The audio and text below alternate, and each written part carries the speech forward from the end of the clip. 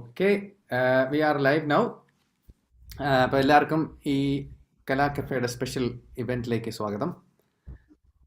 ഇന്ന് നമ്മൾ നമ്മുടെ കലയിലുള്ള ഡ്രാമയെക്കുറിച്ച് ഉള്ള ഒരു പ്രോഗ്രാമാണ്. അപ്പോൾ അത് തുടങ്ങുന്നതിന് മുമ്പായിട്ട് ഒന്ന് രണ്ട് കാര്യങ്ങൾ. Housekeeping as usual. This is being live streamed on YouTube. അപ്പോൾ നമ്മൾ എന്ത് പറഞ്ഞാലും ഇത് ഒരു ഡിജിറ്റൽ എവിഡൻസ് ആയിട്ട് അവിടെ കിടക്കും. അപ്പം പറയുന്ന കാര്യങ്ങളൊക്കെ നമ്മൾ ഒന്ന് ആലോചിച്ചിട്ട് വേണം പറയാൻ, ഇല്ലെങ്കിൽ ഞാൻ പിന്നെ എഡിറ്റ് ചെയ്തോളാം, കുഴപ്പമില്ല. ബട്ട് സ്റ്റിൽ ഒരു വാർണിംഗ് പോലെ.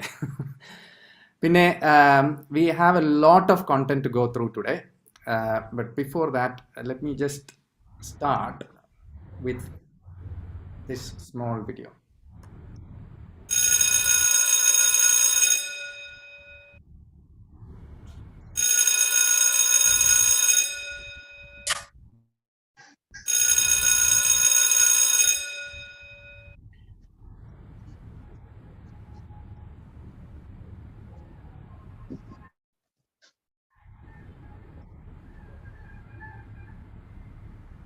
Good. Okay.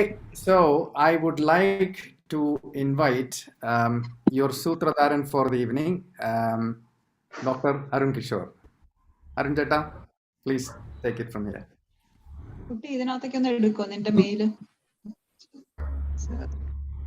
Hello, everyone. Good afternoon from the UK. Good evening to people in India. And welcome to this program. This will be a bilingual program because we have people who are from Kerala and who are not from Kerala. So we'll speak in both languages. Just a brief introduction to people who don't know about Kala. It's a registered charity, 400 plus members. We promote arts and culture and also promote integration. The importance of the event today is that we are celebrating our 25th year of being together as an organization. So we are quite honored and pleased to have our chief guest for this afternoon, Ramu Ramanathan, who we will invite in the second part of the program. Welcome, Ramu, and thanks for being here. I'd also like to acknowledge the presence of our patron, Dr. Sukumaran Nair, and Sethu Chechi, of course. Sugata Chechi. I'd also like to acknowledge the presence of people like Pradeep. I think Indra Chechi is here, perhaps Baby is here. Definitely we have Maya and Madhu from Cochin. Pradeep, I believe, is in Mumbai. Yes, hi, thank you. Welcome, Pradeep. Also, Prashant, I think Shri might be here. Sonam and Ananya and Niranjana. They are the people who are the youth who've taken part in these plays. So, welcome to all of you who are from Kala and not from Kala as well. So I'd like to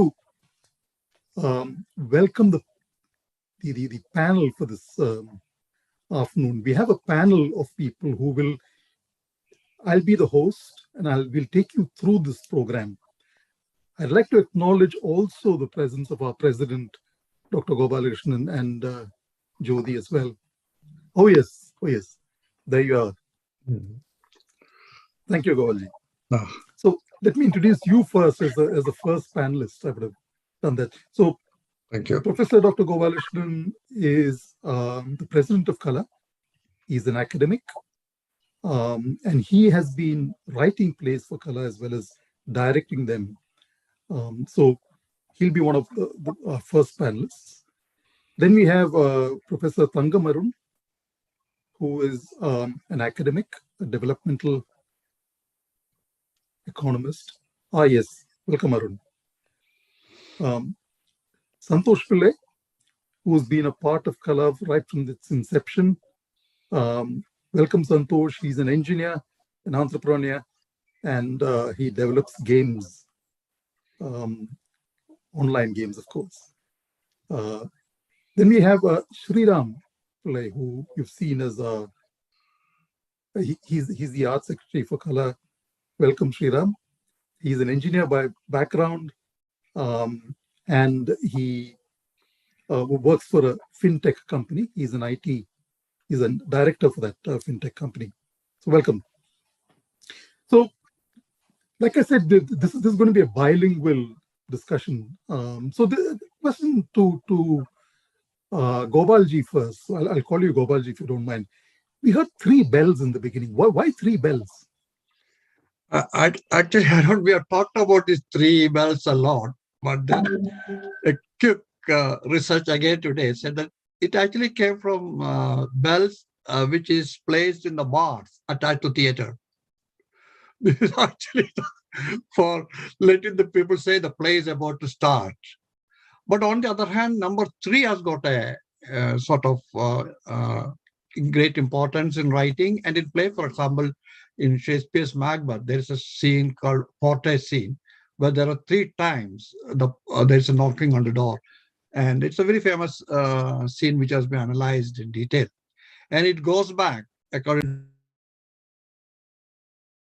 We can't hear you, Gopalji. Gopalji, you have muted.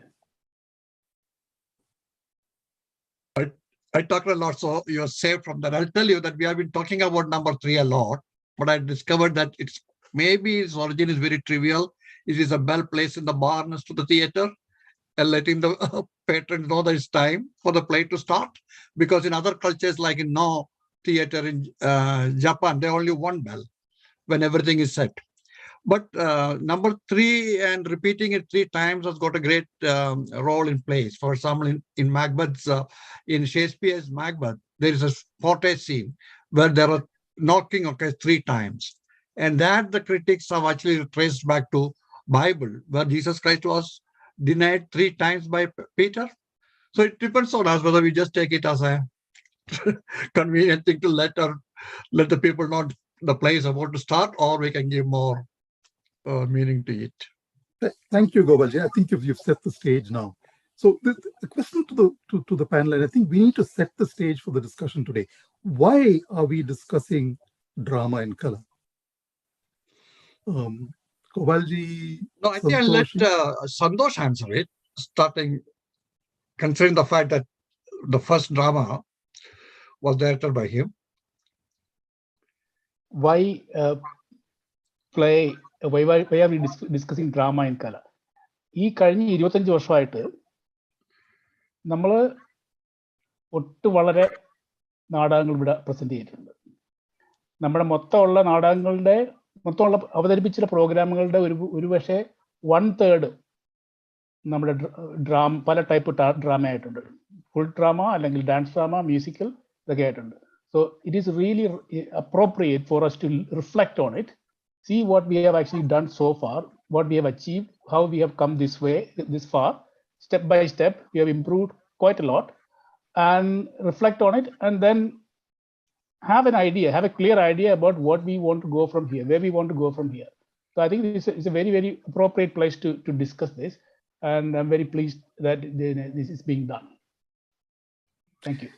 Just a point I'd like to make here, that what we're going to be discussing is the adult plays. So for the people who have not been in Kala, every program in Kala, when we present the arts there, about 25 to 40% of the time is taken by 2 plays, an adult play and a youth play.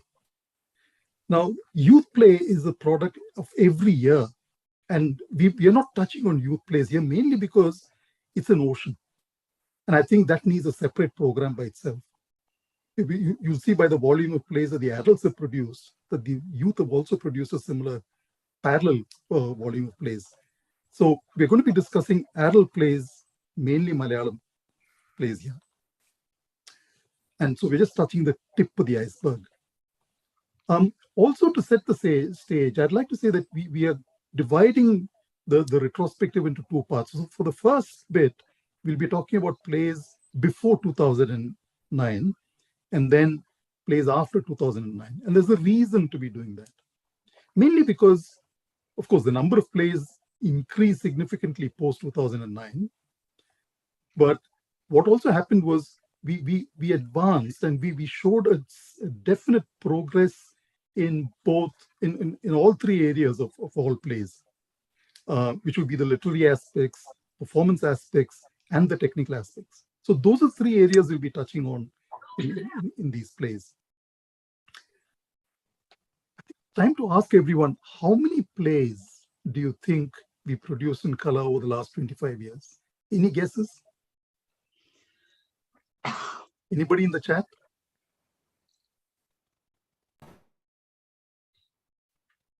You can take a guess, maybe 25 or less, maybe 10.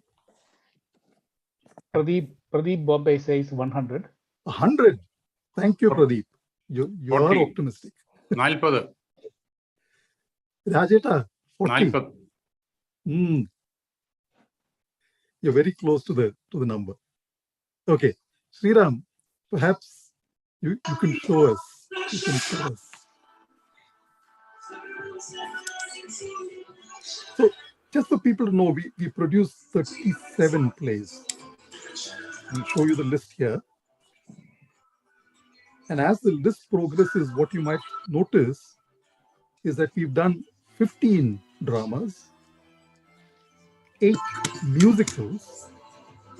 Now, musicals are very special to color. And we've also done 14 skits or comedy plays. And this does not include what we might call an envelope, which is a very unique concept that color developed.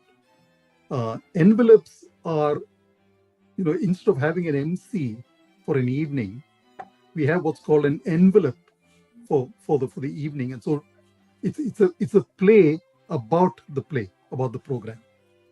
And that's something very unique. So as you're saying, 2010, we've had so many plays. 11, we've had at least one play. 2012, and you will see the list go on and on. So 37 in total. Thank you, Sriram. I think It's not over. Not over. It's not over as yet. It's still going on. That was just a tease.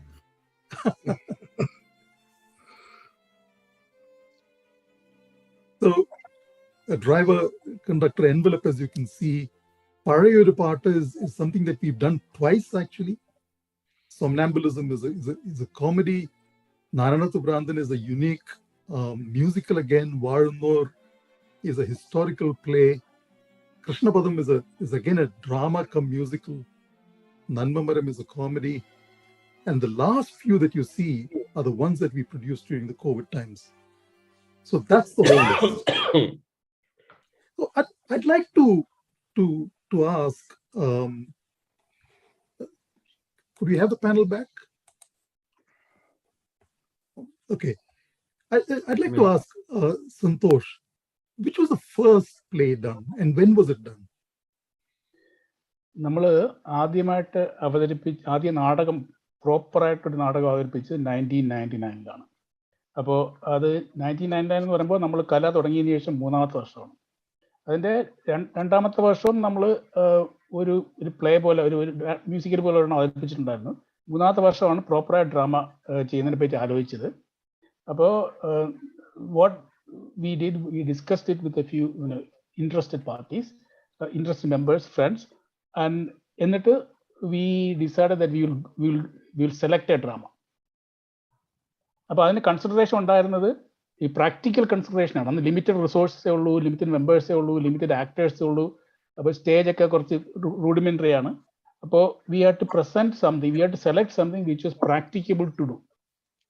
അപ്പോൾ we considered things like allegorical plays, metaphorical plays, അതൊക്കെ നോക്കി. But what we could do was something which is realistic. അപ്പോൾ എന്നിട്ട് നമ്മുടെ baby ചേച്ചി, ഇന്ദിര ചേച്ചി, രാജേട്ടൻ ഇവരെല്ലാം കൂടി and I we looked at various options.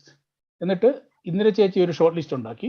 Indira ചേച്ചി ഷോർട്ട് ലിസ്റ്റ് ഉണ്ടാക്കിയിട്ട് she then suggested 1 or 2, and from which we picked Om Cheri's play, Parampariyam.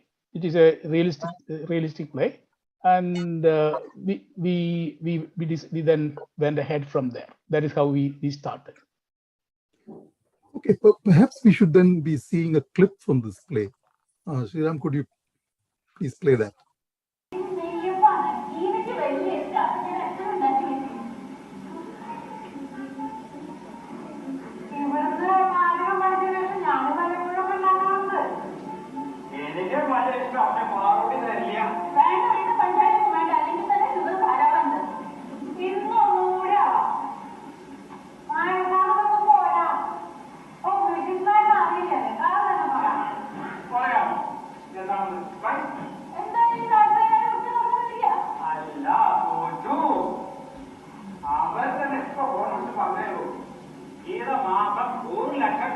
Interesting.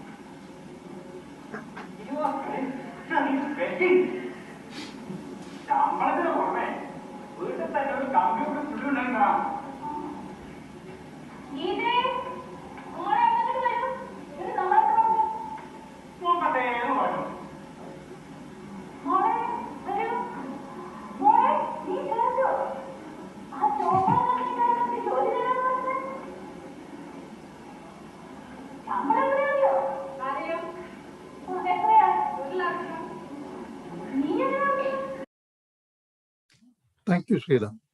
അതിൽ അവസാനമായിട്ട് സ്റ്റേജ് വന്നത് നമ്മുടെ ഇന്ദിര ചേച്ചിയുടെയും സേതുവേട്ടൻ്റെയും മകൾ ഷീലയാണ്.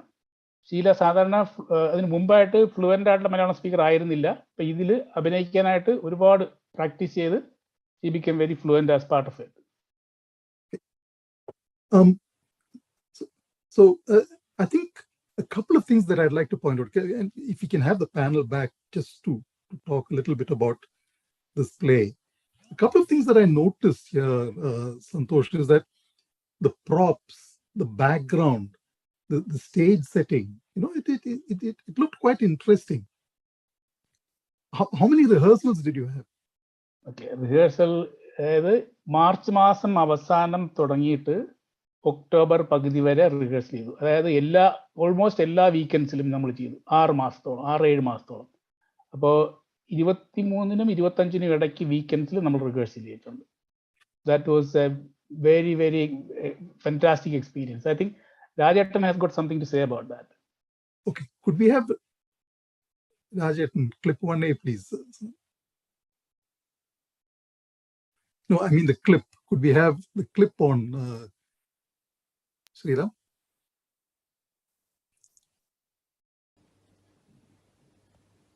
നമസ്കാരം. Sriram, could you 1999 കല ആദ്യമായി അവതരിപ്പിച്ച നാടകമായിരുന്നു പാരമ്പര്യം. ഓംചേരിയുടെ കഥ. കേരളത്തിനു പുറമെ താമസിച്ചിരുന്ന ഒരു കുടുംബം അഭിമുഖീകരിക്കുന്ന പ്രശ്നങ്ങളും തൻ്റെ കുടുംബത്തിൻ്റെ പാരമ്പര്യത്തെപ്പറ്റിയും വളരെയധികം പുകഴ്ത്തി സംസാരിച്ചും ഭാര്യയുടെ കുടുംബ പാരമ്പര്യത്തെപ്പറ്റി തരം താഴ്ത്തി പറഞ്ഞും ഉള്ള ഒരു കുടുംബനാഥൻ്റെ കഥ. ഇതിൽ എന്നെ കൂടാതെ ഡോക്ടർ ബേബി, ഇന്ദിരാ മേനോൻ, മകൾ ഷീല, ഡോക്ടർ ജയരാമൻ എന്നിവരാണ് അഭിനയിച്ചിരുന്നത്. സന്തോഷ് പിള്ള സംവിധായകൻ. പിന്നണി സംഗീതം മരിച്ചുപോയ വിൻസെന്റ് മാവേലി നൽകി. വളരെയധികം റിഹേഴ്സൽ ചെയ്ത ഒരു നാടകമായിരുന്നു ഓംചേരിയുടെ പാരമ്പര്യം.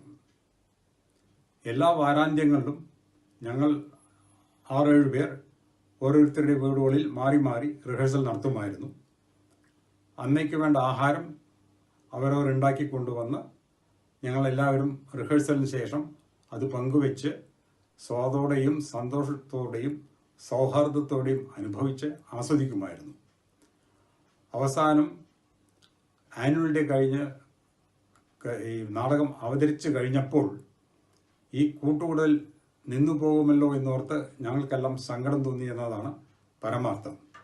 പക്ഷേ ആ കൂട്ടായ്മ ഇപ്പോഴും തുടരുന്നുണ്ട്. Thank you, Rajata. I think that was quite unique. So perhaps we can go straight on to Deepa and see what she has to say, because I think she was also a part of the initial programs. കൂടെ വരണമെന്ന് പറഞ്ഞാൽ പാരമ്പര്യം എന്നുള്ള ഡ്രാമയും അപ്പം നമുക്ക് ആ എന്താ പറയണേ പല പ്രോപ്സും ഇതൊക്കെ ചെയ്യാനുള്ള ലൈറ്റിങ്ങും അങ്ങനെയൊക്കെ പീപ്പിൾ വെയർ നമുക്ക് we didn't have many facilities. എന്നിട്ടും നമ്മൾ റിഹേഴ്സ് ചെയ്തും ഒരുപാട് റിഹേഴ്സൽസ് ഒക്കെ കഴിഞ്ഞ് അങ്ങനെയാണ് അത് വന്നത്. പിന്നെ ആയപ്പോഴത്തേനും പിന്നീട് ഈ ഇവോൾവ് ചെയ്ത് വരുന്നതെന്ന് പറയുമ്പം ഇതിൻ്റെ ആ ബാക്ക് ഡ്രോപ്പും ഒക്കെ പ്രൊവൈഡ് ചെയ്തും നമ്മൾക്ക് പുതിയ ഹോൾസ് കിട്ടിയപ്പം അപ്പം നല്ല ഫെസിലിറ്റി ഉള്ള ഹോൾസ് ഒക്കെ കിട്ടിയപ്പം ഓഡിയോ വിഷ്വലൊക്കെ ചേഞ്ച് ചെയ്യുകയും അങ്ങനെ. പിന്നെ drama as such how people were doing it, അത് I think that sort of Kala ആദ്യം മുതലേ ഒരു നല്ലൊരു സ്റ്റാൻഡേർഡ് കീപ്പ് ചെയ്താണ് അത് ചെയ്തേക്കണം. പക്ഷെ ബാക്കിയുള്ള കാര്യങ്ങൾ ഇവോൾവ് ചെയ്തിട്ടുണ്ട്. അങ്ങനെയാണ് എൻ്റെ ഒരു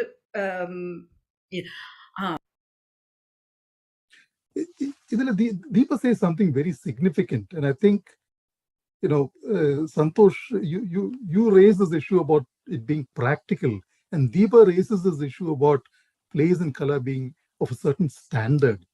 Yes. So and I think that was insisted upon, right? We see in terms of theme, presentation, everything we have maintained standard all the way through. Technical perfection we have improved a lot. Audio visual technology change ചെയ്തിട്ടുണ്ട്, auditoriums change ചെയ്തിട്ടുണ്ട്, acoustics change ചെയ്തിട്ടുണ്ട്. So over the last 25 years we have improved a great deal on making use of technology. In terms, also we have a wider pool of talent pool has grown significantly, and we also have more variety of talent also, fantastic talent. So that is see, for me, I would have always preferred to have a play which is 100% in-house production, including writing the script. അപ്പോൾ അതിനുള്ള പിന്നെ അതാണ് അതിന്റെ originality. That is where the value, that is where the originality comes in, 100% originality. അപ്പോൾ അത് it took us a few years to get there. It took us a few years, a good 10 years to get there. It's interesting you should say that, Santosh, because can we have Deepa come back? Deepa, I think he's not. We have another clip from Deepa. Yeah. Where she's talking about a play done approximately around the same time. This is about Ammayum Magalam. Could we have the clip, Shriram? ഡ്രാമയുടെ കാര്യം പറയുമ്പോൾ അത് actually annual ഡേയുടെ അന്നാണ്, 1999 എനിക്കപ്പോൾ ഈ act ചെയ്യാനും dance ചെയ്യാനും ഒക്കെ ഭയങ്കര ഒരു ഈ സ്റ്റേജ് കാണുമ്പോൾ ഒരു ഇൻട്രസ്റ്റ് ആണ് അതൊക്കെ ചെയ്യാൻ. അപ്പം ഈ 1999 ആനുവൽ ഡേയുടെ അന്ന് ബേബി ചേച്ചിയുടെ കാറിലിരുന്നാണ് ഇത് പ്രാക്ടീസ് ചെയ്യുന്നത്, അമ്മയും മകളും. അപ്പൊ പ്രൊഫസർ മധുസൂദനൻ നായർ ഈ കവിത പത്തായത്തിൽ ഇറങ്ങി ഒരിത്തിരി നെല്ലെടുക്ക എൻ്റെ മോളെ എന്ന് അമ്മ പറയുവാണ് മോളുടെ അടുത്ത്. അപ്പം മകൾക്ക് അതൊന്നും ചെയ്യാൻ പറ്റില്ല. അപ്പം ഞാൻ മകളായിട്ടാണ്. So I just brought it up to show the contrast between one single rehearsal and then so many rehearsals that you had. So we had a variety of these. Now, Santosh, in the same year, there was another musical that was produced, right? In the previous year, we had done something a little bit like this, but this was the proper first musical. Suguvattan organized the thing. And the lead choreography dance in the lead എടുത്ത് അനിത ചെയ്തു. അപ്പോൾ പഴയൊരു പാട്ട് ONVയുടെ കവിതയാണ്. ONVയുടെ കവിത, അതായത് വെട്ടത്തു നാടോ വേണാടോ വള്ളുവനാടോ വയനാടോ ഏത് നാടായാലും വേണ്ടില്ല എന്ന് തുടങ്ങുന്ന ആ കവിത അദ്ദേഹം തന്നെ അദ്ദേഹത്തിൻ്റെ മെല്ലിഫ്ലൂസ് വോയിസിൽ റിസൈറ്റ് ചെയ്ത കവിത, അതിൻ്റെ സൗണ്ട് ട്രാക്ക് എടുത്ത് സുഖുവേട്ടൻ ഒത്തിരി ഫർദർ ഇംപ്രൂവ് ചെയ്ത് എഡിറ്റ് ചെയ്ത് ആഡ് ചെയ്തു എല്ലാം കഴിഞ്ഞിട്ട് then we presented. So we have A clip here. ഇതിന്റെ എനിക്കൊരു കാര്യം എടുത്ത് അത് പ്ലേന് ശ്രീറാം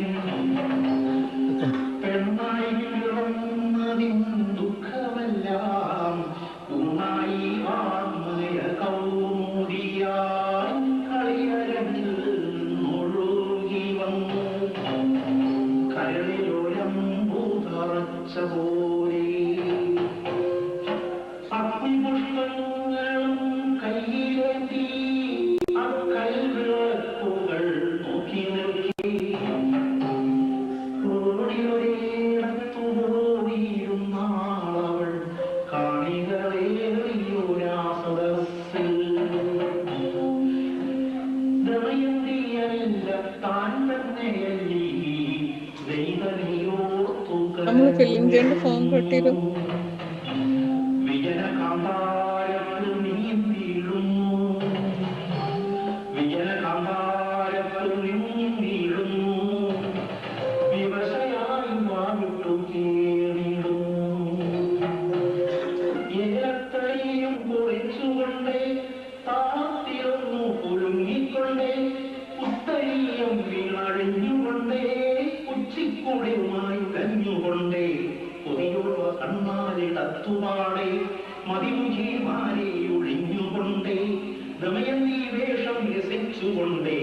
കഥകളി കണ്ടങ്ങിരുന്നതാരോ.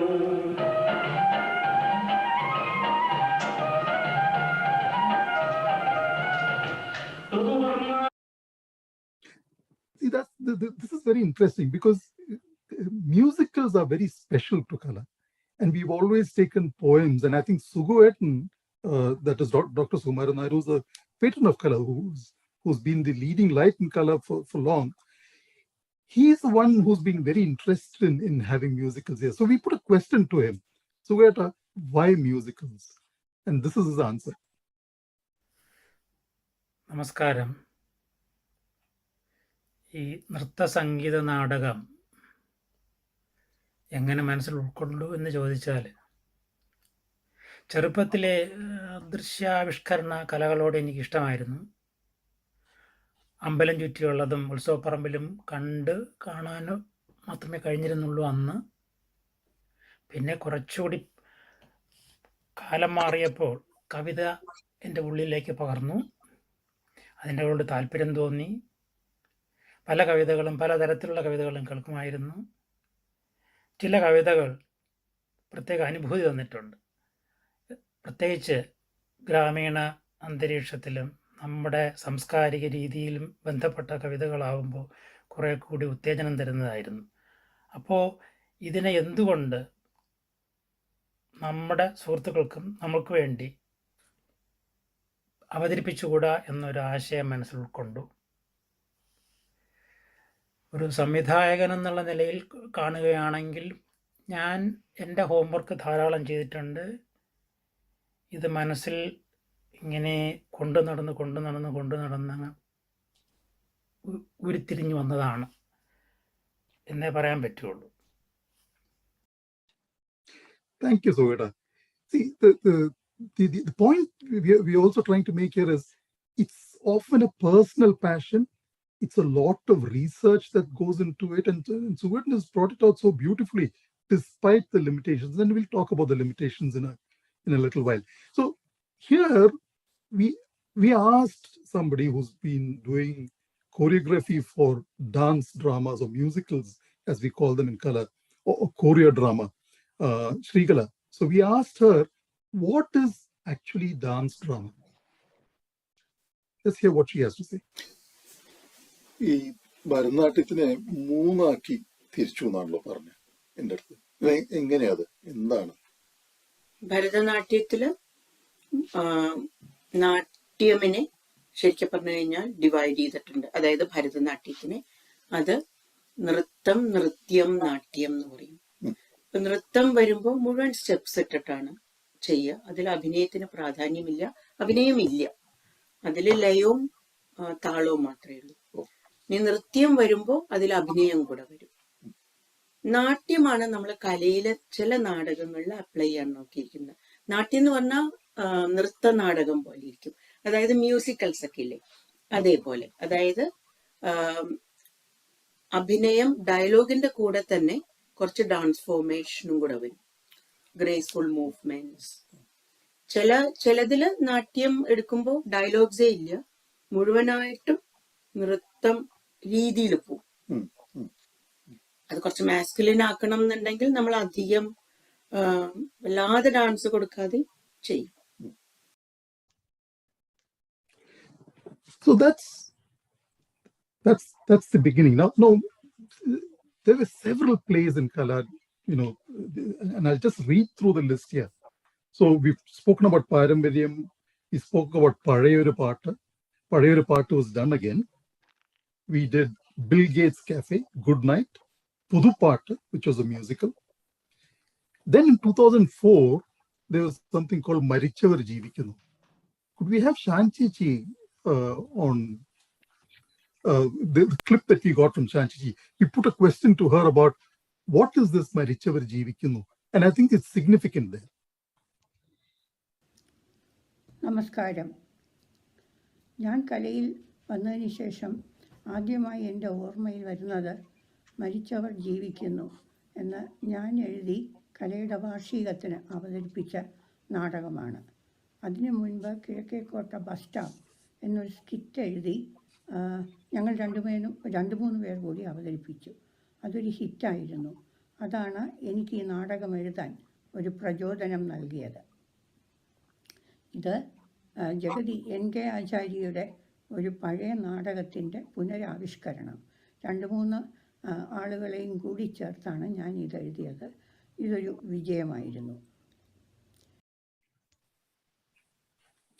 Thank you.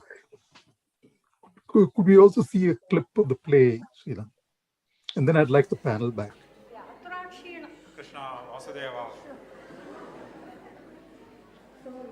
കന്നഡി മക്കളെ ഗുരുവായൂർ സാക്ഷാൽ ഉണ്ണികൃഷ്ണന്റെ ദർശനം. ശരിയാ മക്കളെ, അമ്മ പറഞ്ഞത്. സാക്ഷാൽ ഉണ്ണികൃഷ്ണന്റെ രൂപം. മിന്നും പൊന്നിങ്കിരീടം തരിവള കടകം. മതി ഹനുമാൻ ഭണ്ഡാരത്തിനെ പോലെ നിന്ന് പാടുന്നത്.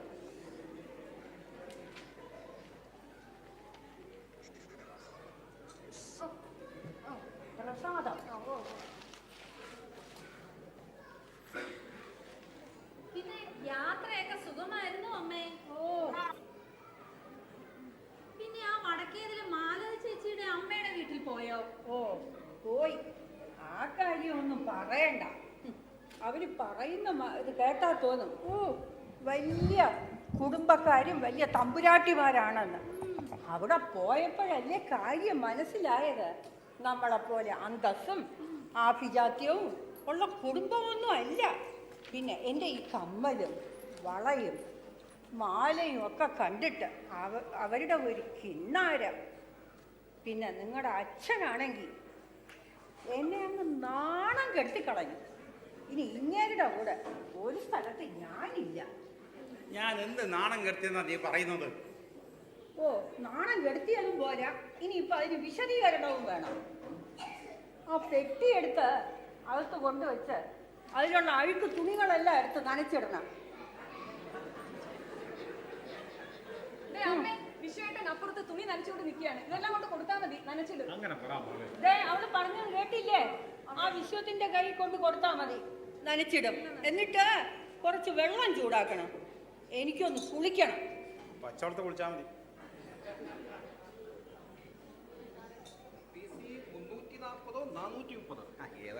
വക്കീലിന്നെന്താ കോടതി പോയില്ലേ?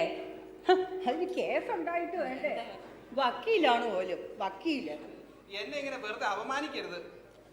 വക്കീൽ വെറുതെ തൊള്ള ഓർക്കണ്ട. അമ്മേ, വക്കീലിന്റെ ഇന്ന് കോടതിയിൽ പോകണ്ടെന്ന് ഞാനാണ് പറഞ്ഞത്. എനിക്ക് ഒരുപാട് ചെയ്യാനുണ്ടായിരുന്നു. ചേച്ചി ഒന്ന് പതുക്കെ.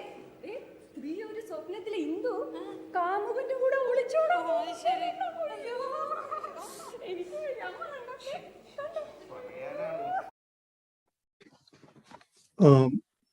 Babu, I did see your question about playing this full screen. The problem is if we play that full screen, the video quality is such that it becomes very blurred, which is why we are playing it in a small box.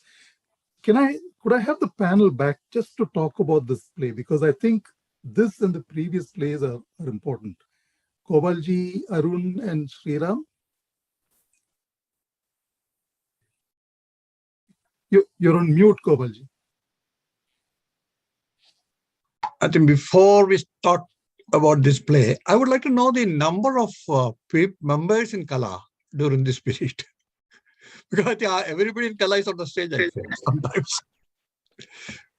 അത് ഏകദേശം ഇതിപ്പോ 2000 ഇത് വരുന്നത് ഇപ്പൊ ശരിയാക്കി തരാന്നുള്ളതല്ലേ ഇപ്പൊ അല്ല 1999 ഏകദേശം 30-35 ഇടയ്ക്ക് മെമ്പേഴ്സ് ഉണ്ട് അപ്രോക്സിമേറ്റ്ലി. അതെ, ഇത് 2004 ആണ് മരിച്ചത്. 2004 ആയപ്പോഴത്തേക്ക് നമ്മൾ ഒരു ഏകദേശം 50 കഴിഞ്ഞിട്ടുണ്ട്. പക്ഷെ ഞാൻ മെമ്പർ എന്ന് പറയുന്നതിന് പകരം ഫാമിലി എന്ന് പറയുന്നത് ഫാമിലീസ് അതെ ഫാമിലീസ് 50 ഫാമിലീസ് കഴിഞ്ഞു. ഈ പ്ലേ ഇപ്പൊ നമ്മളൊരു പരിണാമം എവല്യൂഷൻ എന്നുള്ളൊരു കൺസെപ്റ്റ് ആണല്ലോ ത്രൂ ഔട്ട് ഇതിന്റെ പ്രിപ്പറേഷൻ ചെയ്യുന്നത്. വി ക്യാൻ സി വളരെയധികം ഒരു 5 കൊല്ലത്തിനുള്ളിൽ വളരെയധികം പുരോഗമിച്ചിട്ടുണ്ട്. അതിൽ 1-2 കാര്യങ്ങൾ എനിക്കൊന്ന് എടുത്താ ഇപ്പൊ പറയുമായിരുന്നു. സോറി. അല്ലല്ല, എനിക്ക് തോന്നിയത് നമ്മുടെ ഈ പോസ്റ്റ് മോഡേൺ ഡ്രാമാസ് മൊത്തത്തിൽ നോക്കി കഴിയുമ്പോൾ അതിലൊരു ബിലോങ്ങിങ് ആണ് അതിന്റെ ഒരു മെയിൻ പാർട്ടായിട്ട് കാണുന്നത്. പക്ഷെ ഇവിടെ കണ്ടത് ഒരു ബിയോണ്ട് ബിലോങ്ങിങ് ആണ്. കാരണം ഈ നീണ്ട പ്രാക്ടീസും അതുപോലെ ആ എവല്യൂഷണറി പ്രോസസ്സും പിന്നെ അതുപോലെ തന്നെ ഞാൻ ശ്രദ്ധിച്ചു പലരും ഡയറക്റ്റ് ചെയ്യുന്നതാണെങ്കിലും എഴുതുന്നതാണെങ്കിലും ഒക്കെ ഓരോ വർഷവും മാറി മാറി വരുന്നു. അപ്പൊ എല്ലാവരും എല്ലാത്തിലും ഉൾക്കൊള്ളുന്ന ഒരു ബിയോണ്ട് ബിലോങ്ങിങ് എന്നൊരു കോൺസെപ്റ്റ് ഇത് കണ്ടു. അത് വളരെ കലയ്ക്ക് വളരെ അഭിമാനപൂർവ്വം പറയാവുന്ന ഒരു ഭാഗമാണ്. എനിക്കിതിൽ പ്രത്യേകിച്ച് ഒരു കാര്യം എടുത്ത് തോന്നിയത് ഞാൻ ആ ക്ലിപ്പ് കണ്ടപ്പോ രാജേട്ടന്റെ കയ്യിൽ ഒരു പ്രോപ്പ് ഉണ്ട്, ഒരു ബാഗ് ഉണ്ട്, ഒരു സൂട്ട് കേസ് ഉണ്ട്. And I noticed what he did with it. He went and he hung that Guruvayurappan's photo on the wall, and then he took the bag and placed it on the table. So he's making use of the props, and I think this came to him very naturally. Yeah. And I looked at the background as well. So it looks like a home. It looks like people who who interact, and then so there's one daughter who's just sitting by the side. She's not paying attention to what's going on. The other daughter who's running around. It looked like a very natural family scene to me. Great stuff. അതായത് ഇതിൽ ഈ ഓരോ പ്ലേയിലും അഭിനയിച്ച് നല്ല തഴക്കം വന്ന ആൾക്കാര് അവർക്ക് സ്റ്റേജിൽ വെച്ച് തന്നെ ഇംപ്രൂവൈസ് ചെയ്യാനും they have become much more versatile as a result of it. ഒരു വളരെ വളരെ spontaneous ആയിട്ട് they are able to improvise, and we'll come to that maybe later. So here I think another point that we need to talk about is the technical aspects, the light and sound. And we've got Ravi here. Now I'd like to say a little bit about Ravi before we bring him on. We have a small clip from him talking about the beginnings of light and sound in Kala. Ravi is a very quiet person. He's a gastroenterologist by profession. He and Jose, who started off light and sound in Kala, they will not come forward to talk about themselves. So we had to sort of force them to come. So could we have Ravi playing that clip telling us about how light and sound started in Kala? To start with, we had pretty basic equipment. We had small microphones that we used to buy from Maplin or Tandy, and that was enough for the few small shows that we had initially. Prasad and I would do those shows. In a few years' time, Jose joined up, and Jose and I would do a lot of the shows thereafter. In the initial few productions, we used to hire the sound equipment. I think Natarajan Chetan provided some of the equipment through one of his friends, and when it first came to us, we really did not know how to use it. The friend would show us a few of the knobs and buttons and we would get by. Thereafter, as the productions got a bit more technical, we thought we would hire more equipment, and I think one or two occasions we got someone to come and do the shows. But this was quite expensive. I had a friend who worked in Pinewood Studios and he was a sound engineer. So having a chat with him, he gave me a list of mixers, speakers, amplifiers that we could buy at not too high a cost. So I think about 6 members we joined together and put in a fair amount of money and bought all the basic equipment. Now this was enough for the shows that we used to have. So great. That's the beginning of light and sound and color. Now, I'd like to move on here because I think we've got lots more of material to go through to talk about the next significant musical that was done in color, which is Yakshi. Could we have Sugatan's video, please? On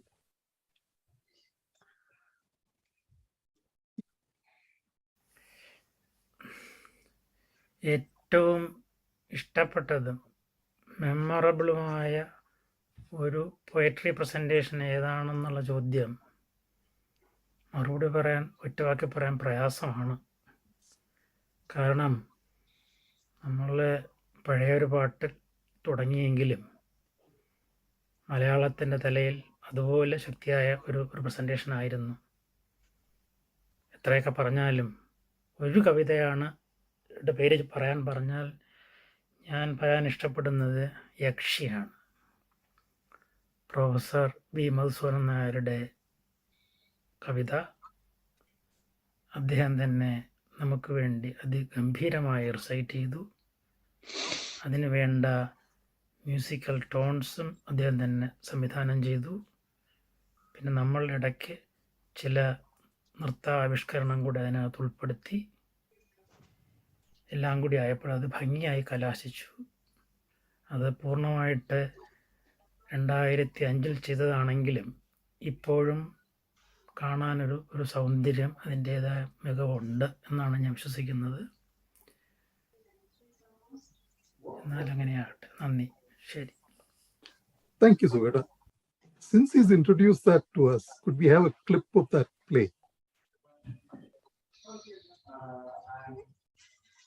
മാലോകമനമടങ്ങേ യക്ഷിയമ്മേ നിനക്കടിമ നിറ നിറ അത് നക്കിത്തുടയ്ക്ക് ഒട്ടേടം കൊന്നു തിന്ന് ഒട്ടേടമൊതുങ്ങി നിന്ന് ഒട്ടേടം കൊന്നു തിന്ന് ഒട്ടേടമൊതുങ്ങി നിന്ന് മുട്ടാതെ എന്നെ തുണയ്ക്കാനുള്ളതൊക്കെ എനിക്കു പൊലിക്ക്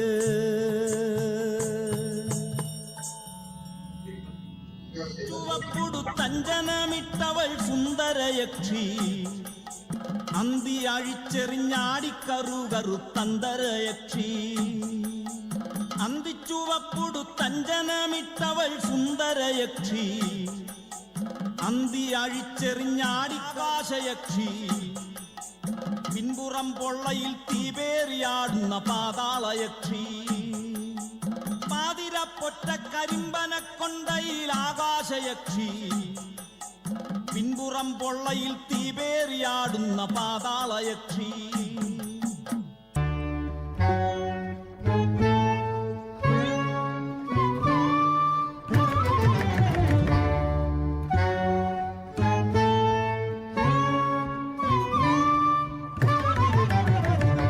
ചീറ്റിപ്പറക്കും കരിനാഗയക്ഷി പൊൻപണപ്പുറ്റു നിലവറ വാഴും മണിത്തങ്കയക്ഷി ചമ്പകപ്പൂമണം ചീറ്റിപ്പറക്കും കരിനാഗയക്ഷി പൊൻപണപ്പുറ്റു നിലവറ വാഴും മണിത്തങ്കയക്ഷി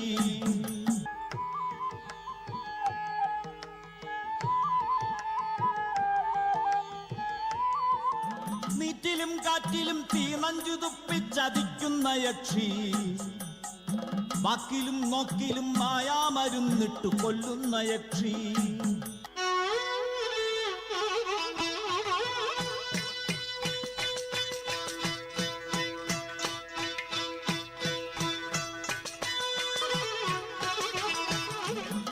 അരമറയ്ക്കുള്ളിൽ ഇളം ചോര ഊറ്റി കുടിക്കുന്ന യക്ഷി, തേറ്റയിൽ നാക്കിൽ നഖങ്ങളിൽ ചാവിള്ള കോർക്കുന്ന യക്ഷി.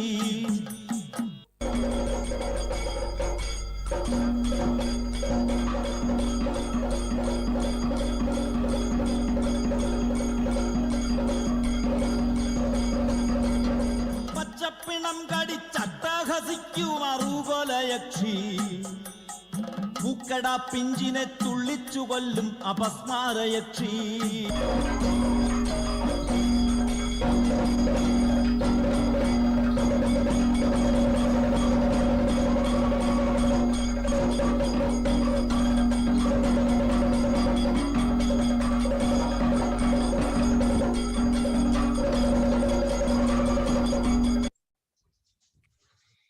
That was wonderful. So the talent that there is in Kala, which is dance. Now we have Maya was with us here, Anita, Prabha, Geeta, Deepa. So many people who were talented in dance, who could choreograph so well, and directed by Suvarna. And you would have seen that there's a difference in the light and the sound, the use of props. You could see the smoke screen that comes up, which adds to this. Now, Suvarna spoke about Professor Madhusudan Nair. Yes, Gopalji. I was wondering why Sukumaran should choose this instead of Malayalathinathala. I have not seen this before. But now, having seen this, I can understand why he chose it. Perhaps we can ask him in the third section, Gopalji, why he chooses Yakshi above.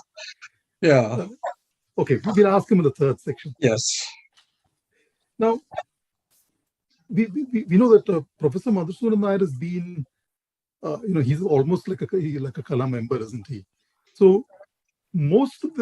several of the musicals that we presented were, his poems recited by him, often the music as well.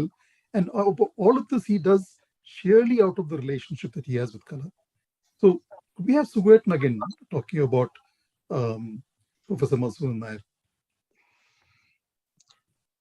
We run the next clip, which is 4B. ഈ productions നല്ല നിലയിൽ കൊണ്ടുപോകാൻ കലയിലെ എല്ലാ മെമ്പേഴ്സിൻ്റെയും ഒത്തൊരുമിച്ചുള്ള സഹായവും പ്രചോദനവും ഉണ്ടായിരുന്നു, സംശയമില്ലാത്ത കാര്യമാണ്.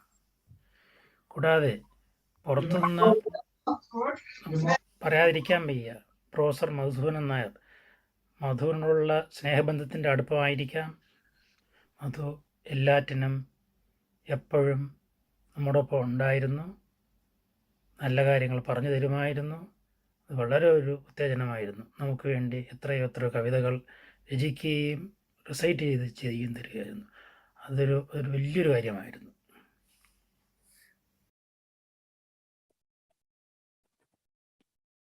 Thank you, Zoeta. So we now move on to another significant poem, Muttim Chorim, which was presented in Kala, and that was in the year, let me quickly pull it up. I don't want to get this wrong. It was in 2007. And in 2007, this is the presentation that we had. And you'll see the number of people on stage, which has increased. You'll see the change in the costumes. You'll see the change in the movements of the actors and actresses as well. And Santosh, could you tell us a little? Sorry, Eric, you want to say? Santosh, do you want to say anything about Muttim Chorim? ഈ ഇതുപോലെയുള്ള പ്ലേസിൻ്റെ stage മാനേജ്മെൻറ്റിൻ്റെ details എന്ന് പറയുമ്പോൾ there's a lot of participants, adults, children, and everybody there.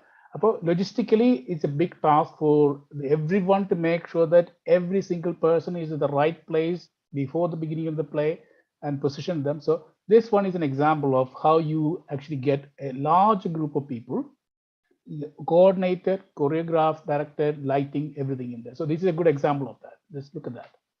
Okay.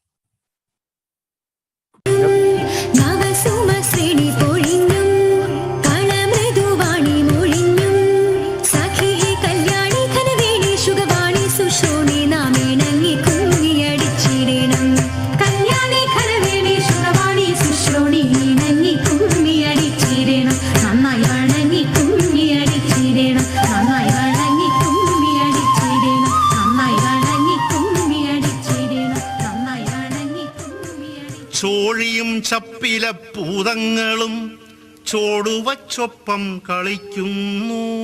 വീരവിരാട കുമാര വിഭോ തെറ്റി കണക്കെന്നു ചിത്രഗുപ്തൻ ഞെട്ടിയുണർന്ന പോൽ നിന്നു ചോഴി.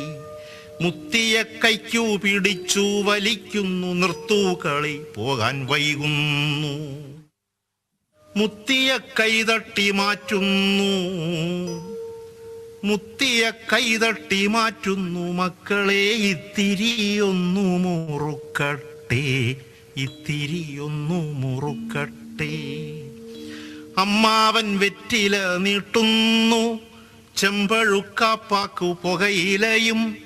നവവധൂവാം നിന്റെ നേദ്യമല്ലോ, കോടി നറുമണം മാറാത്ത പാവുമുണ്ട്. കോടിപ്പുതുമണം എത്ര ഹൃദ്യം, കോരിത്തരിച്ച പോൽ നിന്നു മുത്തി.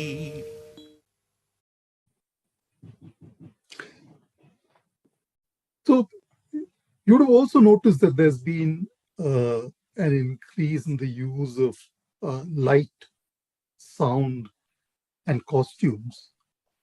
So we asked Ravi, who did all of this, how easy was it to sort of set all of this up? It seemed very easy. Now, what you must remember is we didn't have computer technology as much as we do in these days. So over to Ravi to tell us what he did. Now, the next bit was we would get the hall on the day of the show. We never had rehearsals, or we could not book the hall pre-show because we could only afford taking it for the day. So we would get the hall by about 9:30 or 10. The sound and light hire shops would only open by about 9:30. So we would get the sound and light hired and then rush to the hall by about 10:30. Jose and I would start putting up all the equipment.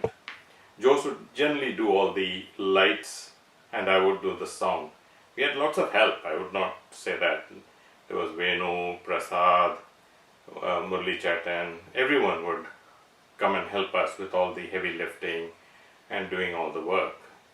But I must say, Jose used to be the lighting engineer, and in Parmitas we had the very high ceilings and he would get up on the ladders to go all the way up to hang all these lights. Now we would have had the plan of where the light should be from the practice, and therefore we would put a cross on the stage floor and hang the light above that.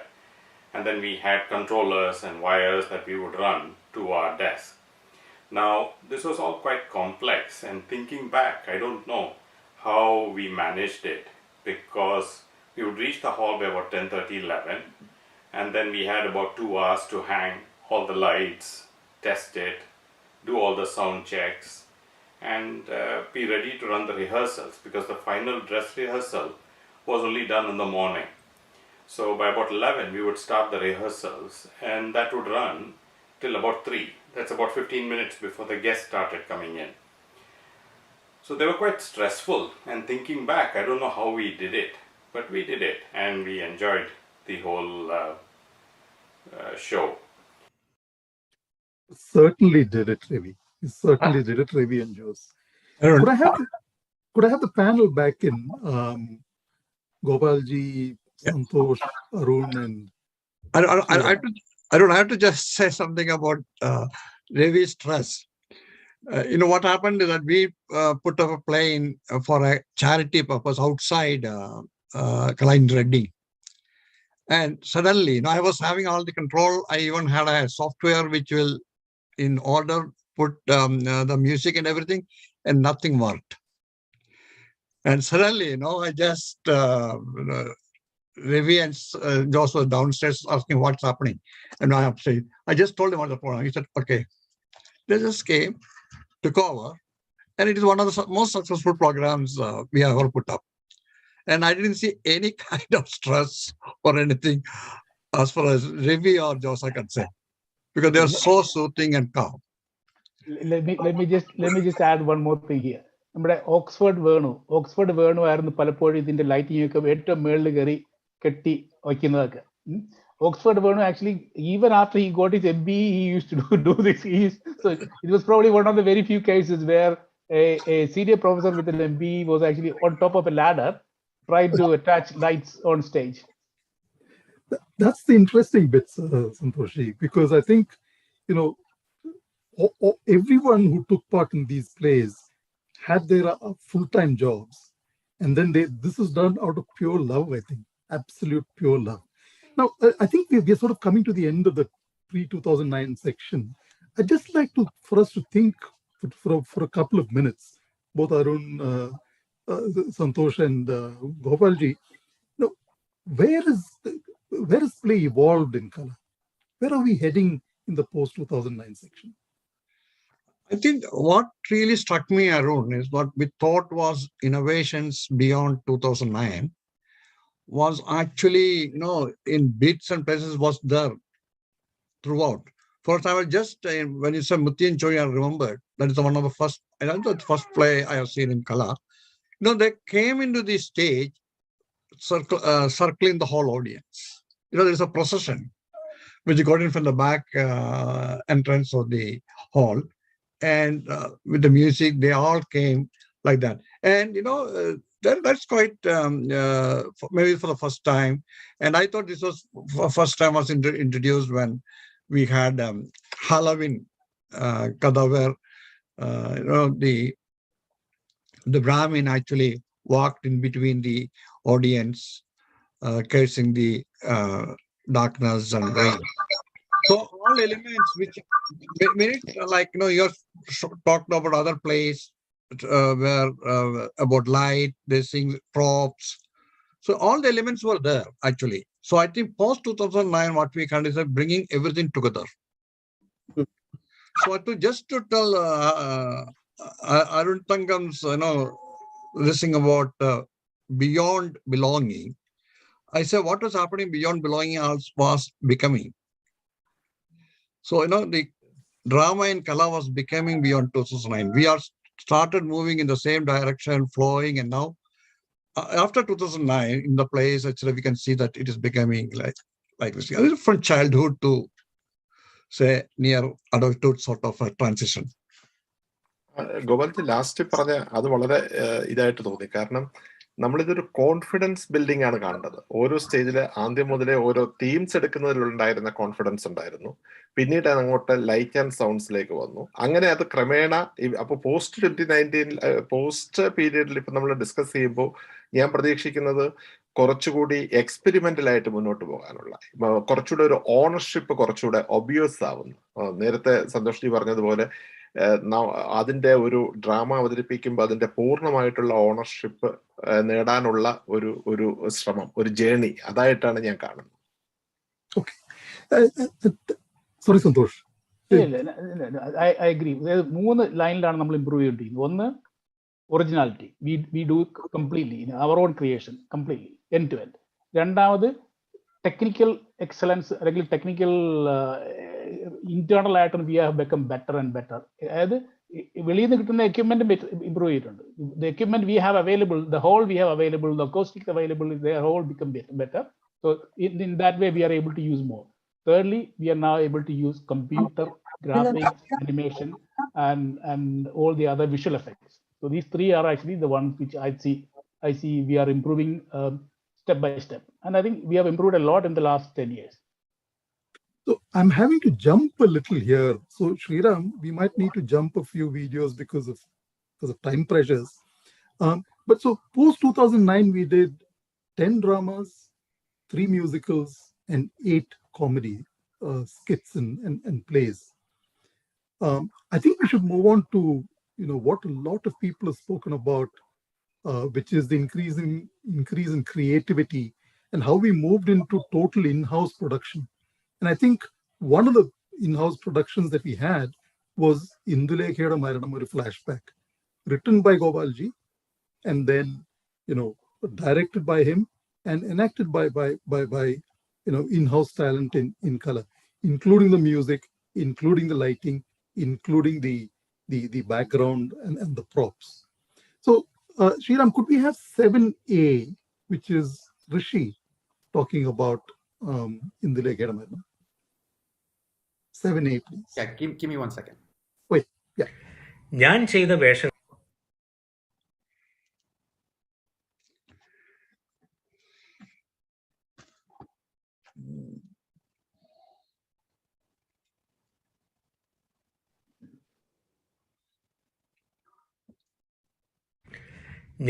വേഷങ്ങളിൽ എടുത്തു പറയേണ്ട ഒരു വേഷമാണ് ഗോപാൽ ചേട്ടൻ രചിച്ച് സംവിധാനം ചെയ്ത ഇന്ദുലേഖയുടെ മരണം ഒരു ഫ്ലാഷ് ബാക്ക് എന്ന നാടകത്തിലെ ഒ ചന്തുമേനോന്റെ കഥാപാത്രം.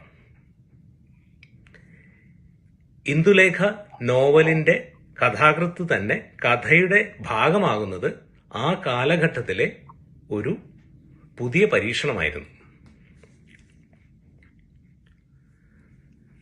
തുടക്കത്തിൽ ഒരു സൂത്രധാരൻ പോലെ കഥയിൽ നിന്ന് വേറിട്ട് നിന്നെങ്കിലും ക്രമേണ കഥാകൃത്തിന്റെ ഒരു പ്രത്യേക കഥാപാത്രത്തിലുള്ള താല്പര്യം വെളിവാകുകയും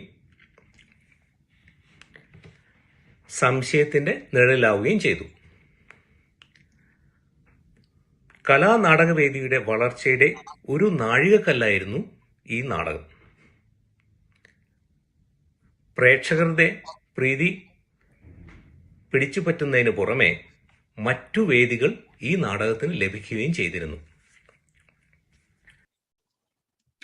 Thank you, Rishi. Kovalji, I'd like to come back to you after we see a clip of the play. I'd also like the others. And I think significant here is what we just heard from Rishi about this being a total in-house play and very innovative. So could we have a clip of this, Sridhar?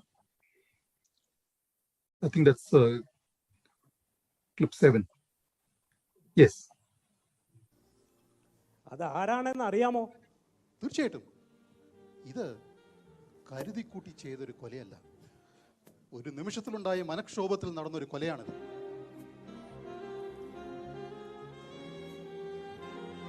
അച്ഛോ, നിന്റെ വീട്ടിലെ ആതിഥ്യ മര്യാദകൾ ബഹുവിശേഷം തന്നെ. എന്താണിപ്പോ നമ്മെ ഇങ്ങോട്ട് എഴുന്നള്ളിക്കാൻ കാര്യം? ഞാൻ പറയാം. ഞാൻ അറക്കൽ പുരുഷോത്തം. സംബന്ധത്തിനായി ഇവിടെ എത്തിയ സൂര്യ നമ്പൂതിരി, മദ്രാശിയിൽ നിന്ന് ഇവിടെ വന്ന മാധവൻ. നിങ്ങൾ രണ്ടുപേരും ഇന്ദുലേഖയുടെ മരണം അറിഞ്ഞില്ലേ? കഷ്ടായിട്ടോ. പക്ഷേ നമ്മെ എന്തിന് ഈ അശുദ്ധ സ്ഥലത്തേക്ക് വിളിച്ചു വരുത്തി?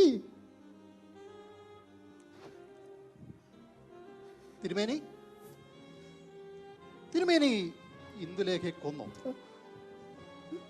അങ്ങയുടെ ഹിതത്തിന് വഴങ്ങാത്ത ആ പെൺകുട്ടിയെ അങ്ങ് കൊന്നില്ലേ?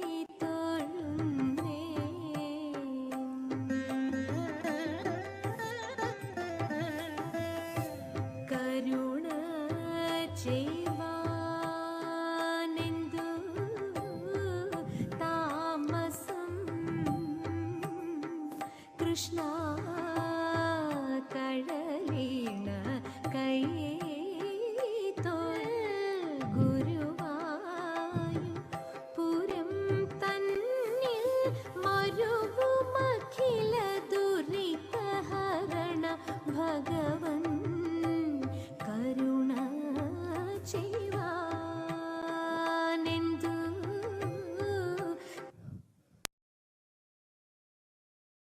ഏറ്റവും ഇഷ്ടപ്പെട്ടത് ഇന്ദുലേഖ.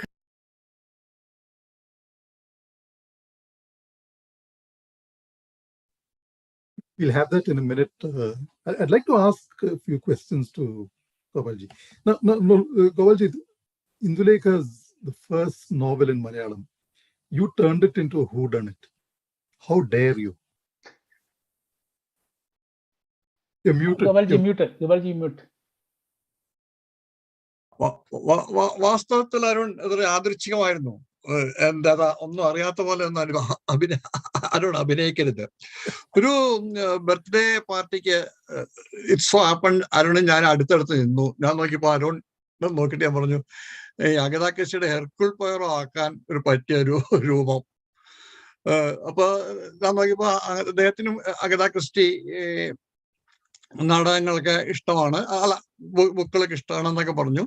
എന്നാൽ എന്തുകൊണ്ടൊരു നാടകം എഴുതിക്കൂടാ? ഒരു ആദ്യം കലയിൽ അങ്ങനെ നാടകം അവതരിക്കാൻ പറ്റുമോ എന്ന് അന്ന് ആലോചിച്ചില്ല. ഇത് ഈസി ആയിരുന്നു.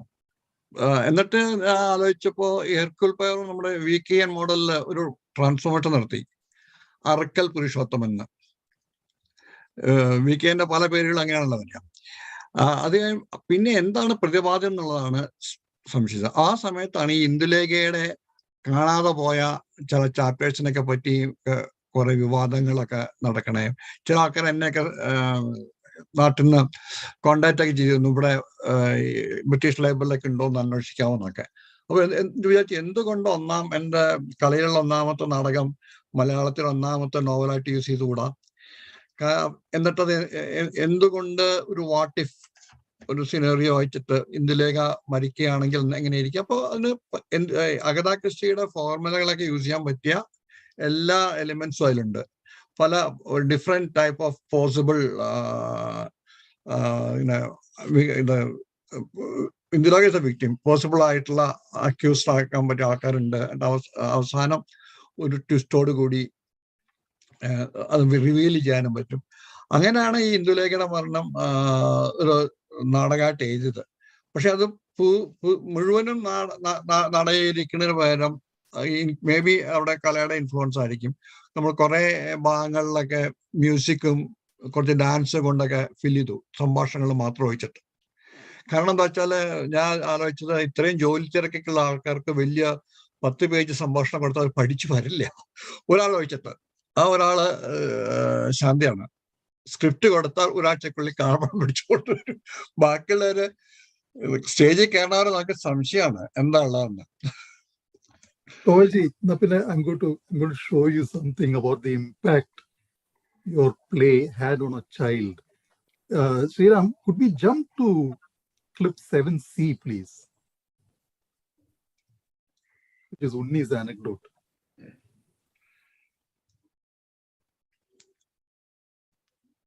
പിന്നെ എനിക്ക് ഓർമ്മ വരുന്നത് ഇന്ദുലേഖയുടെ മരണത്തിന്റെ പ്രാക്ടീസിന് ഇത് കുറച്ചൊരു സ്ട്രോങ് സ്ക്രിപ്റ്റ് ആയിരുന്നു, അതിന്റെ കുറച്ച് സീരിയസ് സ്ക്രിപ്റ്റ് ആയിരുന്നു. ഇപ്പൊ എല്ലാവരും അത് പ്രാക്ടീസ് ചെയ്തുകൊണ്ടിരുന്ന് ഇൻ ദ റോൾസ് ആയിരുന്നു, ഇൻ ദർ മൂവ്മെന്റ് ആയിരുന്നേ. എന്നൊരു കോമ്പറ്റീറ്റീവ് പോലെ പെർഫോമൻസ് നടന്നുകൊണ്ടിരിക്കുകയാണേ. അപ്പൊ അന്ന് എൻ്റെ മോള് അനു, ഒക്കൊരു 2.5-3 വയസ്സായിട്ടേ ഉള്ളൂ. അവൾ അറിയാണ്ട് അവിടെ കയറി ചെന്ന് ഇവരുടെ ആ ഒരു ഭാവമൊക്കെ കണ്ട് പേടിച്ച് എന്തോ സംഭവിച്ചു എന്ന് വിചാരിച്ച് കരഞ്ഞു ഓടി വന്ന്, പിന്നെ അവളെ കുറെ നേരം എല്ലാരും വന്ന് ഓ ഇറ്റ്സ് ഓക്കേ മോളെ എന്നൊക്കെ പറയുന്നത് നല്ല ഓർമ്മയുണ്ട്. It was very sweet. നമ്മുടെ ആ രഹസ്യത്തിന്റെ ഒരു തീക്ഷ്ണത. അതെ. So, Kowalji, I'm going to take you into another play that you did. Okay, this is ഒരു Halloween കഥ, and it is a story about a yakshi. ഒരു Halloween കഥ is about, oh, why don't you tell us and then we'll show you the clip. ഇത് ഈ ആ നാടകത്തിന്റെ എനിക്ക് തുടക്കം ആക്ച്വലി സുകുമാറിന് ഓർമ്മയുണ്ടോ അറിയില്ല. സുകുമാർ നമ്മുടെ ഇന്ദുലേഖ കഴിഞ്ഞപ്പോൾ കലയിലെ നാടകങ്ങൾക്കൊരു സ്ഥാനം കുഴപ്പമില്ല എന്നുള്ളൊരു ഫീലിംഗ്.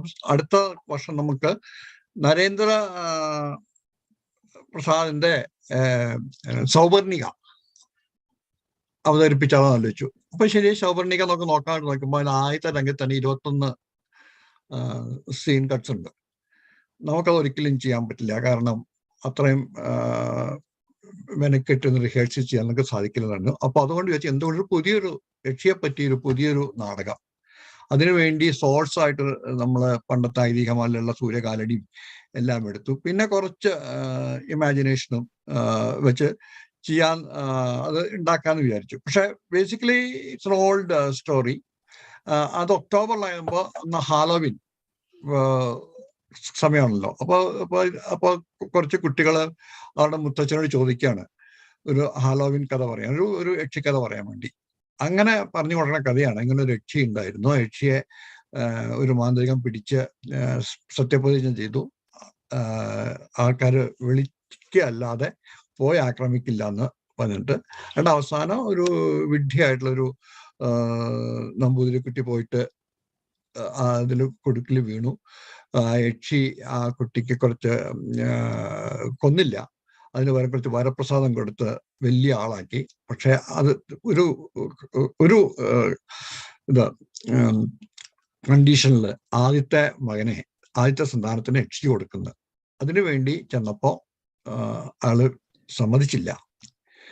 ഇതുവരെയൊക്കെ എത്തിയപ്പോഴേക്കും എൻ്റെ മനസ്സിൽ തോന്നി ഇവിടെ ഒരു ഭയങ്കരമായിട്ടുള്ളൊരു സ്ത്രീ വിദ്വേഷം യക്ഷിയാണെങ്കിലും ഈ പണ്ഡിതനായിട്ടുള്ള ഈ നമ്പൂതിരി കാണിക്കുന്നെന്ന്. കാരണം ആ യക്ഷിയെ പറഞ്ഞാണ് ഒരു കോൺട്രാക്ട് ഉള്ളതായിരുന്നു. ആ കോൺട്രാക്റ്റൊക്കെ ബ്രേക്ക് ചെയ്യുന്നു. അവിടെയാണ് അതിൻ്റെ ആ നാടകത്തിന് ട്വിസ്റ്റ് വന്നതും. നമ്മൾ അവസാനം നാടകം കഴിയുമ്പോൾ നമ്മളെല്ലാവരും ആ യക്ഷിയുടെ ഭാഗത്താണ്. ആ മരണ സീൻ, സ്വച്ഛന്ത മൃത്യു ആ യക്ഷി വരിക്കുമ്പോൾ നമുക്കെല്ലാവർക്കും സങ്കടം തോന്നും. അതിന് ഓഫ്കോഴ്സ് അത് ആ ഒരു സന്ദർഭം കൊണ്ട് അതിന് വേറൊരു കാരണം കൊണ്ടുണ്ട്. കാരണം അതിന് സുന്ദരമായിട്ട് നമ്മുടെ അയ്യപ്പ പണിക്കരുടെ മൃത്യുപൂജയുടെ വരികൾ അനുപമ രാജീവ് നമുക്ക് വേണ്ടി ചൊല്ലിത്തരുകയും ചെയ്തു. സുന്ദരമായിട്ടുള്ളൊരു സന്ദർഭമായിരുന്നു അത്. അപ്പൊ ഞാൻ ഒരു ക്ലിപ്പ് ഒന്ന് കാണാം. Sriram, could we have the clip first? Clip 8. ഒരു ഹാലോവീൻ കഥ.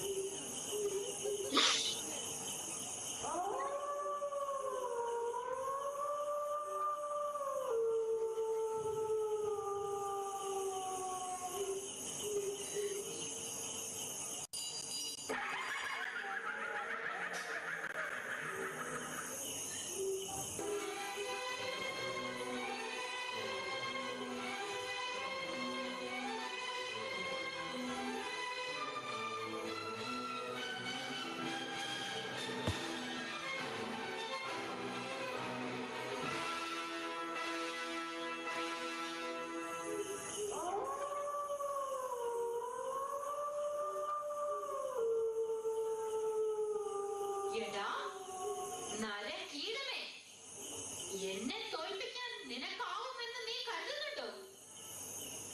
നിന്നേക്കാൾ എത്രയോ വലിയ തന്ത്രികൾ അടിയറവ് പറഞ്ഞ അരങ്ങിലാണോ നിന്റെ കളി? സൂര്യകാലടിയിൽ നീ മറന്നോ?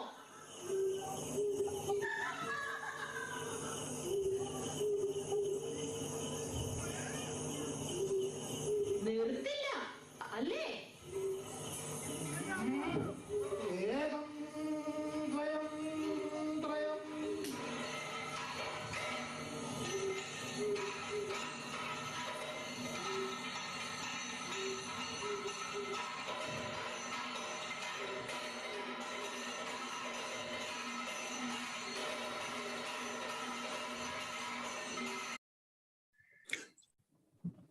That's interesting. So I think what everybody would have noticed is the use of the props, the light, the music, which is the chenda, and then the movements of the yakshi. So now Shrikala did the choreography for both for Indulekha as well as for Oru Halloween Kada. So I asked her, how do you choreograph for plays? I mean, it's choreographing for dance dramas is one thing, choreographing for plays is another thing. So I asked her, now there are two yakshis here. One is the Sundari yakshi, which was Ananya, and then there's the other yakshi, Bhigari yakshi, which is Sonam, whom we saw there. So how did she decide on the movement differences between these two people? So here's Srikala to tell us what she did. ഇനി ഞാൻ വേറൊരു വശം ചോദിക്കാം. അപ്പൊ ഇതിപ്പോ നമ്മൾ നൃത്ത നാടകങ്ങളെ പറ്റി പറഞ്ഞു, മ്യൂസിക്കൽസിനെ പറ്റി പറഞ്ഞു. നാടകങ്ങളിലും കോറിയോഗ്രാഫി ചെയ്തിട്ടുണ്ടല്ലോ. ഒരു ഉദാഹരണത്തിന് യക്ഷിയിൽ ചെയ്തു. യക്ഷിയിൽ ഇപ്പോ സോനം, അനന്യ അവർക്കുള്ള ആ യക്ഷിയുടെ മൂവ്മെന്റ്സും നൃത്തവും, അല്ലെങ്കിൽ ഇപ്പോ ഇന്ദുലേഖയുടെ മരണത്തിൽ ദീപയ്ക്കൊരു ഡാൻസ് ആണ് ചെയ്തത്. ശരിക്കും ആ ഭാഗമാണ് ഞാൻ സഹായിച്ചത്. ബാക്കിയൊക്കെ ദീപ തന്നെ ചെയ്തത്. അതെങ്ങനെ ചൂസ് ചെയ്തത്? അപ്പൊ ദീപ ആ ഡാൻസ് ചെയ്യാനാണ്? ദീപയ്ക്കും ഇഷ്ടമായിട്ടുള്ളൊരു പാട്ടായിരുന്നു. പിന്നെ എനിക്ക് തോന്നുന്നു ഇന്ദുലേഖ എന്നൊക്കെ പറയുമ്പോ അതിന് യോജിച്ചൊരു മോഹിനിയാട്ടം രീതിയിൽ ഒരു ഭരതനാട്യം എടുക്കുന്നതിനേക്കാൾ നല്ലത് മോഹിനിയാട്ടമാണ്. നമ്മുടെ കേരള തനിമയിലെടുക്കുന്ന ഒരു നാടകം. അപ്പൊ അതിന് ദീപ വളരെ ഭംഗിയായിട്ട് അത് ചെയ്യുകയും ചെയ്തു. ദീപയ്ക്ക് ഇഷ്ടമായിട്ടുള്ള പാട്ടായിരുന്നു. നല്ല എക്സ്പ്രഷനോടുകൂടെ അങ്ങനെ ചൂസ് ചെയ്തോന്നേ ഉള്ളൂ. എനിക്ക് പ്രത്യേകിച്ച് അതിനൊരു ഉത്തരവില്ല.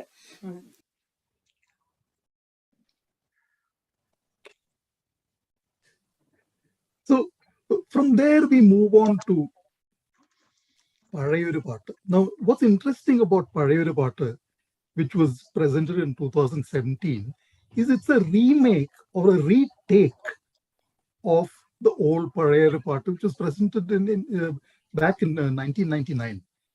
And this again, Sugoetan's brain, you can see the difference here from the old Parayoru Paattu, Pudiya Parayoru Paattu.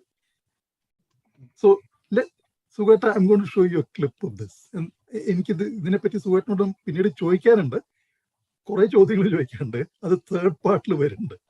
പക്ഷെ ഇതില് ലെറ്റ്സ് സീ ദിസ്. ഇതിൽ ഞങ്ങൾക്ക് വീഡിയോ കിട്ടിയില്ല. So we had to take photographs and put it together. So what you will see is a series of photographs. Could you thank you.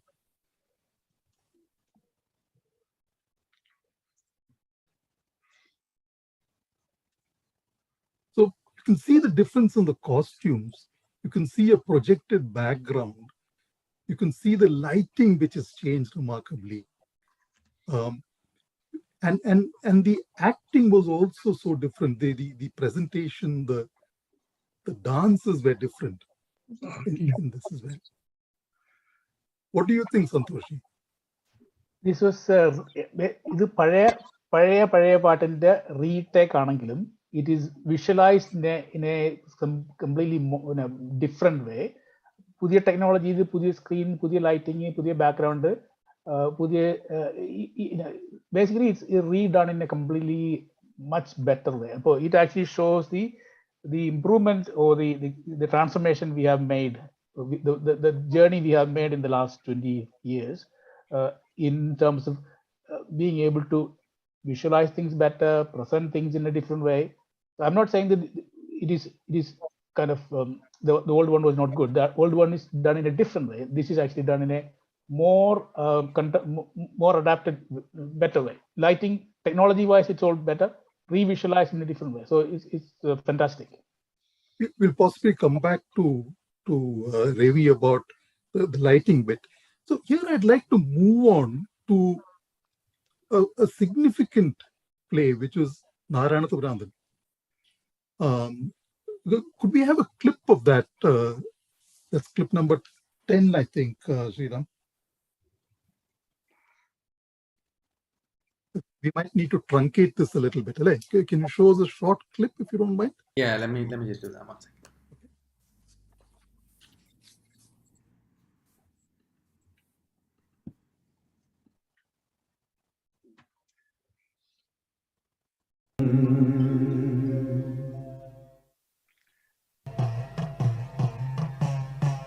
പന്ത്രണ്ടു മക്കളെ പെറ്റൊരമ്മേ, നിന്റെ മക്കളിൽ ഞാനാണ് ഭ്രാന്തൻ. 12 രാശിയും നീറ്റുമമ്മേ, നിന്റെ മക്കളിൽ ഞാനാണ് അനാഥൻ. എന്റെ സിരയിൽ നുരയ്ക്കും പുഴുക്കളില്ല, കണ്ണിലിരവിന്റെ പാഷാണത്തിമിരമില്ല.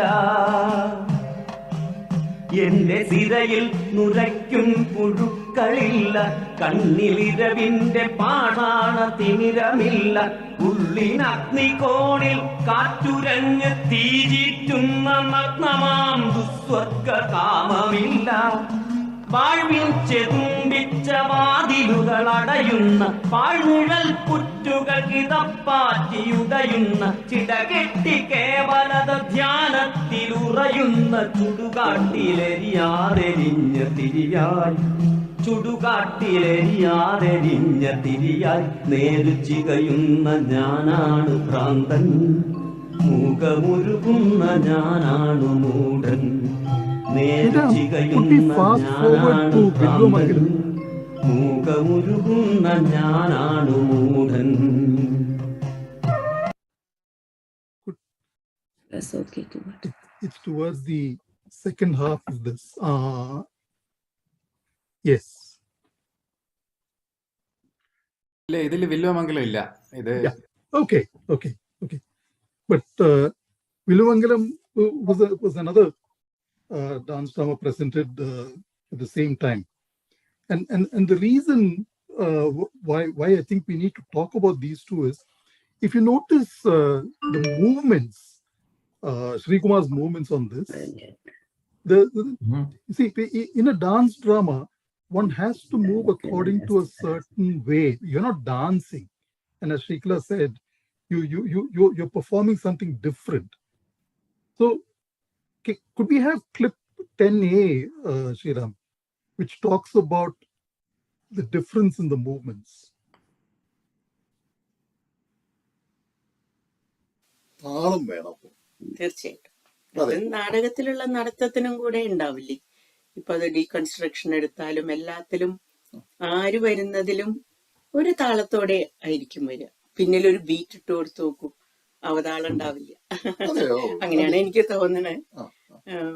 കുറെ ഉണ്ട് കേട്ടോ എടുത്ത് പറയാൻ, എനിക്ക് പെട്ടെന്ന് ഓർമ്മ വരുന്നില്ല. ഇപ്പൊ വില്വമംഗലം എടുത്തു കഴിഞ്ഞാൽ അത് ജാൻ ഡാൻസ് ചെയ്യാത്ത ആളാണ്, പക്ഷെ ഗ്രേസ്ഫുൾ മൂവ്മെന്റ്സ് ഭംഗിയായിട്ട് ചെയ്തു. ഷായി ശരിക്ക് ഡാൻസിന്റെ ഒരു മൂവ്മെന്റ്സ് ചെയ്തു. ജാൻ അതിന്റെ കൂടെ തന്നെ ചെയ്തിട്ട് എന്നാ വളരെ മാസ്കുലിൻ ആയിട്ട് ഒരു നാട്യത്തിന്റെ movements. So,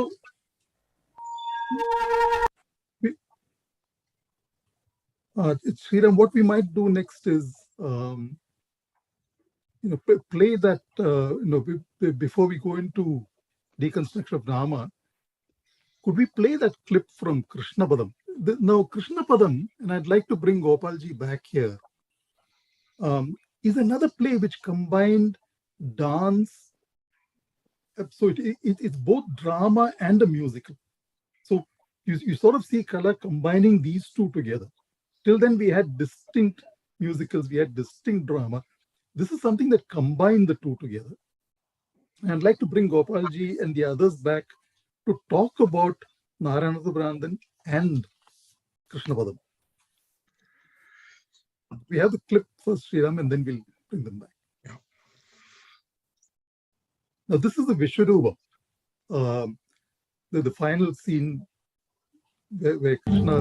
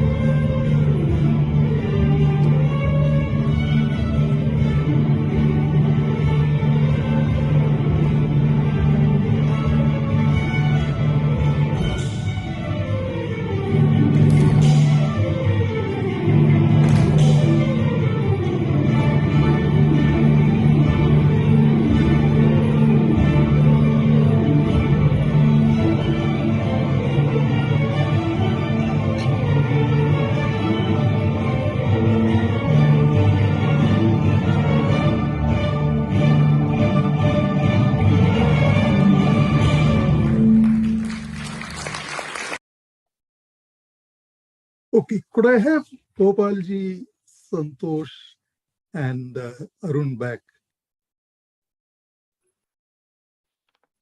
These two, and see, and we are now moving out of, the plays to talk about how plays have evolved in color. Santosh, as well. I think we have evolved. Plays have evolved with the times and also with the talent available to us. There's more talent and there's more creativity and there is more imagination coming into play. So in this one and also in Deconstructing Drama, we are taking themes, we are actually adapting it, and we are doing it in more innovative ways. Innovation is much better. It's being visualized better. Sorry. ഞാൻ Santhosh പറഞ്ഞതിനോടൊന്ന് ചേർത്തോട്ടെ. Innovation key ആണ്. പക്ഷെ ഇന്നൊവേഷനോടൊപ്പം തന്നെ കലയുടെ audience ഒരു വളരെ important ഫാക്ടറാണ്. The core group of Kala audience ഇത്തരത്തിലുള്ള innovation ഉൾക്കൊള്ളാനും മനസ്സിലാക്കുന്ന എല്ലാ തിയേറ്ററുകളും നമ്മൾ നോക്കിക്കഴിഞ്ഞാൽ തിയേറ്ററുകളുടെ എവല്യൂഷൻ എന്ന് പറയുന്നത് ആരാണ് നാടകം കാണുന്നത് എന്നുള്ളതിനെ ആശ്രയിച്ചിരിക്കുന്നു. അപ്പൊ ഇവിടെയും അത് ഓഡിയൻസ് വളരെ ഒരു ഭയങ്കരമായ ഒരു ക്ലോസ് റിലേഷൻഷിപ്പ് ഈ ക്വാളിറ്റിയിലുണ്ടായ ഗ്രോത്തിന് സഹായമായിട്ടുണ്ടെന്നാണ് എനിക്ക് തോന്നുന്നത്. Very important, Arun. I might bring that question back to ask our chief guest Ramu, and also ask Sugoetan, and perhaps Gopalji, what do you think about Arun? What Arun said about the audience? Yeah, I think, and I always said that maybe, for example, if I want to send a paper to a journal, I sell the journal, say a play, maybe I will select a play to suit the audience. But otherwise, beyond that, I will always have confidence in Kala's audience. Because Kala's audience are people like me. And I felt that something, if I feel is, say, good enough to present, then I think they'll take it as good enough to accept. അപ്പോൾ അതുകൊണ്ട് എനിക്ക് അത്ര വലിയ ഈ ഓഡിയൻസിനെ പറ്റി എനിക്ക് അത്ര ഒരു വവലാതി ഉണ്ടായിരുന്നില്ല. പക്ഷെ എപ്പോഴും ഓരോ തവണ ഒരു പുതിയൊരു സാധനം ഇറക്കുമ്പോൾ അതിനെ ഹൗ ദേ അക്സെപ്റ്റ് ഇറ്റ് എന്നുള്ളതിനെ സർപ്രൈസ് ചെയ്യും. കാരണം ദ ഹോൾ ഐഡിയ ഓഫ് ഈ ഒരു എന്റർടൈൻമെന്റ് ഒരു സർപ്രൈസൽ ഉണ്ടാക്കാണല്ലോ കാണികളിൽ. അത് പക്ഷെ കലയുടെ ആൾക്കാർക്ക് എല്ലാവരും ഏറ്റെടുക്കും. ഇപ്പൊ ഡീകൺസ്ട്രക്ഷൻ ഡ്രാമ കഴിഞ്ഞിട്ടാണ് ഈ കൃഷ്ണപദം എഴുതുന്നത്.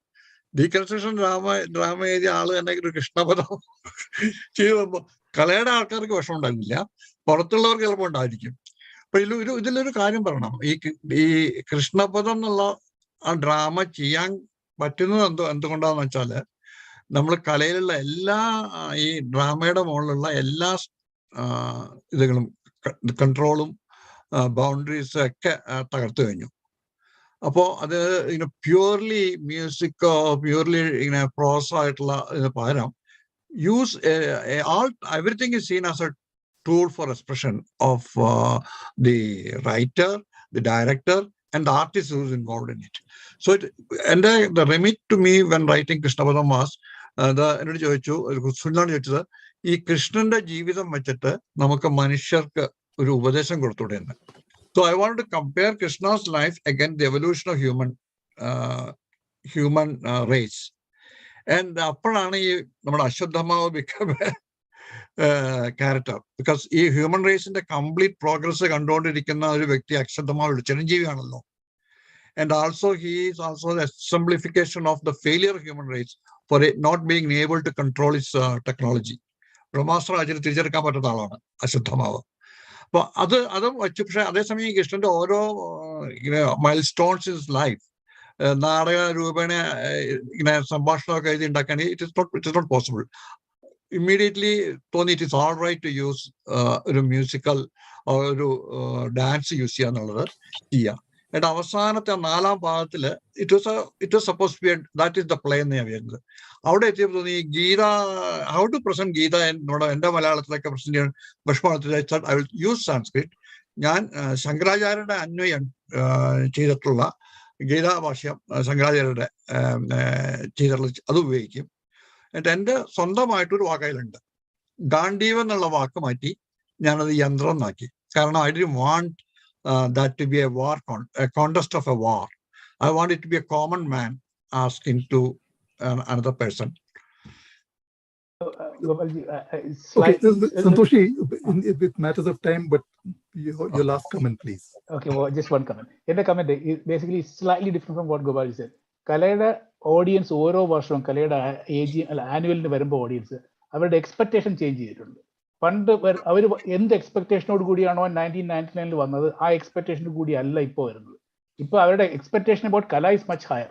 They are expecting much higher. So if you feed them something which is more at a higher level, they will accept it. They will accept it. They will welcome it. അപ്പോൾ ഈ മെറ്റഫോറിക്കലായിട്ടോ അലിഗോറിക്കലായിട്ടോ ഒരു play ഒരു 1999 present ചെയ്യുന്നുണ്ടെങ്കിൽ അത് മിക്കവാറും success ആവാനുള്ള chance കുറവാണ്. ഇപ്പോൾ we can do it. The audience has grown with us. I think everybody has actually got to a higher level in many ways. Okay. I think in this first segment, which I'll bring to a close now, we've sort of looked at plays and we're starting to analyze plays and audiences. And this is the right time to bring in an expert in this. So I think it's time to move into our second segment, which is to bring in our chief guest who's been waiting very patiently. Thank you, Ramu, for waiting for so long and sort of viewing all these plays.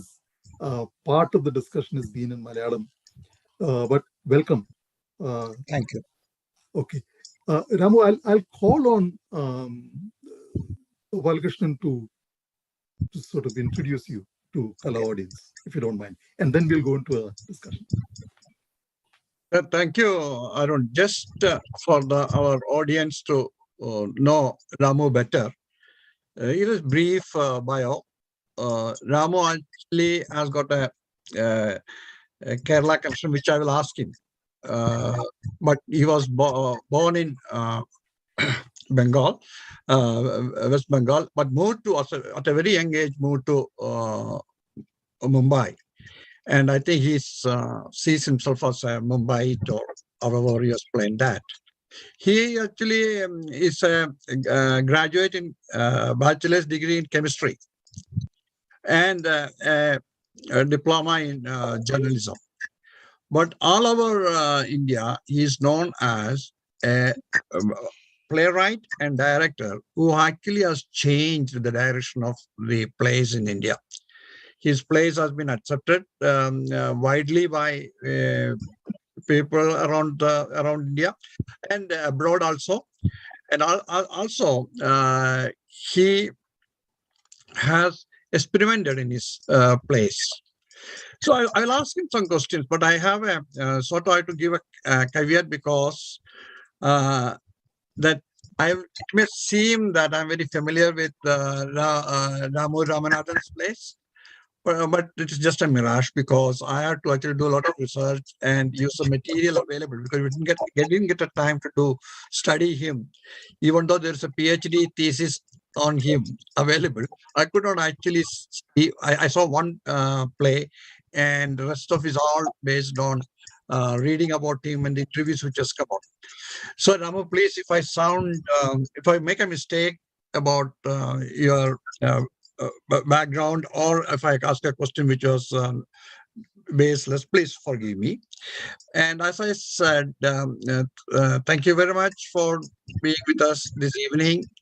And as I mentioned earlier, we would like to find your link with Kerala because we are Malayalis. Your grandfather, you corrected me last time when we met, was from Palghat. And again, your mother is from Punjab. You were born in Bengal, grew up in, remember, you called himself as a national integrationist. That's right. Yeah. So, my question is, there are a lot of mention about Kerala in your works. For example, in Sri Sakina Mansil, you mention about Shankara Panikar coming with a ballet called Koilon to Bombay. Then also you mentioned, you also mentioned a play in your book called Train to Argentina. This is not something which is not known to us because I checked with many of our members. We could not find what the play was about. And then we would like to know whether you speak Malayalam and are you familiar with Kerala theatre? So three things. Sakina Manzil is first and foremost. Thank you very much, Arun. Thank you very much, Gopalji. Fascinating last 1 hour. Just getting a sense of the entire tapestry, and also seeing how the theatre is sort of evolving, which is fascinating. I'm sure these are just vignettes, but still it gives one an insight. So thank you very much for inviting me for this. Regarding your three questions about Sakina Manzil, it's a play about Mumbai specifically. It's about an incident which transpired on 14th April 1944, which was the famous dock explosion. And for those of you who are not familiar with it, it happened on the 41st anniversary of the day the Titanic sank. And the enormity of this tragedy was huge. And Bombay was, in a way, bombarded and carpeted because of these double explosions on the Bombay port. And the two ships, which was part of the SS Taikin explosion, and the city was flattened. Very little was known about it for two reasons. One was, as all of you are aware, World War II was on, and there was a threat that the Japanese were coming. So the British colonial empire was very keen that this information does not come out.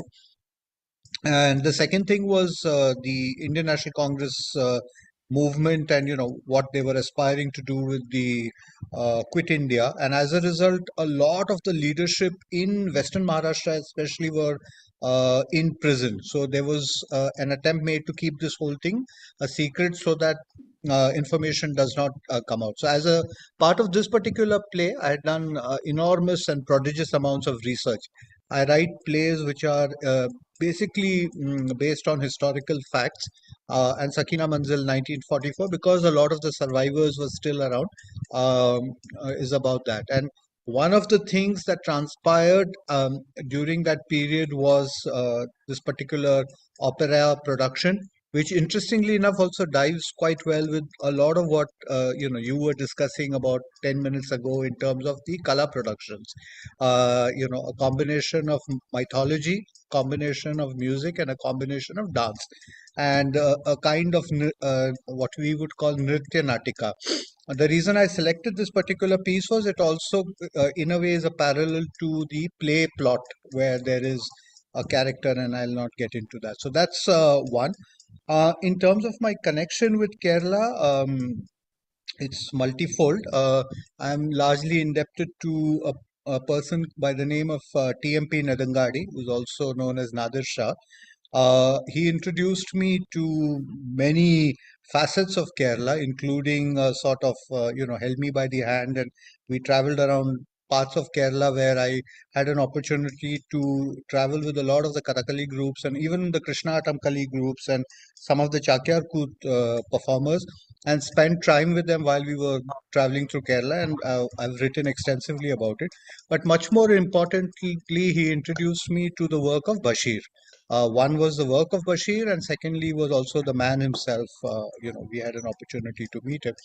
And subsequently, I did some amount of work with Bashir in English. A lot of people have very complimentary things to say about those Bashir productions. I did Me Grandad, and I did some of his short stories. I think what a lot of people don't understand is that when you know, directing a play or putting a play on the stage is the easy part. The the the the complexity of actually is how you set up the pretext to that. And I think those 4 to 5 years of work that happened, along with Nedungadi Sir, I think that set the context, the musical tonality of Bashir, how the kind of dialects work, the kind of language politics he's doing, the kind of culture politics. So these little tricks that are there in Bashir's writing, how to underline that on stage, and B, how to highlight that. I think these were two crucial components of it. And without, you're obviously going to lose a lot of elements of the original Malayalam text, but you compensate that with other elements and things like that. So I think that was a huge insight. And then, of course, in terms of keeping in touch with Kerala theatre, very recently, about 4 years or 3 years ago, I saw a magnificent production of Deepan's Vijayan's tale at Kodangalur, and I am a big fan of what he has created with that particular 3.5 hour magnum opus. To be able to pull that off, and subsequently I also saw it in New Bombay and then also at the Palace Grounds in Bangalore.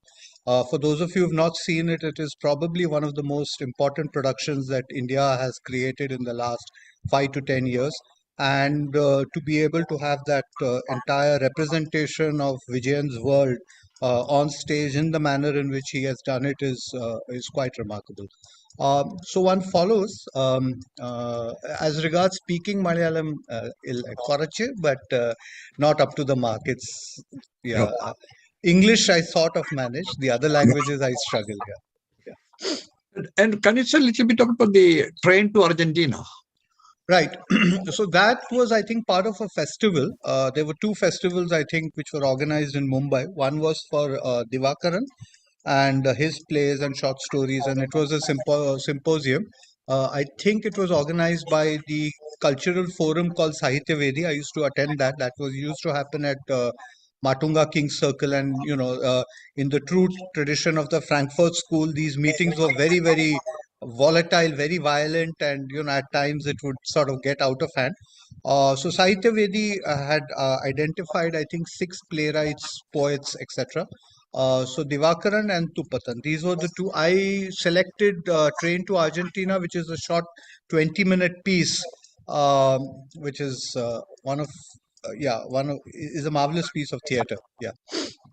Thank you. Now, in your own words, you said that you have got a paradoxical relationship with Mumbai. You love it and hate it in equal measure. Yes. And Mumbai is there in your place. But your themes are universal. You know what I mean? That you are rooted or you completely identify with a place, but you deal and produce universal themes. How do you maintain that universality without letting your love for Mumbai restricting your place? So I think all great writing is always city specific, language specific. I mean, the city that some of you are from, London, has I can think of 2 great authors who I admire. One is Charles Dickens and what he did in the 19th century.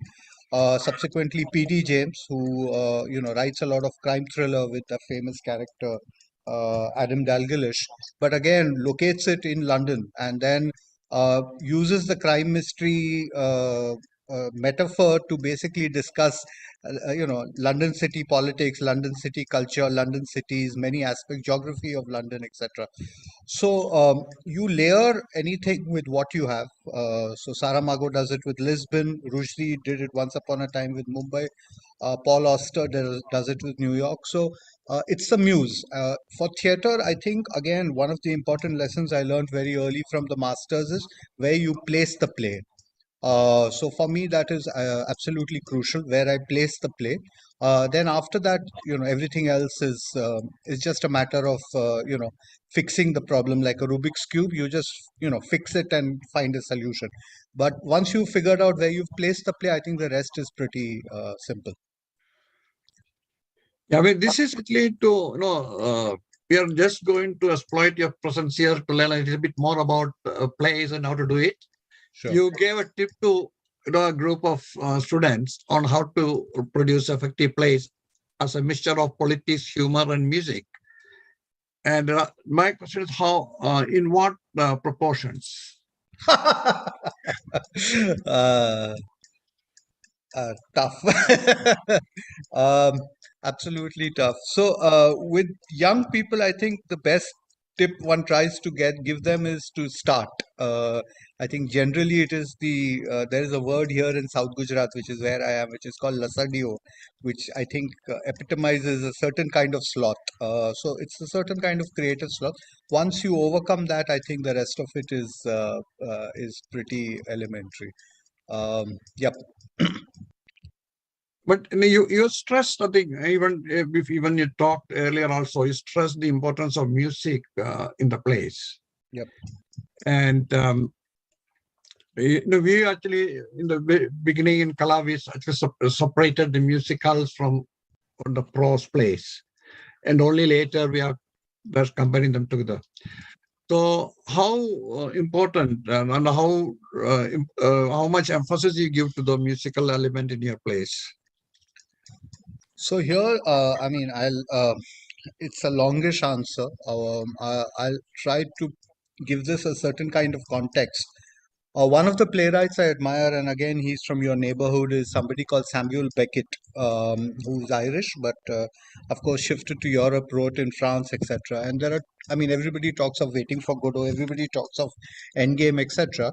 There are two texts which I am extremely fond of and admire. One is a play called Krapp's Last Tape, which is a one-person piece, and the other is a play called Happy Days. Now, just for I mean, all of you are aware of Beckett, Theatre of the Absurd, what he did with the entire repository of work that he had at his disposal.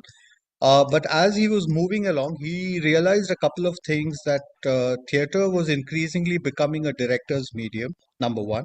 And number two was that actors increasingly tended to, hijack the words. And this is not the way he wrote the play, or this is not the way he imagined the play. So he started doing two things. One is he started paring down so that he could, in a way, re-annex the play text, number one. And number two, his argument was that just like a musical, a violinist or a cellist or a drummer looks at the Bach score or looks at a Beethoven score or a Mozart score and plays Beethoven and he plays Mozart. He or she does not say that I will do an approximation of Beethoven or Mozart. So Beckett said that why is it that, playwrights are, there is this conspiracy against playwrights that actors either tend to improvise or actors tend to do an approximation of what they think the words should be or how they would articulate it better. So he, in a way, started writing text like musical notations. So to answer your question specifically, when one writes, two things happen. One is, of course, you put words on paper and all that, but there is a musical notation that every playwright is, consciously or unconsciously doing, which is called the musical subtext. A good playwright, I think, and if you look at all the masters, if you take a word out, a syllable out, or even, somebody like a David Mamet who's using half sentences, even that staccato half sentence is creating a kind of music.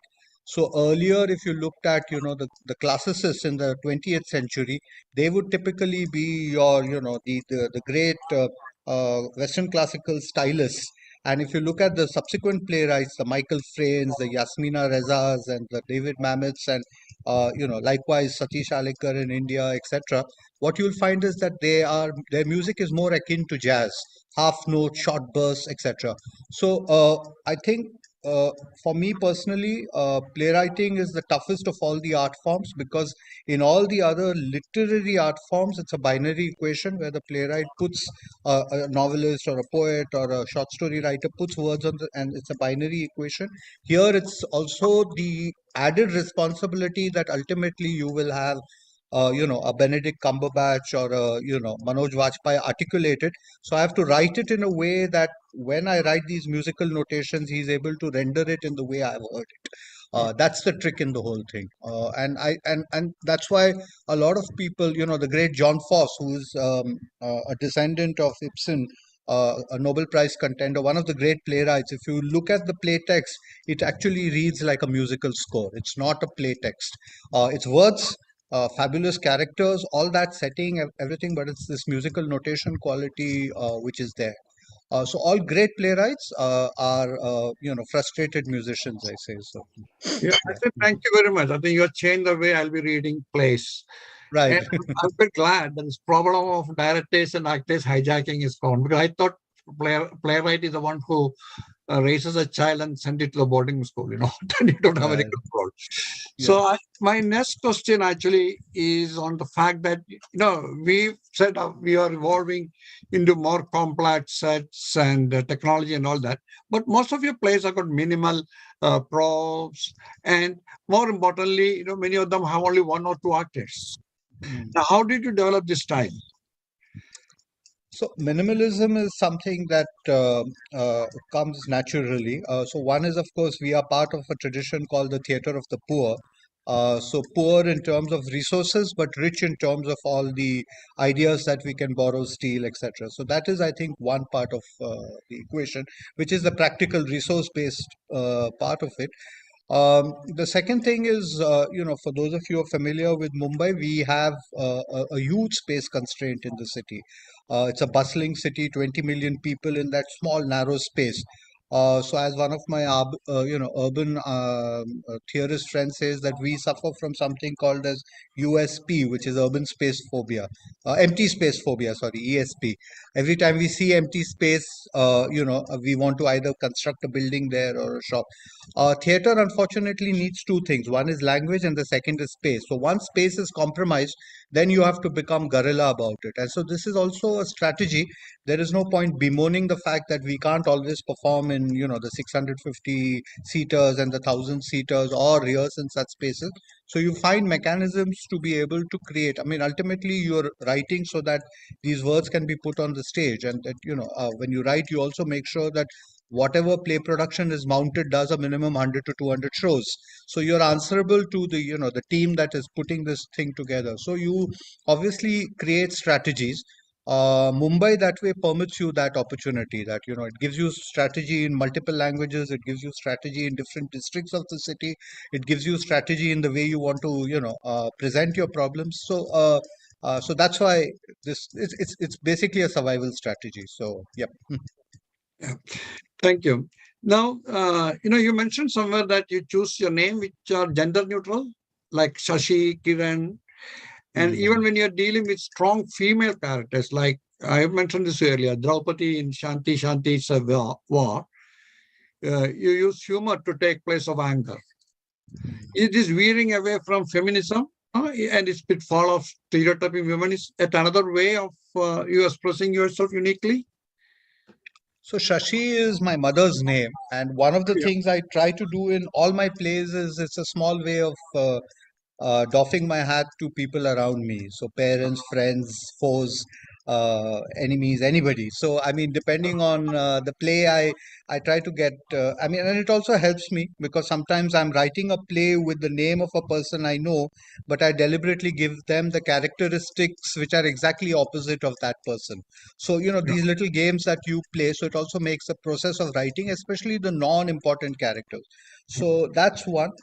Secondly, I mean, laughter as a tool is something I feel very, very strongly about. I mean, we all, if you reduce the world into these binaries of the global north, global south, male, female, I think basically we can divide the planet into two functions. One is those who have a sense of humor and those who don't.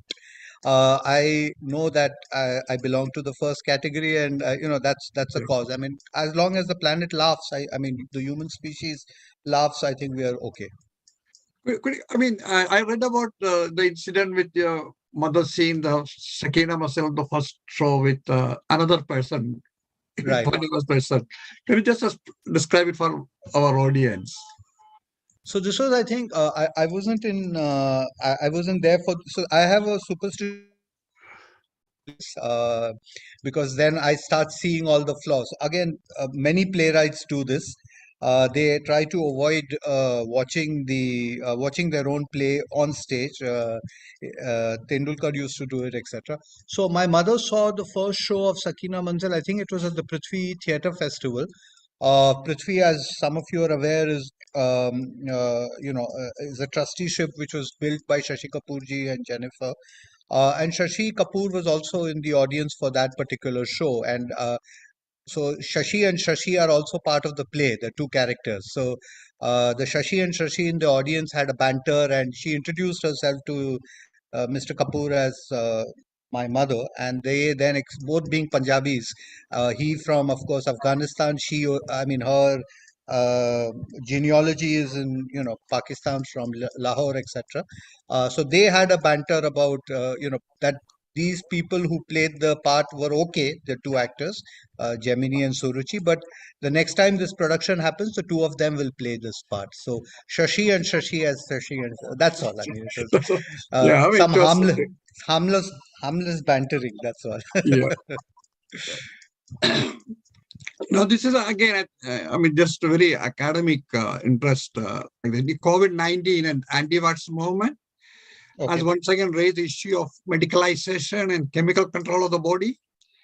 And are we wrong in reading in your plays a protest against this? And also you have this poetry, protest poetry tradition also with you. So is where we see in the Sakina Mansil, where the woman describes multicolored pills for different ailments, and more seriously when you describe in the boy who starts smiling about being fed pills to control his behavior. Are you protesting against this medicalization or over control over human body? Yep. In the boy, yes, definitely. So the boy who stops smiling is a children's play about a special child and what happens to him. And he, of course, chess is a metaphor in the play for what he achieves, etc. In Sakina Manzil, the play is again, I mentioned somewhere in the beginning about placing the play in a particular spot. So the play is placed in a dispensary, and these two protagonists arrive there. For me, that actually and her, this thing of hypochondria or what have you, is somewhere an indication or a kind of an allegory for the sickness that Bombay is going through. So it's a malaise that Bombay as a city has gone through, and it's not something unusual that I've done. Great authors across the times Balzac has written about this, Proust has written about it. But basically, the disease and the rot that the city has gone through, which is very similar to the human body. And in a way, whatever you're pumping in it in terms of boosters and drugs and pills is just sort of a kind of a temporary respite. But ultimately, this rot has manifested itself, and how are we going to resolve? So that was just, again, this is one of those things which you keep off stage. It's not something that's underlined, but these are little, little games that you play within the play. So one is you have a plot structure, you have the narrative, you have the characters, but then these little games that you play while you write a text. So to answer your question specifically, this is, specifically was to talk about that rot, the disease that Bombay is now. It's a fantastic way of looking at it. Especially we forget that, comparing, say, a city, sort of anthropomorphizing the city, we will have a greater understanding of what's happening. Now, my final question, you already have heard it from me. That is the 3 alternative careers you would have chosen if you were not a playwright. This is for our audience. I know you made it in a very humorous sense to a younger audience. First one, you said you want to be a left back for film club at Craven Cottage. And the second one was you want to be a fish connoisseur. And the third one is to be a rock on Nandi Hills in Bengaluru, which is 3.5 billion year old. Can you just explain to our audience why you chose these 3 unique and interesting careers? So Fulham is the club I follow. We lost to Huddersfield yesterday. We were trailing by 2 goals, and then of course we scored a goal, etc. Anyway, so it's not one of the blockbuster clubs which all of us are familiar with. I don't know if any of you have had an opportunity to go to Craven Cottage. It's got a natural turf. I think Southampton St. Mary's has something similar, but so that's that. They also had some kind of a connection with the school that I had gone to when I was in Bombay Bandra, which is a Jesuit school. And our coach, Sir Oliver Andrade, he had a Fulham connection. So there is a little small part of my heart which bleeds for that and that tradition of football. And there have been some greats who've played. And again, it's very, very interesting that a lot of, when I used to direct, a lot of my stage composition on stage, especially when I was doing work with young people, is derived from football managers, reading manuals of football managers. So Bisla and I mean all the greats, because if you are actually watching a football game in a stadium, in addition to all the dynamics that's going on of scoring a goal, not scoring a goal, etc., the choreography of what the football players are doing is quite interesting. It's almost like a dance ballet. and the way those 22 players move around with, in addition to the referee, and the kind of collective hypnosis that the people in the stadium have, for me has always been something that I've always felt theatre should aspire for. How could you sort of, create the dynamics of that? Um, Fish is again. I mean, here I would give a plug for a book called Following Fish. I think it's written by somebody called Subramaniam. It's a non-fiction book about where he travels all over India in search of the best fish recipe which is there, and you can imagine how it evokes huge amount of fish wars, because obviously every region feels that they have the best fish preparation. So the Konkanis feel they have the best, the Oriyas feel likewise, the Hilsa preparations from Bengal, etc. So that's one of those eternal debates, which will never be resolved. Rock in Nandi Hill was again something that I used to see when the plane used to land at Kempegowda Airport. And I realized the significance only when I read Tony Joseph's book. And being a bit of a amateur history person, having traveled to Dholavira in Kutch, Bhimbetka near Madhya Pradesh, Kiladi in Tamil Nadu, etc., one realizes how 65,000 years of human civilization, and how infinitesimally tiny we are, and these great monuments have somehow seen it all and survived. So you learn to respect that a lot. So. Thank you, Ramu. I think I'll Thank you. hand you over to Arun. He Arun, has got wonderful. one or few two questions. Okay, Yeah. lovely. Hi, Ramu. Hi. Thanks for your patience. I hope it's not getting too late for you. No, not at all. Thank you. You're okay? Yes, so far. All right. Tell us when you need to go and have dinner, Yeah, no, yeah. I'm fine. Okay. Yeah, thank you. You will let me know. Yes. I think I might start with a little bit of controversy, which the Kala audience, as Malayalis, might be interested in. Okay.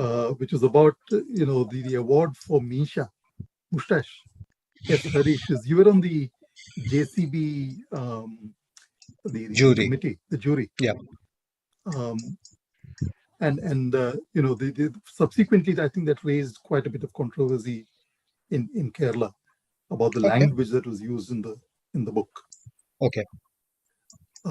So I know I don't want you to say anything about how the jury came to a conclusion, but right. What did you think about the book by itself? I mean, you rated it fairly highly. Yes.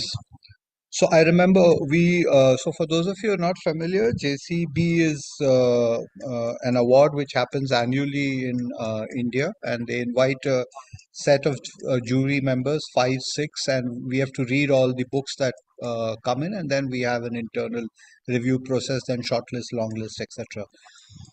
As far as I remember, this was one of the first books that I read, and at that moment, I remember reading it at one stretch, and then, of course,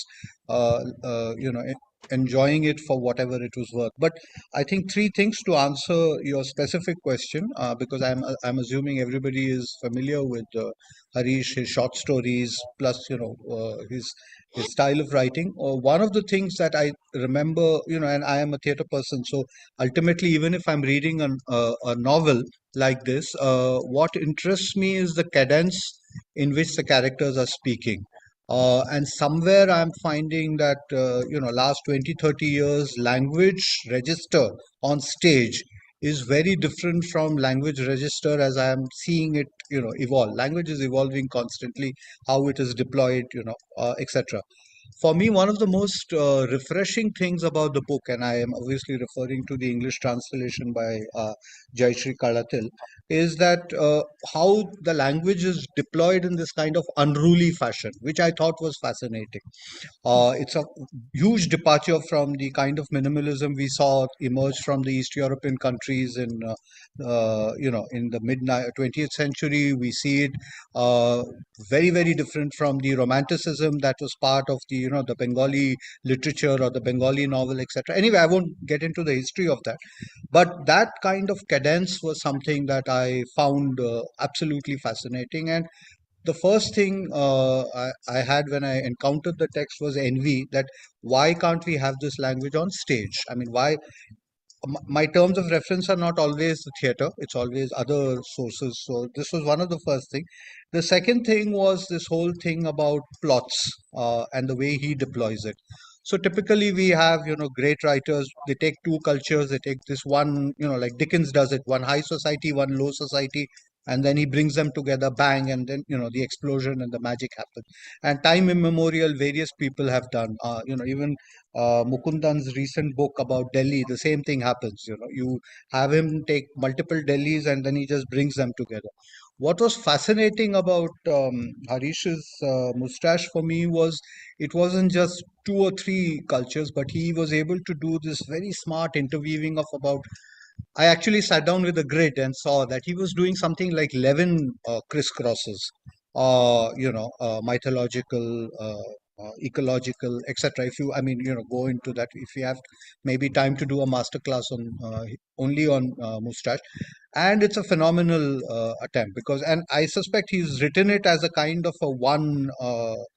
Written it at one stretch. But what he's been able to achieve with these multiple voices, multiple formats of storytelling within one book was again very original for me personally.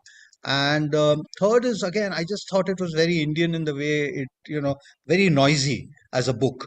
And then of course, that end, whatever happens in Kutanad with, I don't want to get into details again, but that entire end and the entire catastrophe with that. And to then finally, a thought that he begins the book with, which is caste, which is always simmering beneath the surface, and then he rounds it up with the end, and he makes that whole thing, which I thought was again like a magician. He just pulls the thing out, and great feat of writing. A lot of incompleteness in the book for those of if we are looking at like a Tolstoyan novel or one of those classical books. So it's not like that, but what he's able to do is within that incompleteness he's uh, sending out these little subliminal. So for me, of course, I think it was a very interesting book in that sense, and I think that was my reason, and I suppose broadly the jury also kind of echoed that.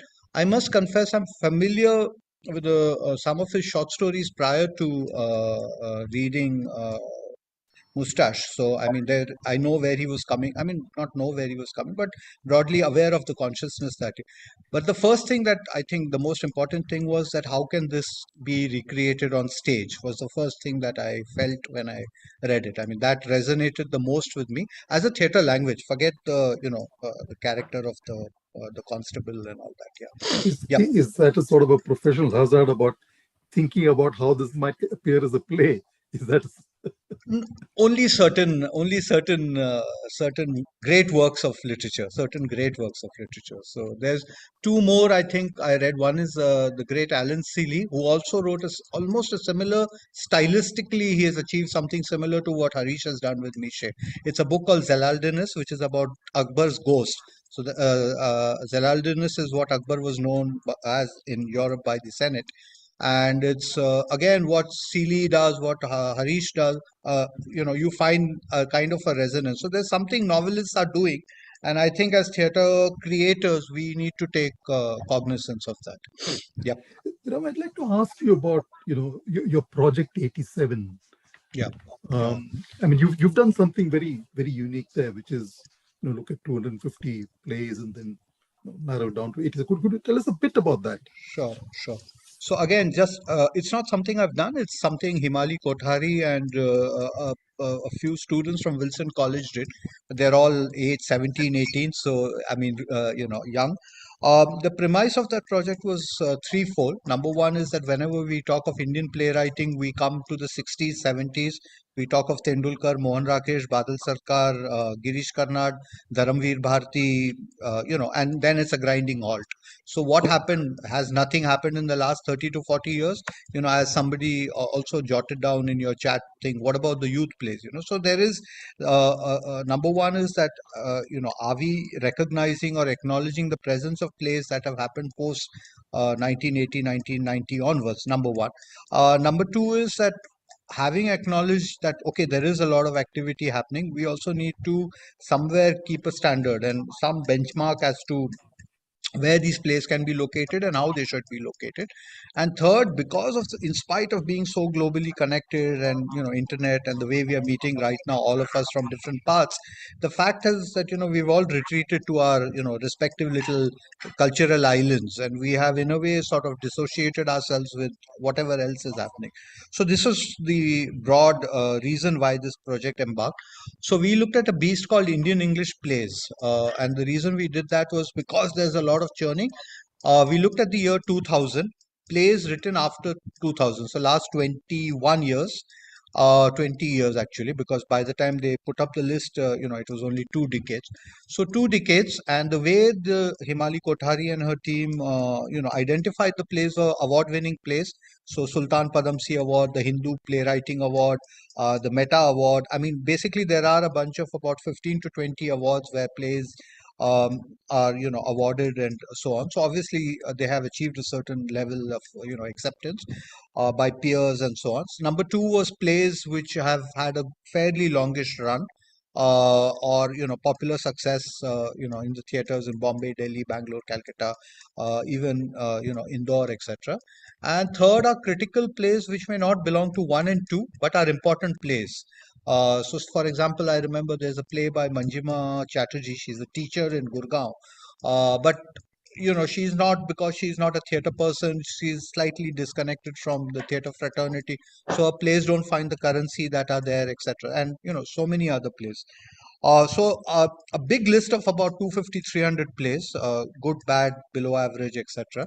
And then from that they pared it down to 87. And basically the idea was to put it out there on social media, saying that, hey, there are, for all you people who say nothing is happening in Indian theatre for the last 20 years, we have 87 plays for you by 87 reasonably young and available living playwrights. Most of them are living.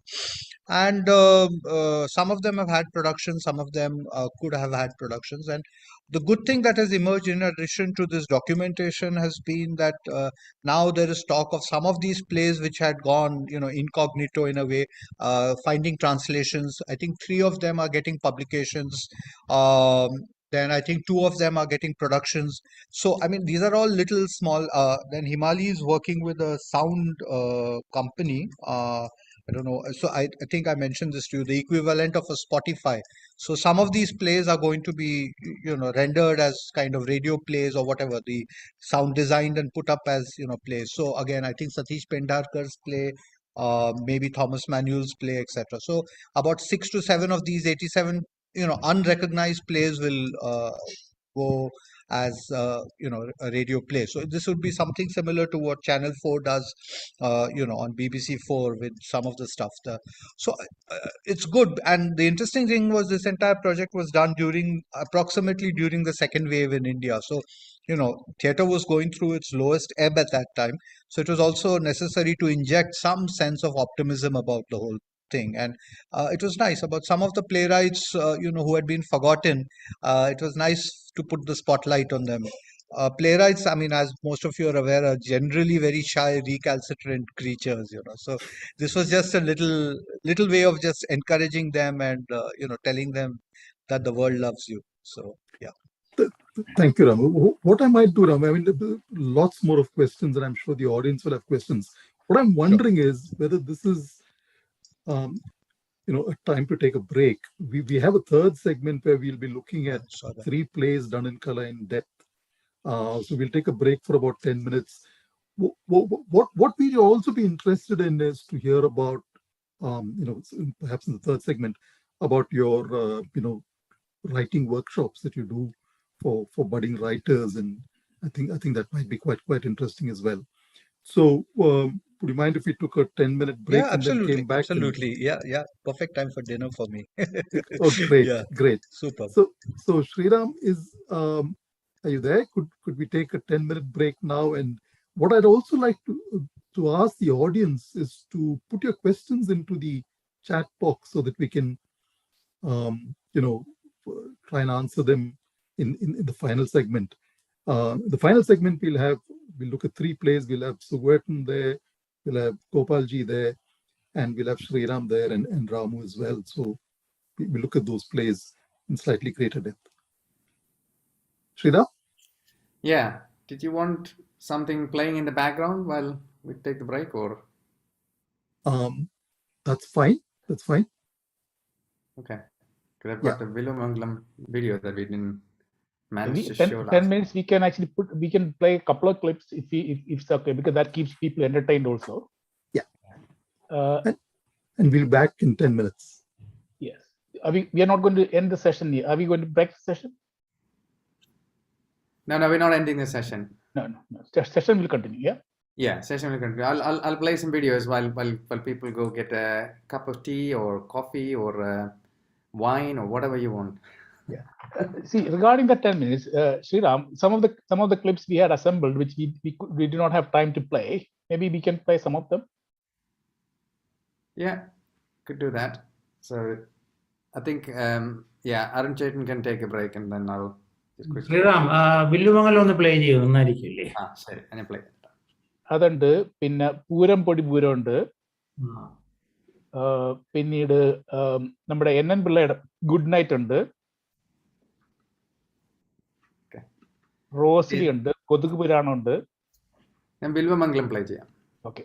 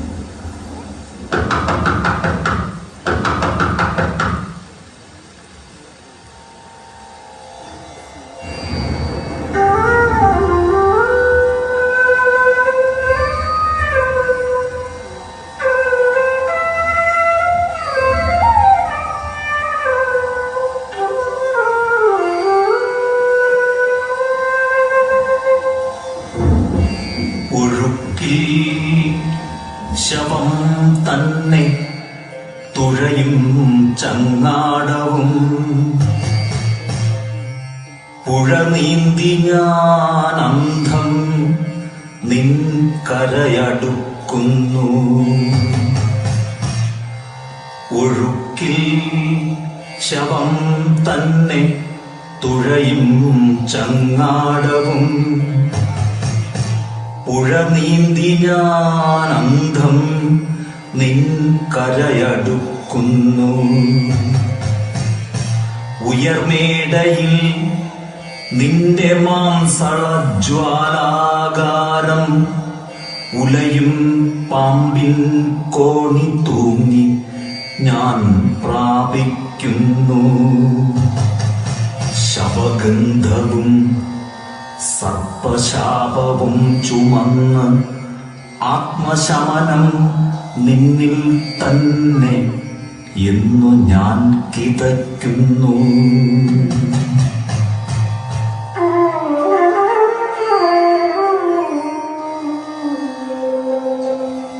മുറിയിൽ വെൺപത്തികൾ വിരിച്ച വിദ്യുന്നാഗം മിഴിയിൽ കയം ചൂടും മതകാളിന്തി കാന്തം മുറിയിൽ വെൺപത്തികൾ വിരിച്ച വിദ്യുന്നാഗം മിഴിയിൽ കയം ചൂടും മതകാളിന്തി കാന്തം നിന്നിൽ ഞാൻ തിളയ്ക്കുവാൻ തുടങ്ങും നേരം തൊട്ടു മുന്നിലല്ലയോ കേട്ടു ദിവ്യമാം വേണുസ്വാനം.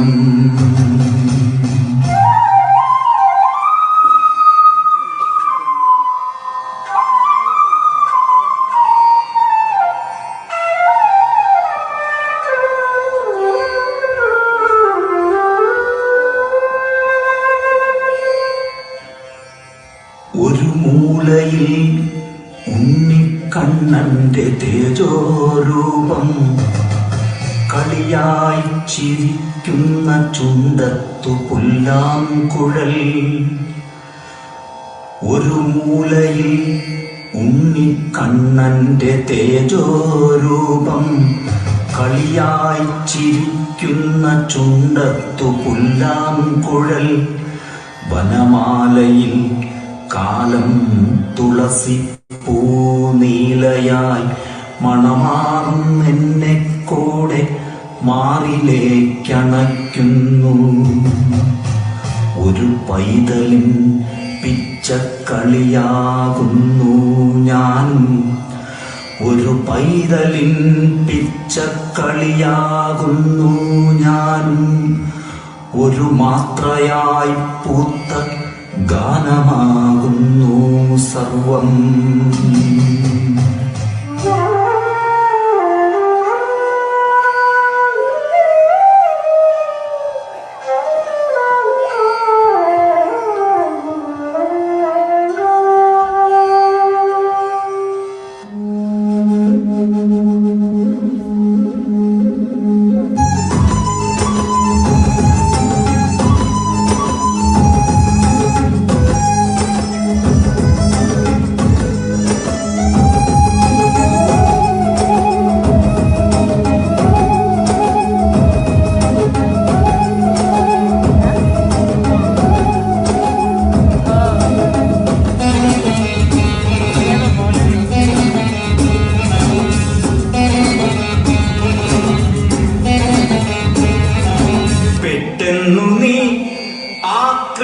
വിഗ്രഹത്തിനുമീതേ പട്ടുകഞ്ചുകമഴിച്ചിട്ട് അതു മറയ്ക്കുന്നു.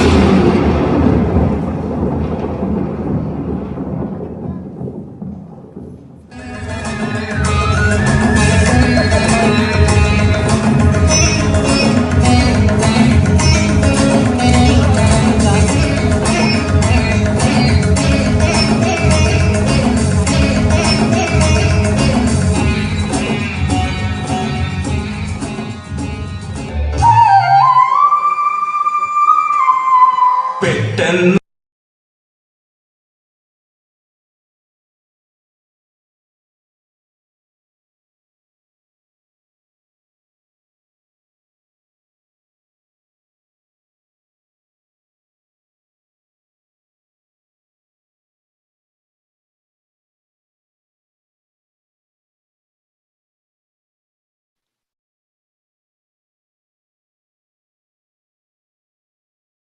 Sriram,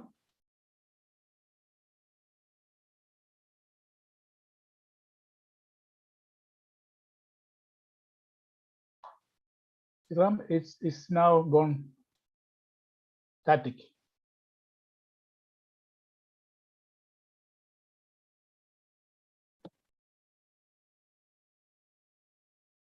Completely dead, I think.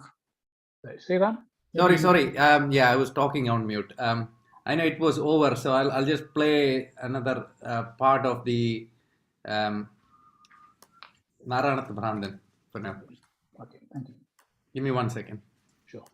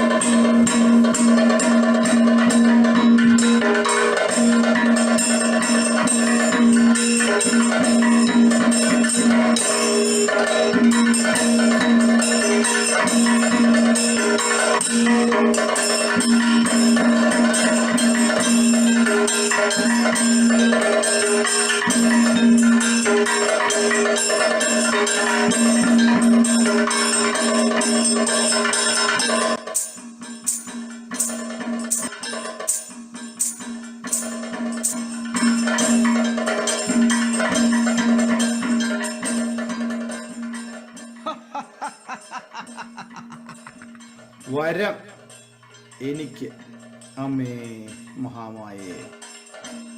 Bhairavi, അടിയന്റെ ശിഷ്ടായുസ് ഒരു നാഴിക നേരായിട്ട് കുറച്ചു തരാൻ പറ്റുമോ?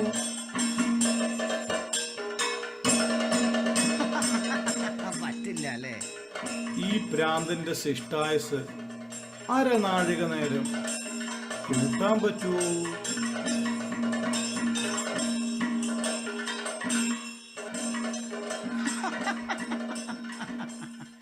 അതും പറ്റില്ല. മഹാമായ അടിയന്റെ ഈ ഇടത്തെ കാലിലെ മന്ത് വലത്തെ കാലിലേക്കാക്കി തരാൻ പറ്റുമോ?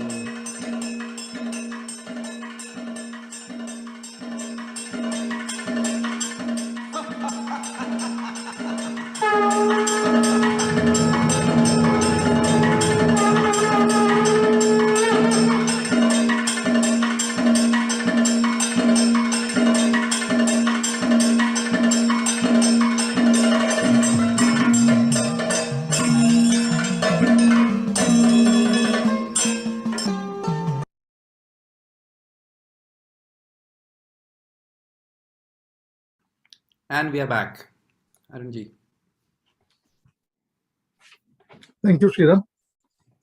That was a short break. I hope people have had their coffees or teas or wines or whatever you wish to drink at 4:30. So we're moving into our third segment. And here I'd like to invite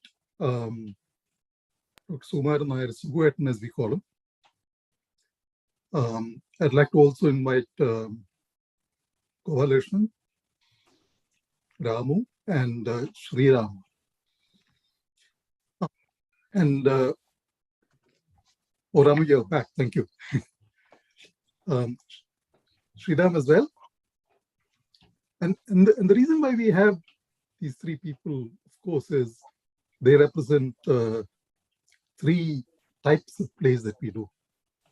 One segment we have not touched on till now is comedy or skit, which is a favorite with Kala audiences. So in this segment, we will try and play clips, also try and dissect a little bit three plays.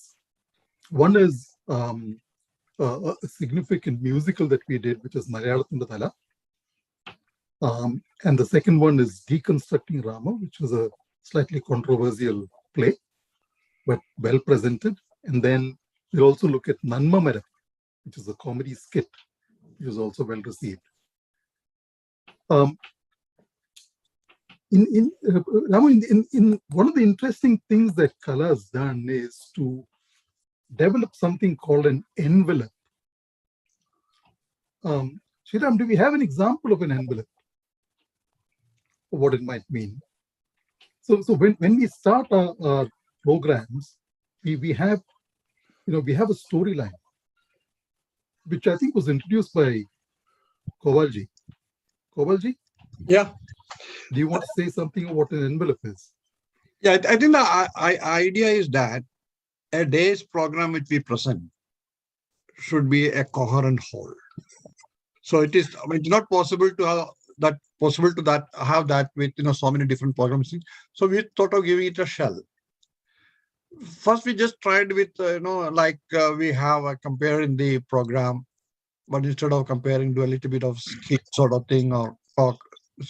Then we actually had a youth act like one of our folk singers, Koravan and Korati. and taking people through different programs. Then during those periods, I think the idea of envelope was not so much understood. But by the time the example which Sriram will be able to show, we had a full-fledged program which will actually link the whole day's entertainment into a coherent whole. I think I should Sriram can take over from here, I suppose, and describe his.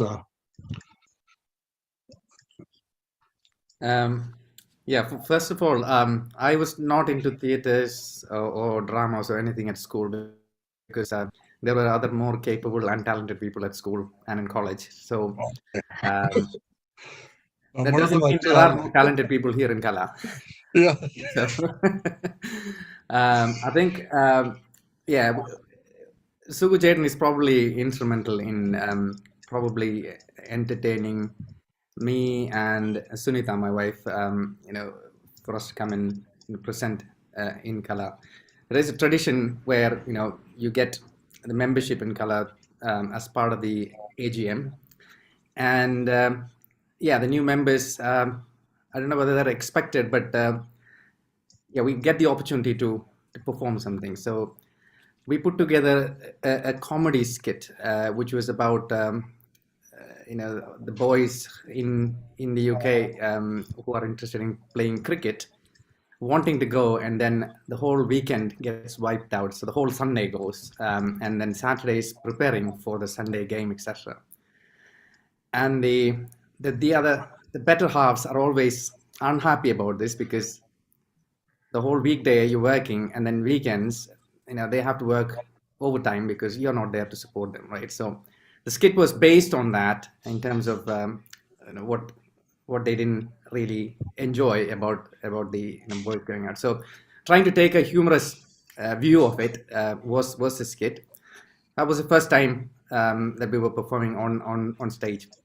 I don't think I have any videos to show here, but once that happened, I think during the next annual, I think Sugu Chetan called me up and said, okay, you guys are going to do a skit. That is a must. I think that is how he operates, right? So he just says you have to do it, and then you get all the energies and ideas from that point onwards, because you don't want to let him down, because he's our patron, and we have to do something to make sure we give it to him. So that is where we started with the skit, and we decided to write a skit, and cast was just me, my wife, my 2 children. It was more like a family affair, and maybe a couple of other friends also joined, and it was interesting. There was nothing kind of it was free for us to come up with anything that we wanted to do. So that was really helpful, because then we weren't constrained. Then the following year, I mean, this one was a comedy one, so I think Sugu Chetan thought that we did well. I know that's debatable from our point of view, because anything that you do you don't really like, because you always want to have the next opportunity to try and learn and improve, right? So that opportunity came along, and that is when Sunita and I were asked to perform as a compare for the program. Usually you have compares. So we wanted to give it a twist, and then we came up with a concept of a KSRTC bus ride from the north of Kerala all the way to south, stopping at different points, and the different programs that were planned, the songs, the music, the dance routines, and the dramas in between, etc. They were all kind of interspersed at the different stops. So it was like taking the audience in a journey. So that's the way it was devised. Again, it was just a concept, and we scripted a little bit, but as you would expect, when you go on stage, the nerves take over, and God knows, you feel like you have an upset stomach and all that, right? So all those things happen on stage.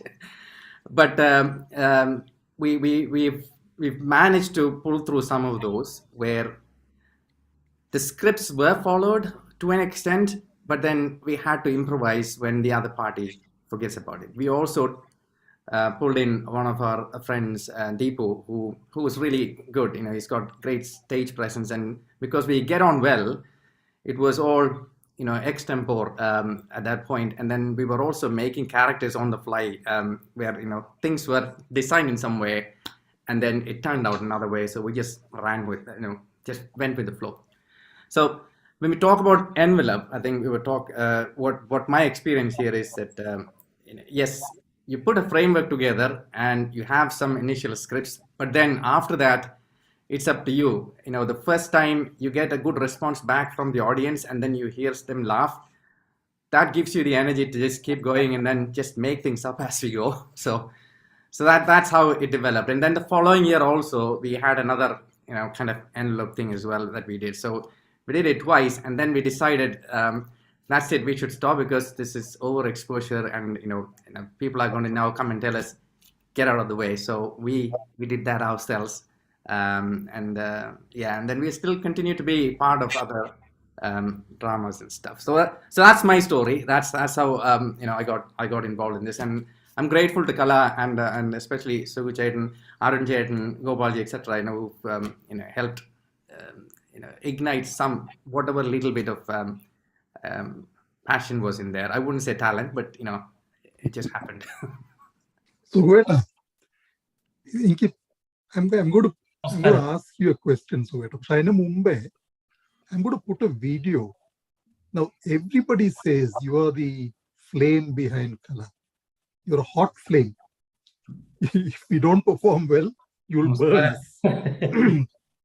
But I'd like to put Sriram, could you put Unni's video, which is the quest for perfection? Can you tell me what number was it? So it was 12C, the quest for perfection. Okay, just hold on 1 second. And then we'll come to Sugat. Yeah. Let me just take everybody off. Take myself off spotlight, maybe. Just give me 1 second. Spotlight. Sorry, Ramu, this is going to be in Malayalam. Okay.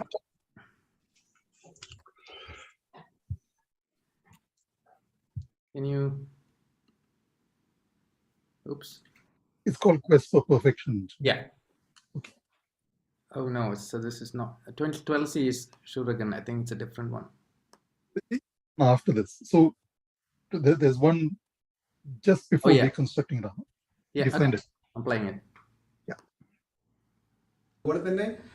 പറയുകയാണെങ്കിൽ ഇപ്പം നേരത്തെ പറഞ്ഞ പല കാര്യങ്ങളിലുള്ള ഒരു സൂക്ഷ്മമായ ഒരു താല്പര്യം എന്ന് മാത്രമല്ല കലയിൽ എന്നും അത് സൂചേട്ടൻ ആദ്യം പോലെ ഉയർത്തിപ്പിടിച്ചിട്ടുള്ള ഒരു കാര്യം തന്നെ. അതായത് നമ്മളൊരു കാര്യം പ്രത്യേകിച്ച് ആനുവലായിട്ട് നമ്മൾ ചെയ്യുമ്പോൾ ഒരു വളരെ ഉയർന്ന നിലവാരത്തിൽ നിന്ന് വേണം നമ്മൾ കാര്യങ്ങൾ ചെയ്യാൻ എന്നുള്ള ഒരു വാശി.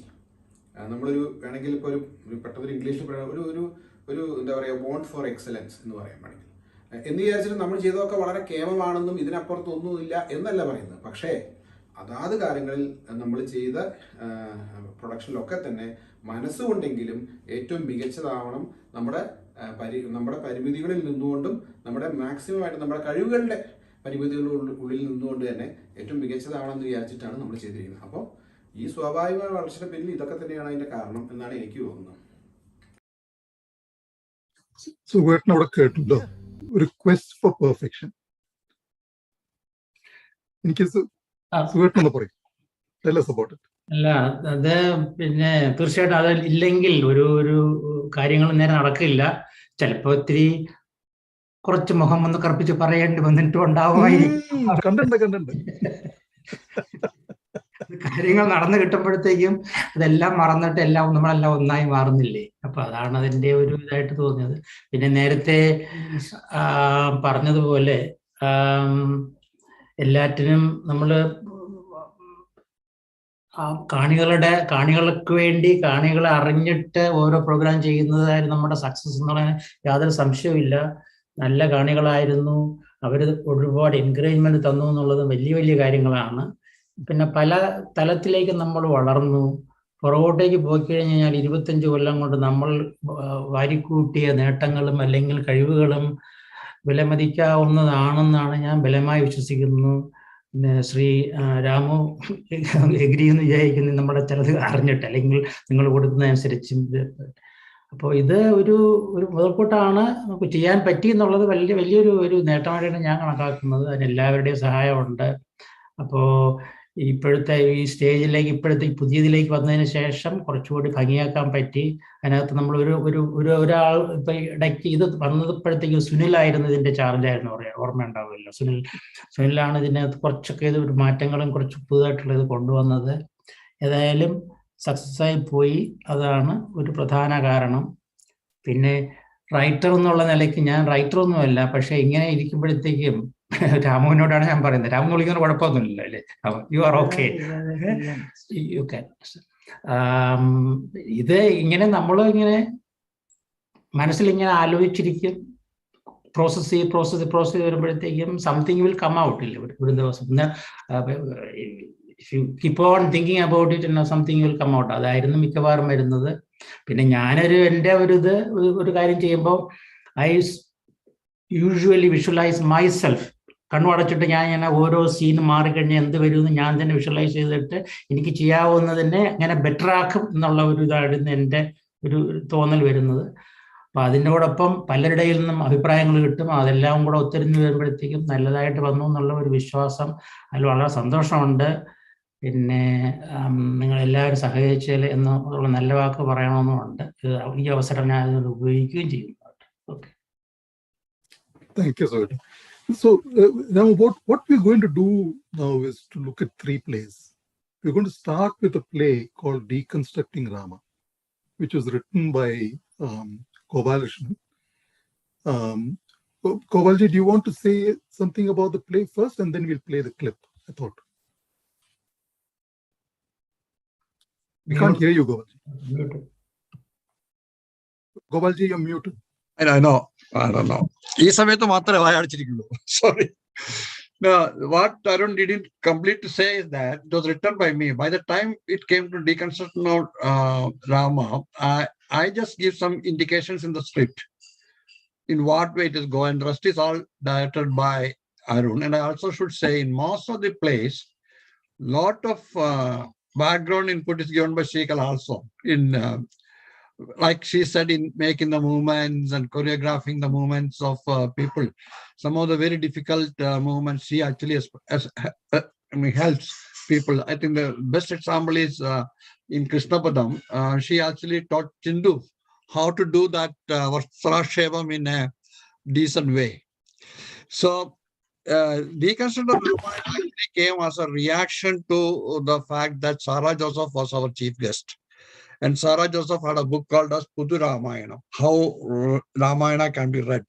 So Ramayana is one of our Puranas which has been read in many ways, and there are many different Ramayanas available. Almost more than 300 Ramayanas are available. So it is okay to look at Ramayana in a more critical way. And also to make use of Ramayana, because Sarah Joseph is there, to look at how the women in Ramayana were treated by Rama. And another reason why it was done is that because Rama was described as the quintessential male, Maryada Purushottama. So we thought, okay, how does this Maryada Purushottama behaves in the social structure he was in? And I selected 3 women characters from Ramayana. One is Sita, because she is the spouse. She has gone on the journey with him throughout. Then she was abducted, and she was saved. But subsequent treatment she received was not very good. And that is where Rama actually says that she is succumbed to the social pressures. But what and whose social pressures? The second character is Shurpanaga.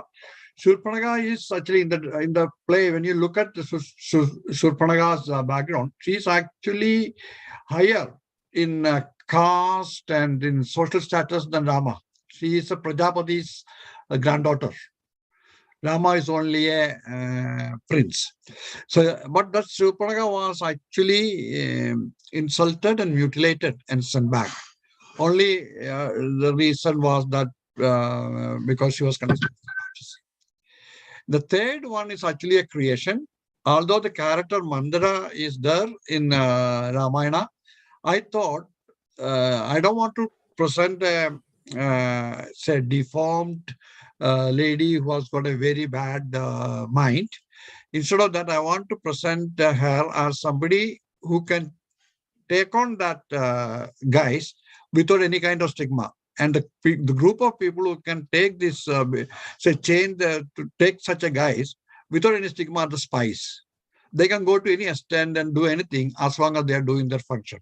So Mandara is introduced as a spy from Kaikeyi's father, whose only purpose was to see that Kaikeyi's son gets the throne. But so this was once this was all set up, and then it was quite easy. The dialogues and all came very easy. But toward the end of the play, as it happens to all my plays, a twist occurred without even my design. There is a character who sits in the back of the stage, which nobody sees. That is the judge.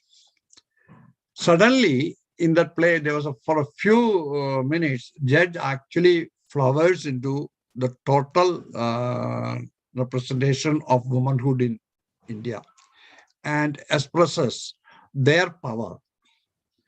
And I think that was, I say it is unexpected in the sense that it is actually evolved during the process of writing the play. It was not planned from the very beginning. And the play actually was linked using a device where Rama actually uses a phrase thrice in the play to link up the whole thing, which actually shows this deconstruction. Gobalji, perhaps we could take a look at a clip of the play. Yeah. Sriram, could we have 12?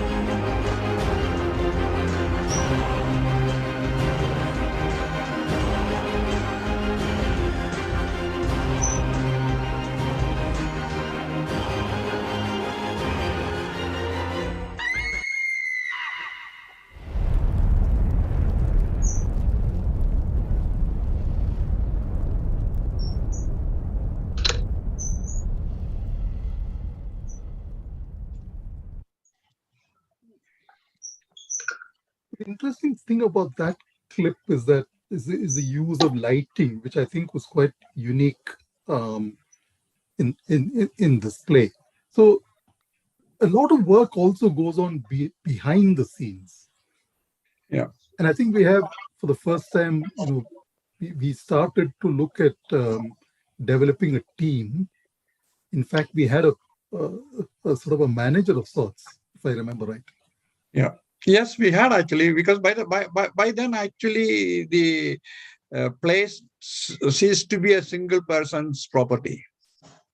There is a writer, there is a director, then there is artists, and I think in our all the plays we are presented together, I think there is always, everybody had a voice expressing, and we listens to the reasons why. So it is not somebody was translating what was written into action. It is actually a co-production concept or set in. And then we needed actually some kind of administrative control over things. Yes. So we had the stage manager, the production, then we had prompter, and everybody, and even the person who's just sitting there because they dropped the wife for the rehearsal can also give an opinion. We listen. Here could I bring in Ramu? Ramu, the reason why I'd like you to comment on this is you sort of presented a play as being a director's medium. The director, the playwright. The playwright writes it very tightly. I was also reminded of Oscar Wilde when he said that he wrote very tight scripts, didn't he? It was very. I found it very difficult to stage his plays. So here, Gopalji is saying something about, the play evolved organically after he wrote it. He gave it to the actors, and we sort of modified it slightly, the language, the way we presented it. What do you think about this? So, 3 things. I come from the old school, which is that the playwright is at the center of the planet, number one. Number two is that one has to also look at this in terms of something that is evolving. In India, for instance, we have traditionally inherited a theater which came either from England or from the US, the dramatists whom we have, traditionally been inspired by. What was happening on the continent, in France and in Germany, especially post the wars, is that theater increasingly shifted from the word because of the way the German theater tradition is and the structure of the art council and theater council is, that it became a director's medium. And gradually, plays were designed like that, repertory productions and, ensembles and so on and so forth. So you see, again, I'm simplifying it for the sake of time, but you see two very strong traditions which exist, in two different parts of the world. And then it became a question of where your exposure is and what your inclination is. So you pick up, little ingredients from other kinds of things. Now what we are finding is increasingly a kind of a reclaiming of that space by playwrights traditionally, which they had handed over the baton to directors, to production companies, to dance companies, to contemporary design, etc. Now that space has been to a large extent reclaimed by, and one of the big tools which I think, I mentioned some time ago, language and space. One of the big tools which is advantages to playwrights is something called time. And of course, we've seen how Shakespeare has used it and all that. I'll just give 2 instances to give you an indication of how this reclaim. So there's a play, a set of small skits by somebody called Michael Frayn, and I think it's called Matchbox Theatre. And basically, what he does is he lights the match. The actor comes on stage, takes a huge matchbox, and lights it with a matchstick and holds the matchstick in the hand. And each play is the duration of one matchstick burning. And then that matchstick falls, and then the next matchstick in the matchbox comes. All right.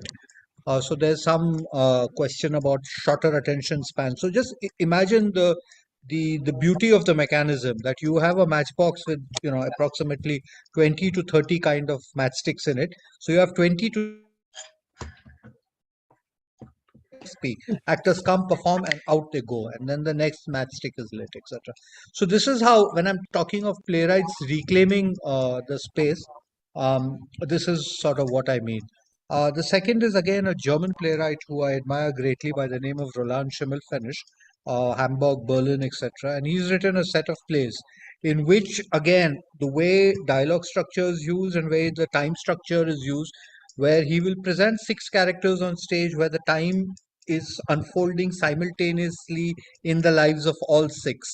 And then a bit like Harish's Mishe, they all come together. And then what happens in this city space? Unfortunately, this is a play you'll have to read, because otherwise, to understand the dynamics of that.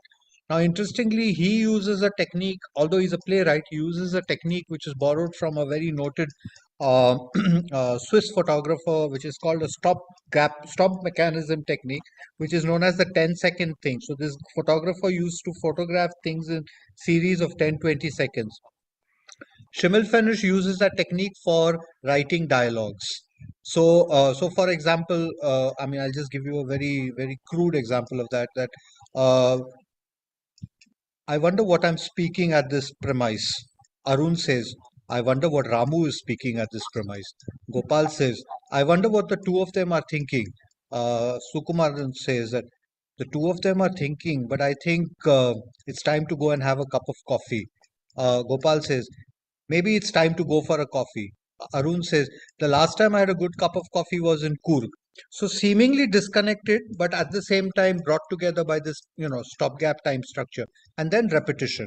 So these are, I mean, again, these are just two examples. I can give about, a few more, but this is in one way in which time has been used by playwrights and then of course the other things are, whether you're using a mythology or deconstructing myth, you're looking at a contemporary city situation, you're looking at a murder mystery, etc. All those are secondary, but basically this annexing of time by playwrights and how they're using it with the drama structure is, I think, the crux of the matter. So it takes for great craft because you have to understand theater backwards. So typically all these playwrights start with literally, like an architect. They start with a plan, like you have a model of your house which is going to be built. They start with a model of their play, and then they actually start working backwards from there. Our understanding of writing a play has always been start from the beginning. They typically start from the back, and then the rest of it is again simple. So yeah. Thanks, Ramu. Thank you. Yep. So what we might do now is to listen to somebody who's been a part of this play. We have Vijayanand's clip, Sridhar. Do we play that?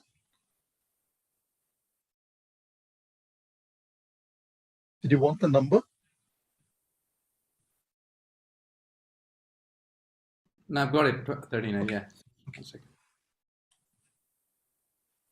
കലാനാടകവേദി എന്നുള്ള പേര് കിട്ടിയപ്പോൾ production manager എന്നൊരു title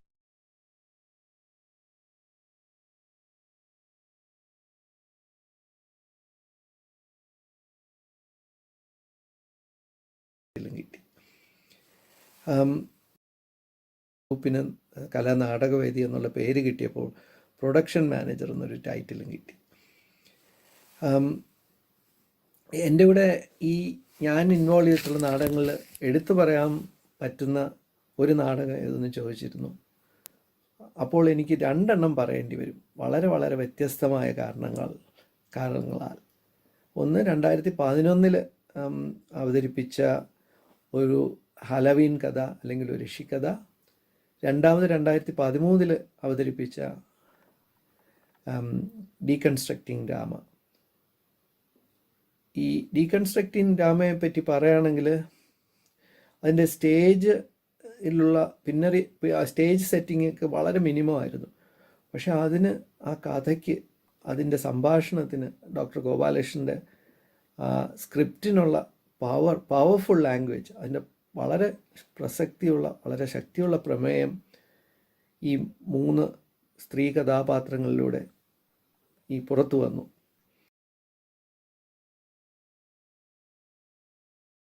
So, Sriram, could you play the second clip from the same play, which is 12A? Yeah, 1 minute. And then we'll have Gopalji back. Deconstructing drama, alle? Deconstructing drama, 12A, please.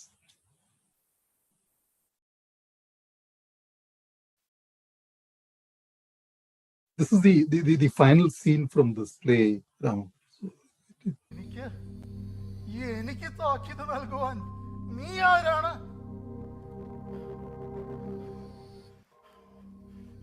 ആരാണ് നീ? ഏതാണ് ഈ കോടതി?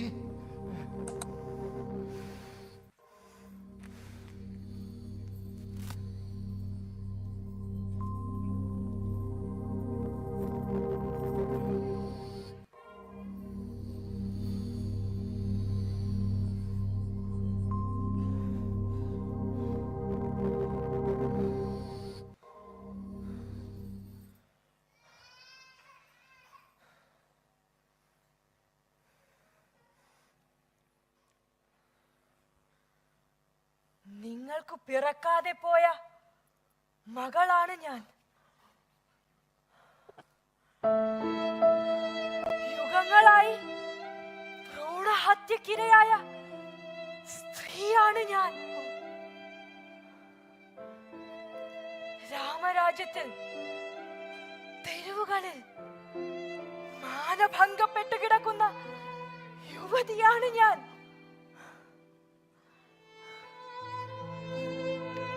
പാടിയ നരവംശ നവാതിരി മുല ചപ്പി വലിക്കുന്ന ചത്ത പെണ്ണാണ് ഞാൻ.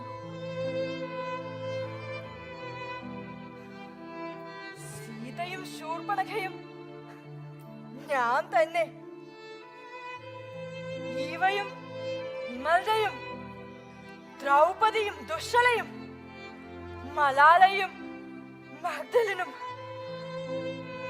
എല്ലാവരും ഞാൻ തന്നെ.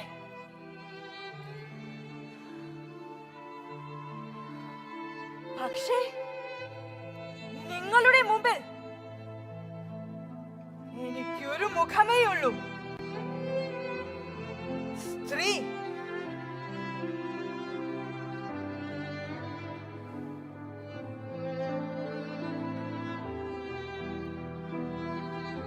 നിങ്ങൾക്ക് പിറക്കാതെ പോയ മകളാണ് ഞാൻ. നിങ്ങളെ ഞാൻ എന്ത് വിളിക്കണം?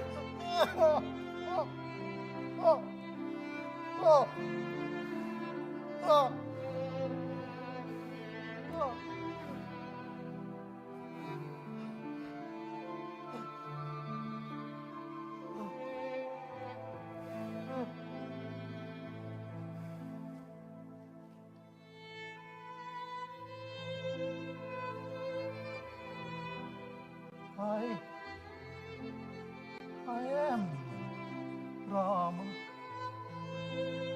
Sri Ramu,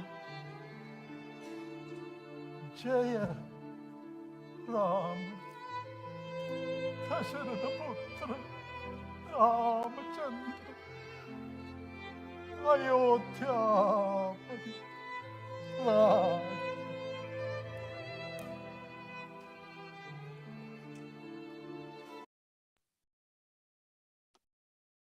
Incidentally, Ramu, that girl is the little one that you saw many years back, Ananya. Oh, that's Ananya. Oh.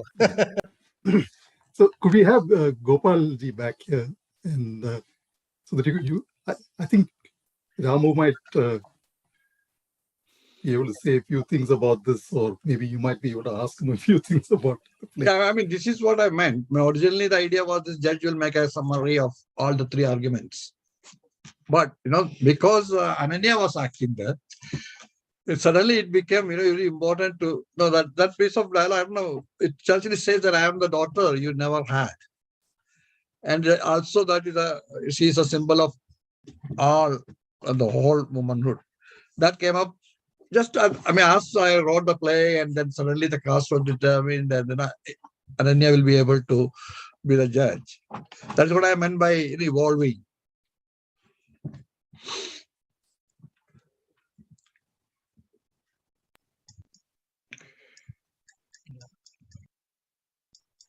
There's a famous Tendulkar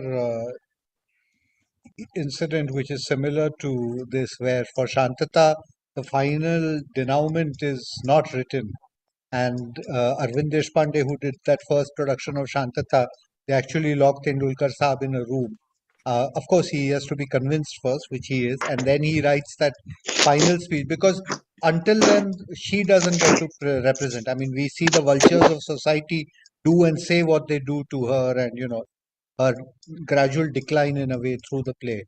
And then, but that final passage in Shantata Kot Chalu Hai, that was also written under similar circumstance, where there was pressure on the playwright from the team that we need that final something. And Sulba Deshpande, who played that part of Leela Banare, she obviously agreed that she will learn the lines in a day or two and deliver. And today that passage is like the landmark in Indian theatre, that particular passage. Yeah. Interesting. Thanks, Ramu. Thanks, Gopalji. I'd like to move to the next play, which is Malayalathinathala. And could we have Sugoetan here? Because I'd like him to tell us something about this musical that he thought of. And this is Ramu. This is following a long discussion. The creation of idea came from the poet Professor B. Madhusudan Nair. Yeah, he has been continuously helping us from the beginning. Even today, he has been helping whatever we ask. But the idea is how the Malayalam language came. So it is from Tamil. So you know the oldest Malayalam language has got Tamil wordings and things like that. So it was taken from Chilapadikaram, one bit to start with, and then progressed. Say like Ramayana, then Bharata, Mahabharata, and then our greatest three poets, Kumaranashan, Vallathol, and then we did not go into living people, you see. So we finished there. So starting from that, Kannagi's play, it was Kannagi, and then it came to this one, Rangovadigal, to this one, and then each part. Last bit was from Vallathol's play. That is, the name of the poetry is called Malayalatinte Thala, but the other plays has got separate names. It was a 6 short plays, it was. And I have to thank, but with pressure, Arun's wife, Sheila, pressurized me to act like that. Whether it was, whether they are going to show a clip, I don't know. But I didn't want to be an actor. It is easy to comment on others acting, you see. When you do yourself, you will feel the punch of the pain, you see. That's it. Thank you, Sueta. We'll show the exact clip that you didn't want us to show.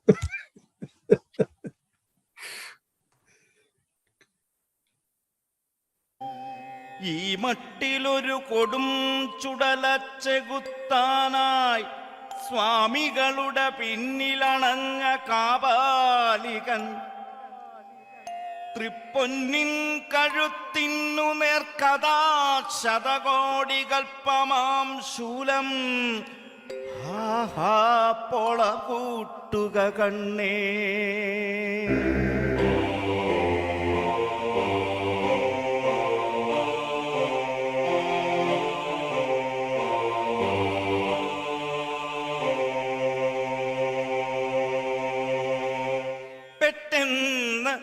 വിരിഞ്ചണ്ട ഭാണ്ഡങ്ങളുടഞ്ഞു പോം മട്ടിൽ ഒരുച്ചധ്വാനമുച്ചലിച്ചതു മൂലം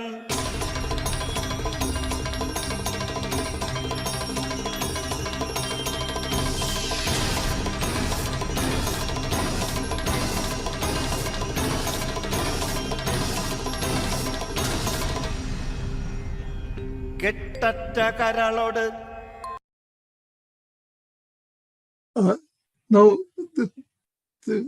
what Suetan said that he was a reluctant actor there, and so I mean, reluctant in the sense that he had so many other things to do, but also it's about movements and how does one move in a musical like this. So I asked Shrikala. Shrikala is the one who designed or who choreographed all of us in Malayalatinte Thala. So I've asked Shrikala, how did she do it? Sriram, could you play that clip for me, please?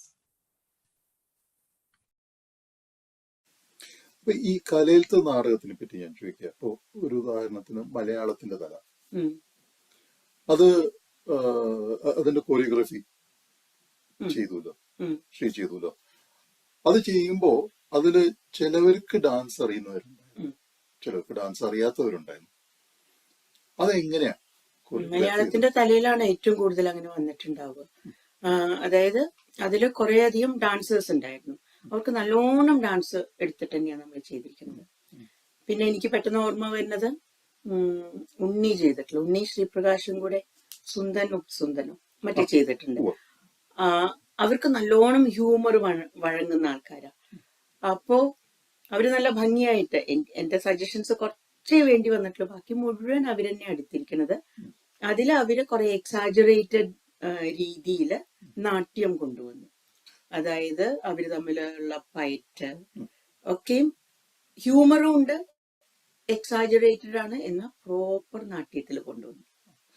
അതിലൊരു കാര്യം ഞാൻ ശ്രദ്ധിച്ചത്, അവരുടെ movements രണ്ടുപേര് തമ്മിൽ അടികൂടലാണ്. പക്ഷെ ആ അടികൂടല് synchronise ചെയ്തിട്ടാണ് ചെയ്തത്.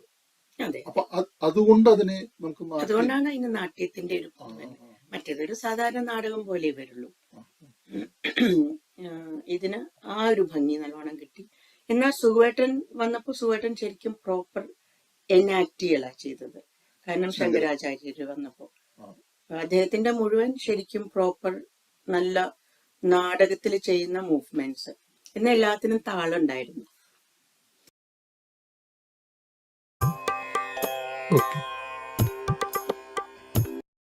Okay, could we show the next clip as well, Sriram, and then we'll come back to Sugartan.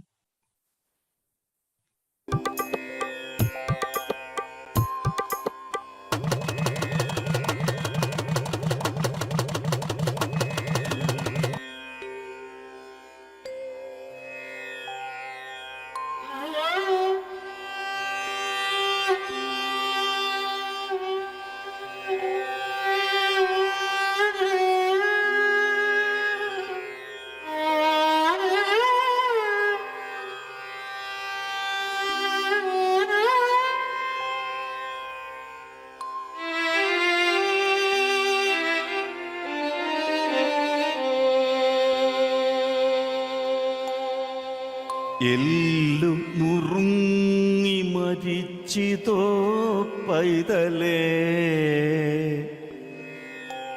മെല്ലവേ ഒന്ന് ഞരങ്ങിയതുമില്ല നീ.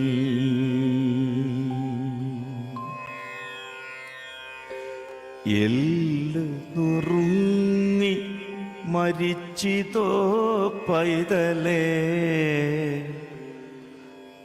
മെല്ലവേ ഒന്ന് ഞരങ്ങിയതുമില്ല നീ.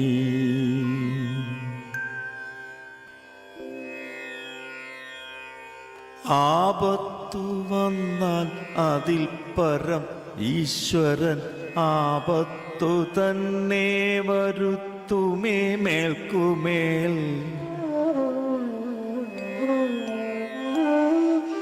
ആലിംഗനത്തിങ്കലാശു മരിക്കുമെന്നാരാനുമുണ്ടോ നിരൂപിച്ചതീശ്വര.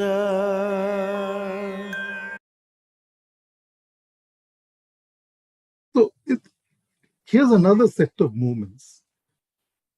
I'll bring back Srikala for another 1 minute that I asked her about the other types of movements. Sriram, could we just have Srikala back, and then I'd like Ramu and Sugartan to. അതുപോലെ എപ്പോഴും ഇപ്പോൾ ഞാൻ ധൃതരാഷ്ട്ര ചെയ്തു. അപ്പൊ എന്നോട് പറഞ്ഞത് എന്റെ movements തുടക്കത്തിൽ ഞാൻ വളരെ മെക്കനൈസ്ഡ് ആയിട്ട് റെപ്പറ്റീറ്റീവ് ആയിട്ടുള്ള മൂവ്മെന്റ്സ് ഞാൻ ചെയ്തിരുന്നത്. അത് പോരാന്ന് പറഞ്ഞിട്ടുണ്ട്. എനിക്ക് തോന്നുന്നു നമ്മൾ കോൺഷ്യസ് ആവുമ്പോ, നമ്മൾ അഭിനയിക്കുകയാണെന്ന് കോൺഷ്യസ് ആവുമ്പോ നമുക്ക് എപ്പോഴും എന്ത് സംസാരിക്കുമ്പോഴും ഇല്ല എന്ന് പറയുമ്പോൾ ഇല്ല എന്ന് കാണിക്കാനും, ഞാൻ എന്ന് പറയുമ്പോൾ ഞാൻ എന്ന് കാണിക്കാനും, ആലോചിച്ചു എന്ന് പറയുമ്പോൾ ആലോചിച്ചു എന്ന് കാണിക്കാനുള്ള ഒരു ടെൻഡൻസി. നമ്മൾ പ്രേം നസീറിനെയൊക്കെ കളിയാക്കിയിരുന്ന പോലെ പാവും. അപ്പോ ഇതിലാണെങ്കിൽ ആ മൂവ്മെന്റ്സ് ഇല്ലാതെ അല്ലെങ്കിൽ ആ ജെസ്റ്റേഴ്സ് ഇല്ലാണ്ട് വളരെ നാച്ചുറൽ ആയിട്ട് ചെയ്യുമ്പോഴാണ് ശരിക്കും നാടകത്തിന്റെ ഭംഗി വരുന്നത്. ഡ്രാമറ്റൈസ്ഡ് ആവണം. വളരെ നാച്ചുറൽ ആക്ടിങ് ആവുമ്പോൾ വ്യത്യാസമുണ്ട് ഇപ്പോഴത്തെ സിനിമകൾ പോലും. മറ്റേതിന് റിഥം ഉണ്ടായിരിക്കും, പാറ്റേൺ ഉണ്ടാവും, പക്ഷെ റെപ്പിറ്റേറ്റീവ് ആവില്ല. Okay, I'd like Sugartan and Ramu back here. Sugata, ഇതില് ഈ മലയാളത്തിന്റെ തലയില് നമ്മളിപ്പോ മൂവ്മെന്റ്സിലൊക്കെ നമ്മൾ പറഞ്ഞു. പക്ഷെ എനിക്ക് വേണ്ടത് അതിന്റെ technical aspects, costumes, the lighting, props, ഇതൊക്കെ നാട്ടുന്ന കൊണ്ടാണ്. U brought it all from Kerala, isn't it? അതെ, നമ്മളെ സുഹൃത്തുക്കൾ പോയിട്ട് വരുമ്പോൾ അവിടെ നിന്ന് മേടിച്ചുകൊണ്ട് വരും. ഇപ്പൊ നമുക്ക് അവിടെ ഉള്ള ഒരു ഏജന്റിനെ തന്നെ നന്നായിട്ട് അറിയാം. അയാൾ പറഞ്ഞാലെല്ലാം ഒരുക്കി ചെയ്യും എന്നാണ് പറഞ്ഞത്. പിന്നെ സ്ത്രീകളെ പറഞ്ഞു തരാനുണ്ടായിരുന്നു, നമുക്ക് മനസ്സിൽ തോന്നുന്നുണ്ടായിരുന്നല്ലോ. കുറച്ചൊക്കെ നമ്മുടെ ഈ എപ്പിക്സിലെ കഥകളും ഒക്കെ വരുമ്പോഴത്തേക്ക് വേഷങ്ങളൊക്കെ കുറച്ച് അറിയാവുന്നതുകൊണ്ടും പിന്നെ ഇതിനകത്ത് ഞാൻ കണക്കാക്കിയത് ഒരു റോളിന് ആര് കറക്റ്റായിട്ട് ചെയ്യും നമുക്കൊരു ഒരു ഒരു ഇത് വേണമല്ലോ, എന്നെങ്കിൽ അത് ദാറ്റ് വിൽ ബി സക്സസ്ഫുൾ. ഇപ്പം മോഹൻ തന്നെ ഭീമനായിട്ട് കൊണ്ടുവന്ന് നിർത്തി. മോഹൻ ആ പൊക്കവും ഇത്രയൊക്കെ ഉള്ളപ്പോഴത്തേക്കും അതിൻ്റെതായ ഒരു ഭംഗി വന്നു. മറ്റേ സുന്ദരനും ഉപസുന്ദരനും ആകുമ്പോഴത്തേക്കും അവർക്ക് ഈ ശ്രീകളെ പറഞ്ഞതുപോലെ ആ ഒരു സിങ്ക്രണൈസ്ഡ് മൂവ്മെന്റ് നന്നായിട്ട് വന്നിട്ടുണ്ടായിരുന്നു. അതൊന്ന യുദ്ധത്തിന്റെ ആ ഒരു ഇതുപോലെ വന്നു ശരിക്കും.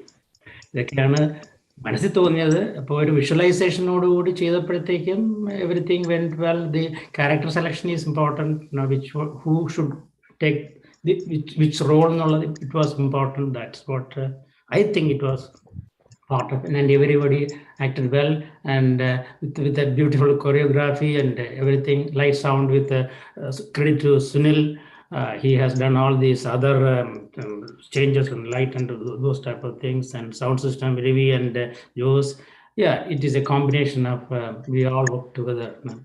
Behind the scene, there are a lot of people. I don't want to name everyone at the moment, but it was a good thing. Yeah, I am very satisfied with this one. I don't know what Ramu thinks.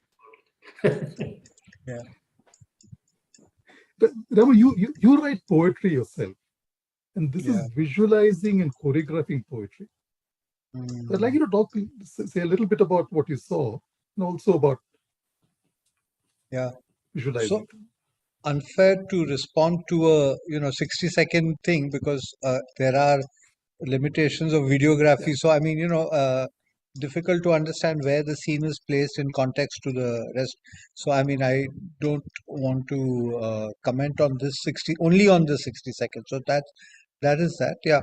But there have been, I mean, instances, a lot of very good Sanskrit dramas which have been rendered on stage. So you have had, B.V. Karant, you've had Ratan Thiam, etc. Habib Saab, with a lot of the Chhattisgarhi Gondi kind of languages and what they've done with that sort of choreography.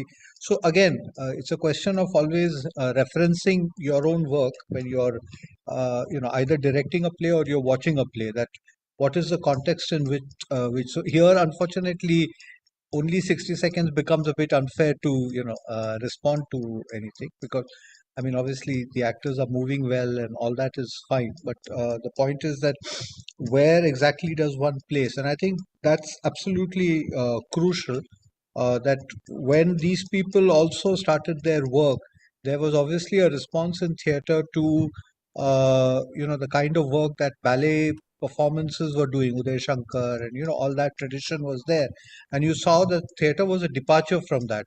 And generally, the other day we were having this conversation about minority art. What happens with theatre is that it dares to go to territory where the other forms are being slightly restrictive. So be it dance, be it language, be it this thing. So even when subsequent experiments that happen in theatre, post Gashiram, post plays like Mahanirvan, Begum Barve, you saw that Indian contemporary dance had also arrived at a certain position in the 70s. People like Chandralekha, Mallika, Alamir, and all these people.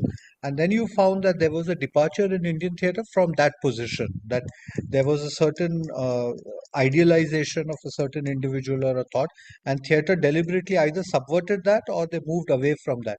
So again, you find that theatre is in a position to do that and be able to navigate itself in those positions.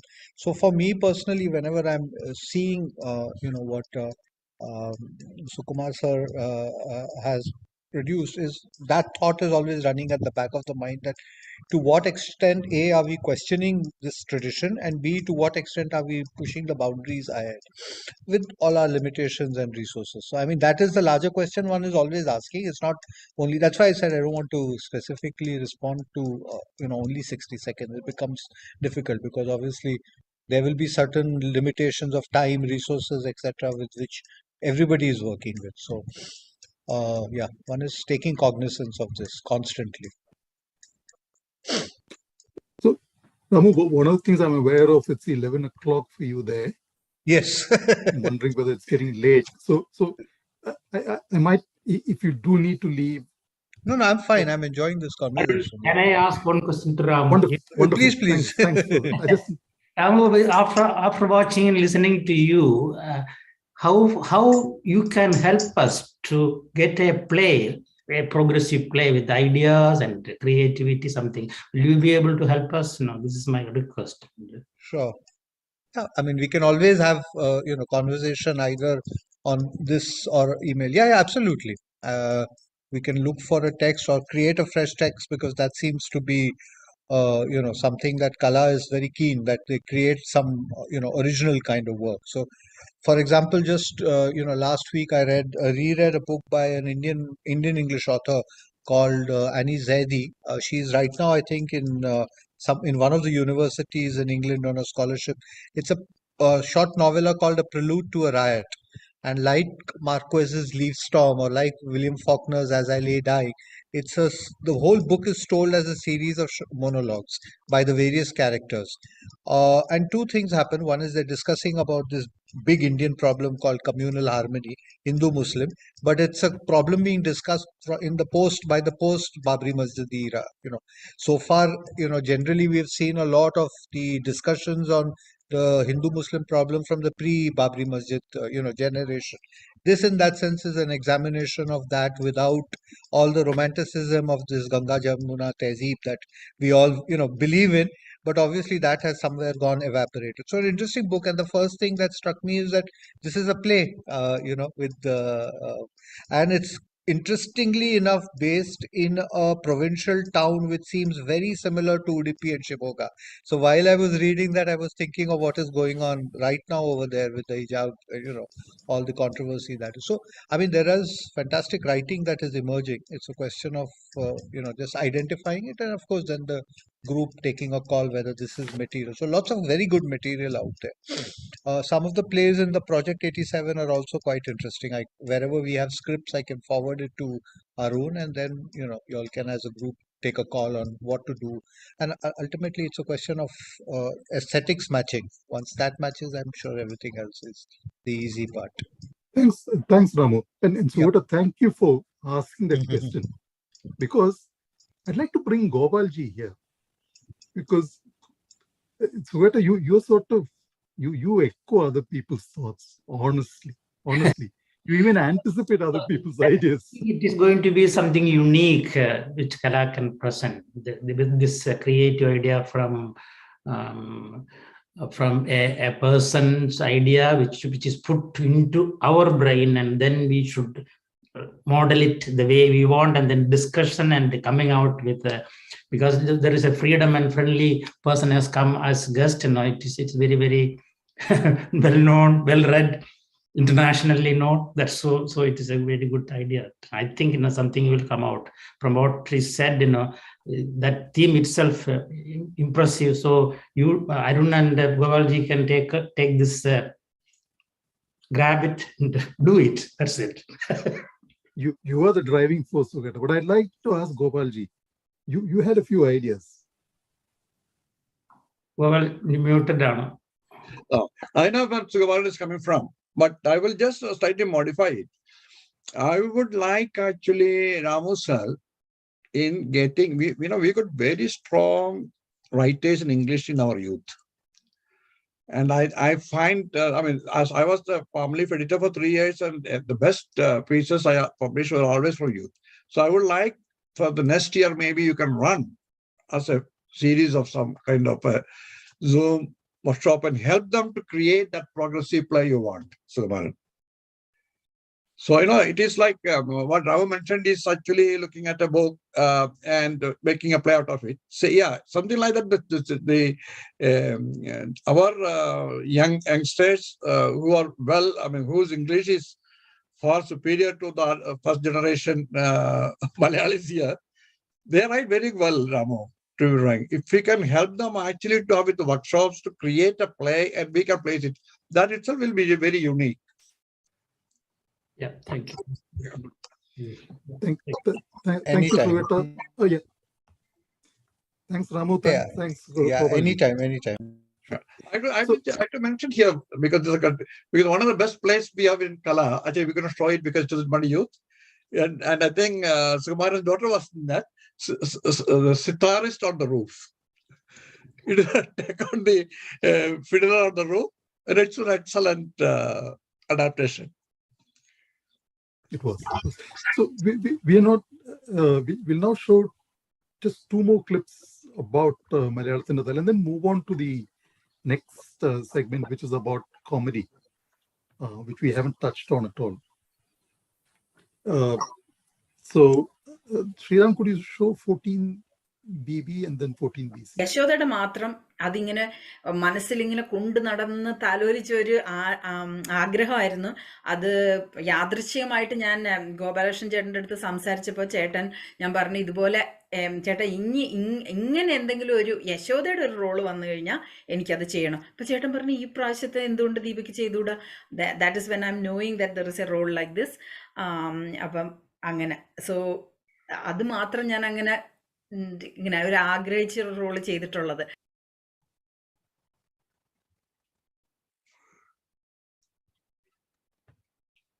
ഇതേപോലെ ദീപ വേറൊന്ന് പറഞ്ഞത്, ദീപയുടെ ഇന്റർവ്യൂല് പറഞ്ഞത് ദീപയ്ക്ക് ഏറ്റവും ഇഷ്ടമായിട്ടുള്ള ഒരു character Yashoda ചെയ്തതാണ്. അപ്പൊ അതിനുള്ള dance എങ്ങനെയാ ചൂസ് ചെയ്തത്? അത് പക്ഷെ തന്നതല്ലേ, ഗോപാൽജി തന്നതല്ലേ, കൃഷ്ണപഥം എന്നുള്ള രീതിയിൽ തന്നതാണ്. അത് കൃഷ്ണനും യശോദയും തമ്മിലുള്ള അമ്മ മകൻ എന്നുള്ള ആ ഒരു ഇത് കൊണ്ടുവരാൻ നമ്മൾ കൃഷ്ണന്റെ പല ഭാഗങ്ങൾ കാണിക്കുന്നുണ്ടല്ലോ അതിൽ. അത്രയേ ഉള്ളൂ. അത് വളരെ ഭംഗിയായിട്ട് ദീപ ചെയ്തു. ചെറിയ ആള് വളരെ ഭംഗിയായിട്ട് ചെയ്തു. ശരിയായ കൃഷ്ണൻ. അതിതുകൊണ്ടാണ് അമ്മയുടെയും മകന്റെയും ഭാവം കൃഷ്ണന്റെ യാത്രയിൽ കൊണ്ടുവരും.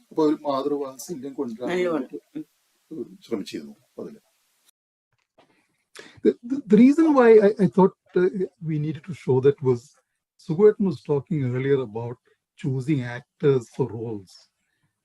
And you know, I think Kala allows people to sort of choose what they're fascinated about, what they like doing, and there's that passion that comes with it. So there's some sort of it fits in. Sugatnam, Kovalji Varno, anybody? What my experience is that people will come and ask, Aditha, when is the next play? Do I have a role? So that is how this Vazhanur came to exist. Because Parvati is our literary secretary and there was a lot of interaction with her. And she mentioned she loved to act in a play. Then suddenly the AGM was looming and we thought we will have, because Manas Pulla's book also got published that time. And there was a lot of YouTube clip about this Tiruvanangur Maharani leaving to Bangalore. So I wrote a role for Parvati there. And then suddenly Umayamma and Martandavarma and this Kochikan also came in.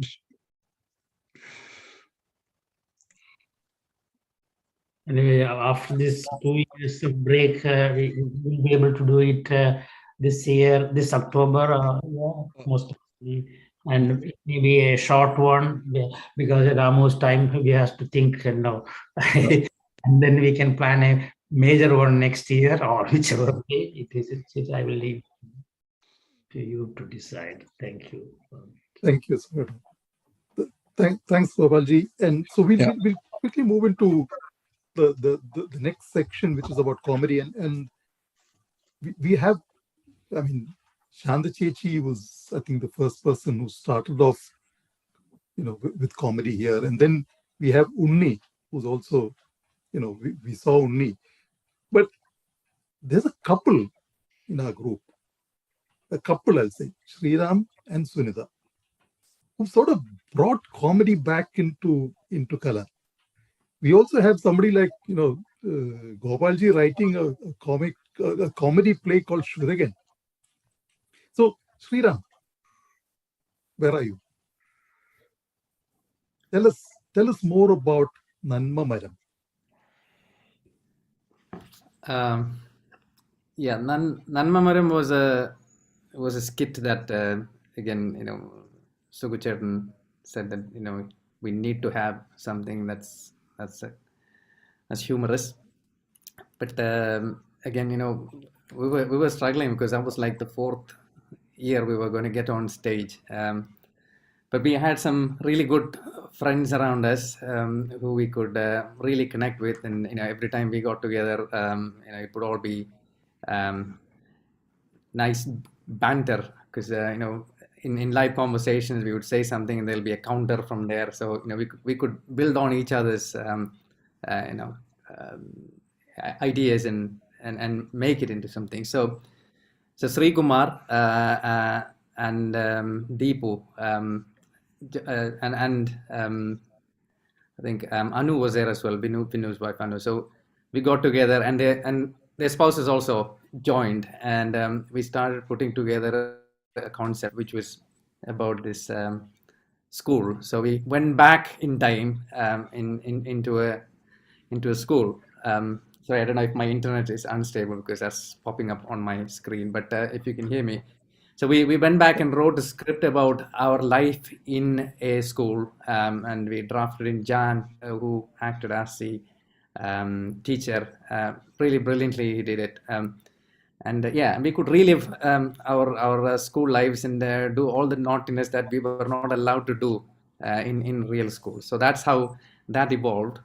And I think it was at the time when we had all the floods in Kerala. So we wanted to try and connect that as well and send a message in the end. So start off with comedy and try and end with some kind of a punch, but also try and see if we can kind of squeeze in a little message in there, albeit, part of comedy, but it would probably resonate well with the people who were watching it. So that was the idea. Luckily it came through. We were not sure whether it would actually hit the right spots, but I still don't think it may have. But we were proud after that, because it was only 1 week's preparation, to be honest, in the sense the actual rehearsals.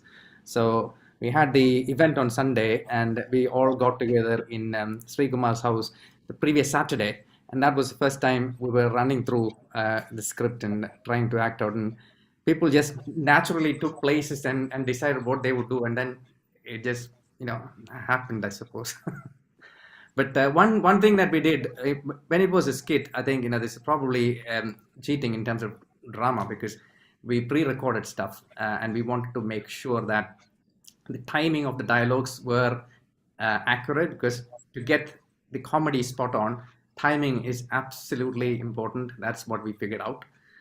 So having it pre-recorded helped us to get the timing proper, and then we only had to then worry about the actions that went along with it. So it kind of took one stress away. It's like driving a car that's manual versus an automatic, right? So we were in that auto drive mode, and that kind of helped us try and put some more visual kind of body language kind of things into that to make it more comical, I suppose. But that's my spiel on that.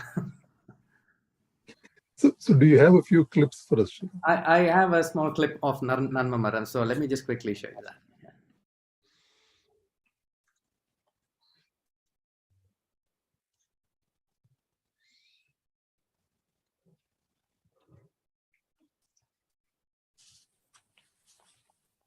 തഞ്ചിൽ 20 മിടുക്കി രേഖ 25ൽ 15 കഷ്ടിച്ച് പാസായി കല്യാണി 25ൽ 24 മിടുമിടുക്കി ശാരദ പതിവ് തെറ്റിച്ചില്ല 8 നിലയിൽ പൊട്ടി സ്വപ്നം കണ്ടോണ്ടിരുന്നോ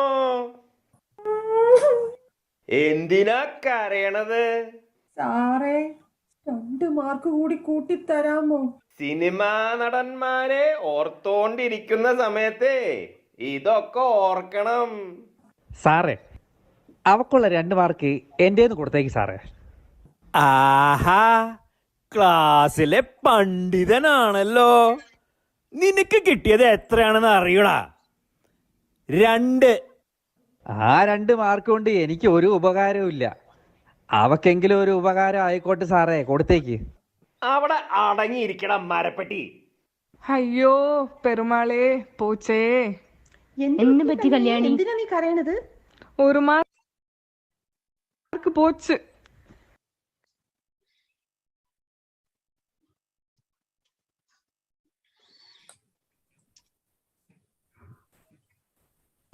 Is that the internet or the Wi-Fi? I think I just paused there. I don't know if you wanted me to continue on that one. Okay.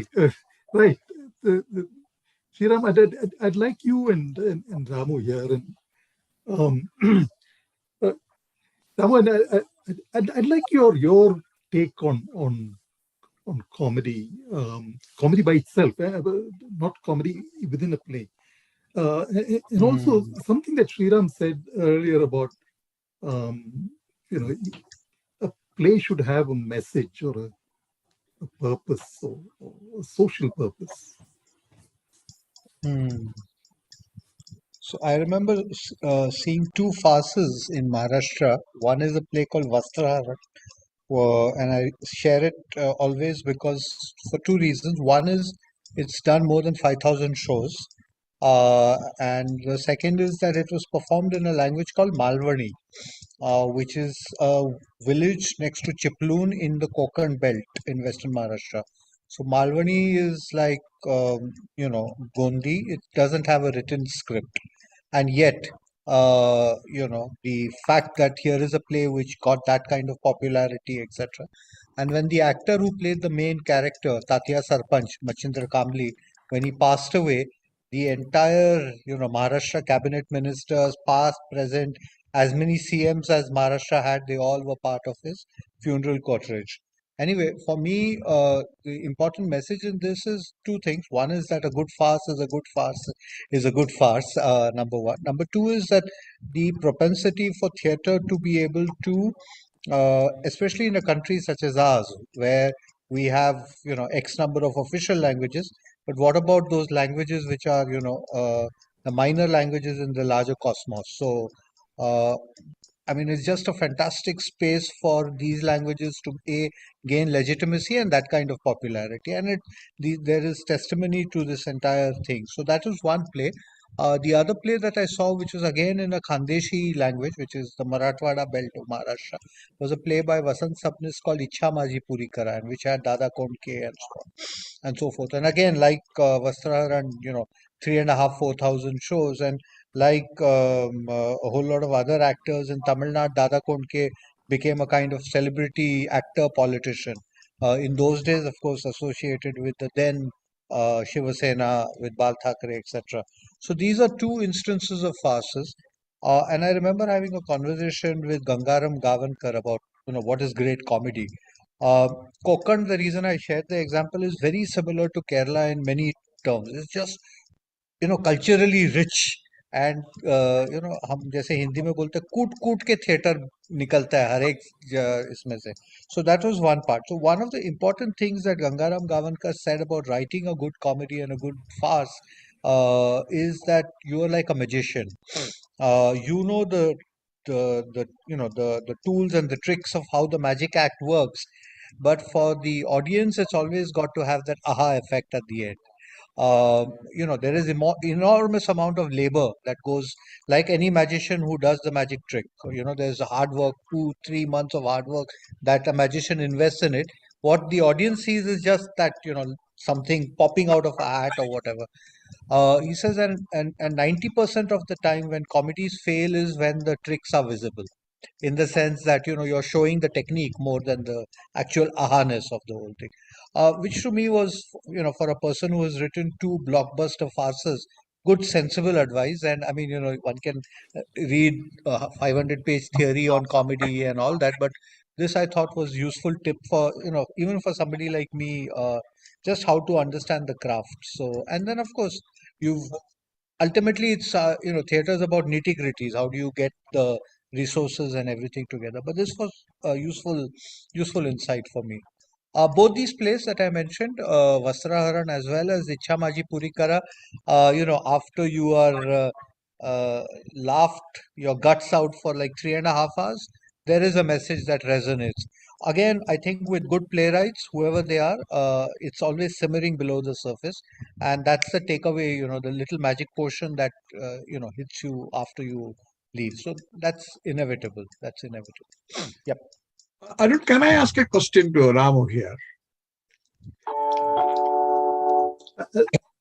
Yeah, Kowalji, there are also 3 or 4 other questions waiting, but please go ahead. No, this is, I mean, just because I noticed that you are a person who uses words very carefully, even when we ask informal questions. So why do you always refer to the playwriting as a craft rather than an art? Good one. No, it is an art. I believe it is an art, but The reason I refer to it as a craft is I'll use an example from the play that you adapted, Indulekha, which you used as the device of the murder mystery, as from what I've understood in the conversation.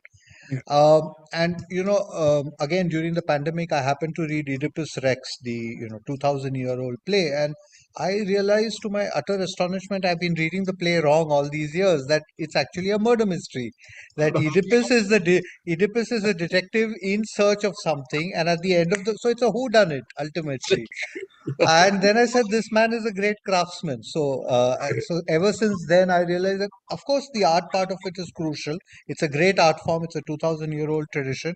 But a playwright needs to have that craft quotient. And I think in the case of Oedipus Rex, the penny dropped at that moment. Yeah. Yeah. Thank you. Ramu, at this juncture, I mean, we've got more to talk about comedy, but the lateness of the hour, I'm feeling it for you.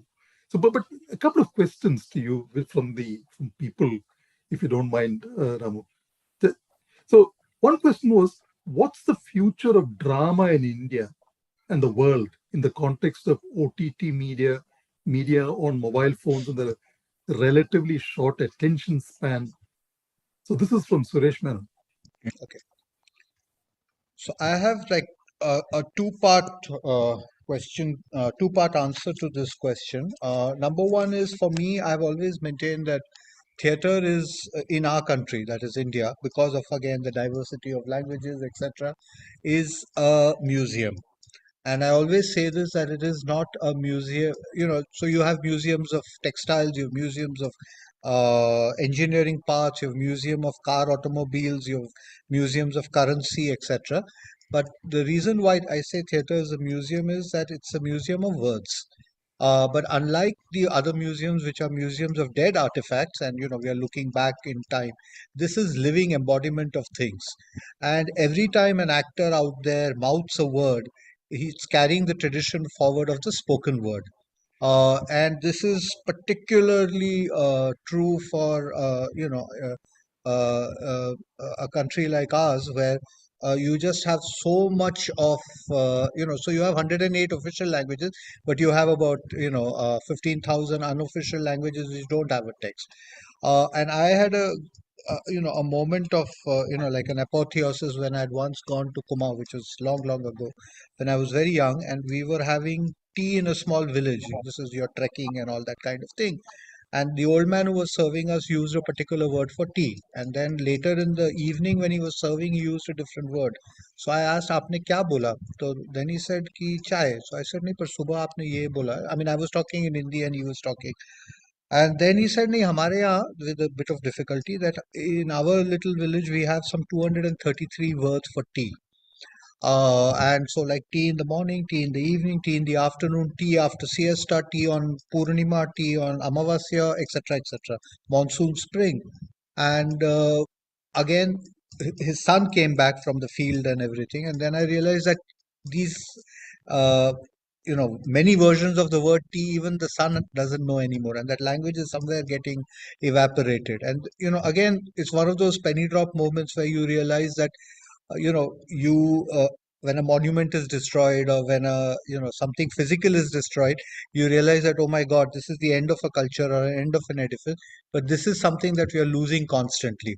And now the only possibility for us is when he sings a song, or when he articulates himself in a artistic, either a ballad or that kind of a thing, where you find that the tradition continues. And which is one of the reasons why I say theater as being a living museum, because it has the propensity to be able to do this on a constant basis.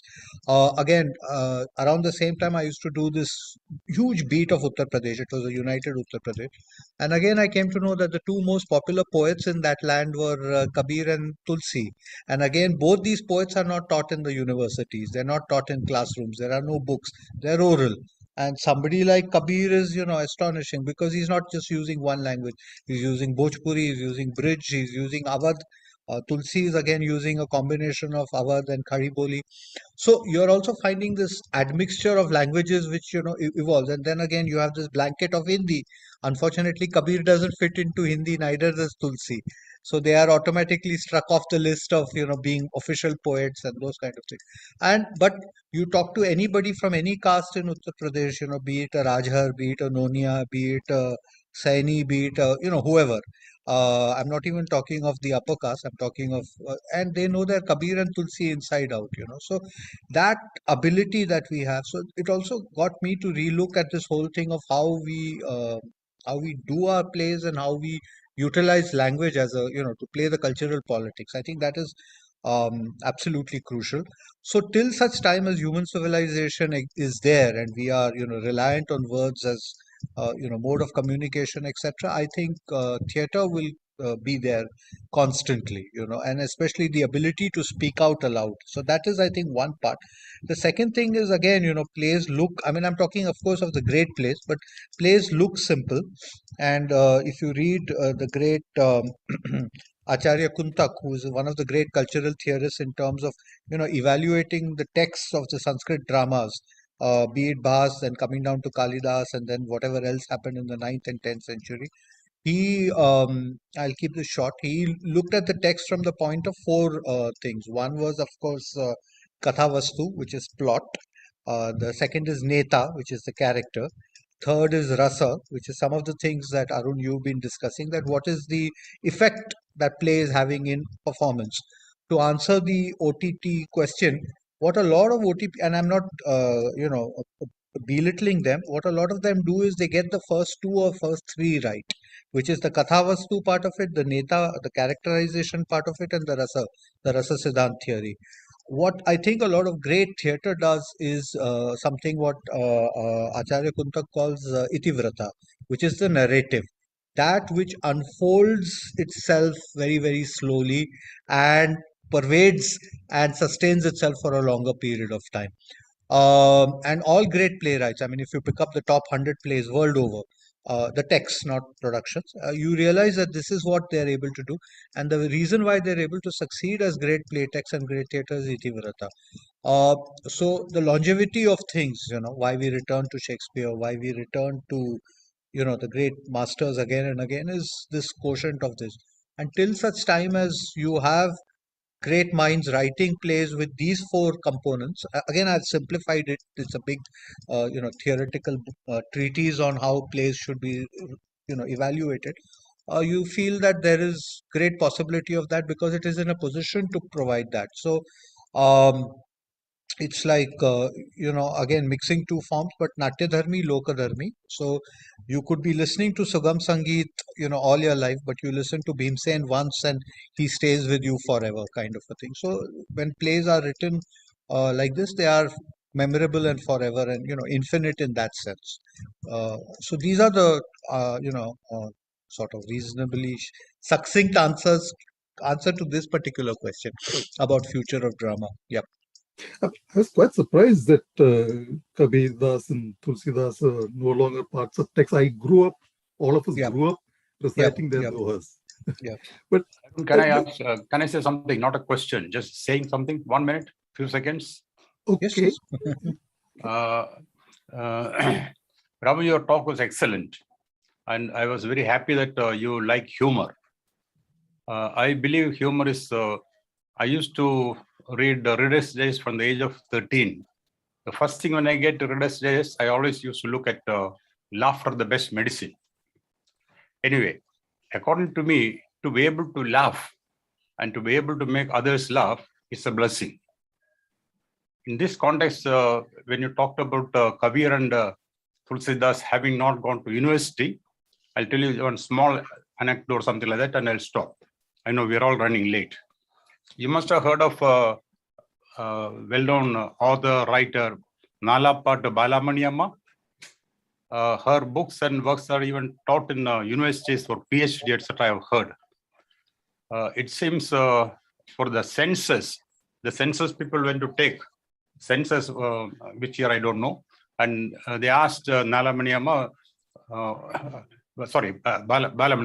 Balamaniam They asked her, what's education, what's the qualification? And she said, I didn't go to school. Then the class wrote illiterate and went back. With that, I'll stop. Thank you, Rajata. Ramu, I'm aware of the time. We've been going for 4 hours. Yes. And I think you've been great. You've been great. Yeah. I think we need to wind up this session. We'll carry on. Okay, lovely. But will that not, it won't be considered disrespectful, right? No, I'd like to bring in Gopalji here. Yeah. And Sugarton, just to wind it up and say a lot of thanks to. Yeah. Do you want to go ahead, Sumar, please? All I can say is I really enjoyed your conversation, and it had that, the pitch went up and up and up and up. And at the end of it, it made me to reprocess and rethink, you see. Previously, like a storytelling, and then went and that creativity came out, you see. So I'm sure now, if you are able to help us with that hope, let me thank you again. Thank you and bless you. Thank you. Yeah, and then I'm just doing that. So this is a little bit formal because I carry the rubric of the president of Kala. It was wonderful to meet you, talk to you again today. And as Sumaran said, let this be an ongoing relationship, because your help and your willingness to help to make drama stronger in Kala will be highly appreciated. So thank you very much. And I think I will not hold you back anymore. Yes. So thank you, everybody. Thank you, Arun. Thank you. And I'll exit. Thank you. And all the best. And we'll be in touch for the playwriting workshop. Yes. And Ramu, thanks to Kinnari as well. Yeah. Yes. She's been wandering around. Yes. All right. Thank you. Bye. So this is to the rest of the audience. ഇനിയിപ്പോ മലയാളത്തിൽ സംസാരിക്കാലോ. കുറെ ചോദ്യങ്ങൾ ചോദിക്കാതെ പോയി, കുറെ clips കാണിക്കാതെ പോയി. My apologies for this.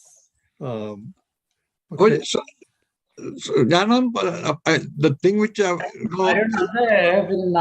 മണിക്കൂർ 2 മണിക്കൂർ 4 മണിക്കൂറില് ഒരുപാടുണ്ട്. എല്ലാം അദ്ദേഹം പറഞ്ഞ പോലെ 60 സെക്കൻഡിൽ കാണിക്കുന്ന കമന്റ്സ് ഇല്ലേ, പുള്ളി പറഞ്ഞ വളരെ കറക്റ്റാണ്. പക്ഷെ അത്രേ പറ്റുള്ളൂ. ഇന്ത്യനായിട്ട് നമുക്ക് വേറൊരു സമയത്ത് ഇനി ഒരു സമയത്ത് കാണിക്കാന്ന് വിചാരിക്കാനേ പറ്റുള്ളൂ. അല്ല വേറെ അല്ല, ഇത് ഞാൻ പറയാൻ പോയ എന്താ വെച്ചാല്, ഈ ഇപ്പൊ 4 പേര് 5 പേര് അരുൺ, ശ്രീറാം, സന്തോഷൊക്കെ കുറെ ബുദ്ധിമുട്ടി ചെയ്തോണ്ടിരിക്കണേ. And I requested them yesterday when we met that they should continue to do it for the next year. Complete this work. Because ഇത്രയും ചെയ്തിട്ട് വിട്ടു കഴിഞ്ഞാൽ പിന്നെ അടുത്ത 25 കഴിഞ്ഞിട്ടേ ഉണ്ടാവുള്ളൂ. And it is going to be very difficult. No, I don't know. അജയിനെ കാണുന്നില്ല. അജയും ഇതിന്റെ പിന്നിലുണ്ട്. അജയ് ഉണ്ടായിരുന്നു. അപ്പൊ so that I will do. ഞാൻ ഒരു proposal travelling. He is listening to it. I think he is traveling. അതെ, ഇന്നലെ സന്തോഷ് ഇന്നലെ 3 മണിക്കാണ് വീട്ടിൽ വന്ന് കയറിയത്. അരുൺജി, നമ്മള് സുനിലിന്റെ അടുത്ത് ഒരു ക്ലിപ്പ് ഉണ്ട്. അതൊന്നും കാണിക്കാൻ പറ്റിയില്ല. എനിക്ക് അതൊന്ന് കാണിക്കാനുള്ള ഒരു പെർമിഷൻ ഉണ്ട്. എന്താ അറിയോ, അത് കാണിച്ചോളൂ, അല്ലെങ്കിൽ കാരണം അത്ര ബുദ്ധിമുട്ടി അയച്ചെന്ന്. ഞാനൊരു കാര്യം ഞാൻ പോയിച്ചോട്ടോ.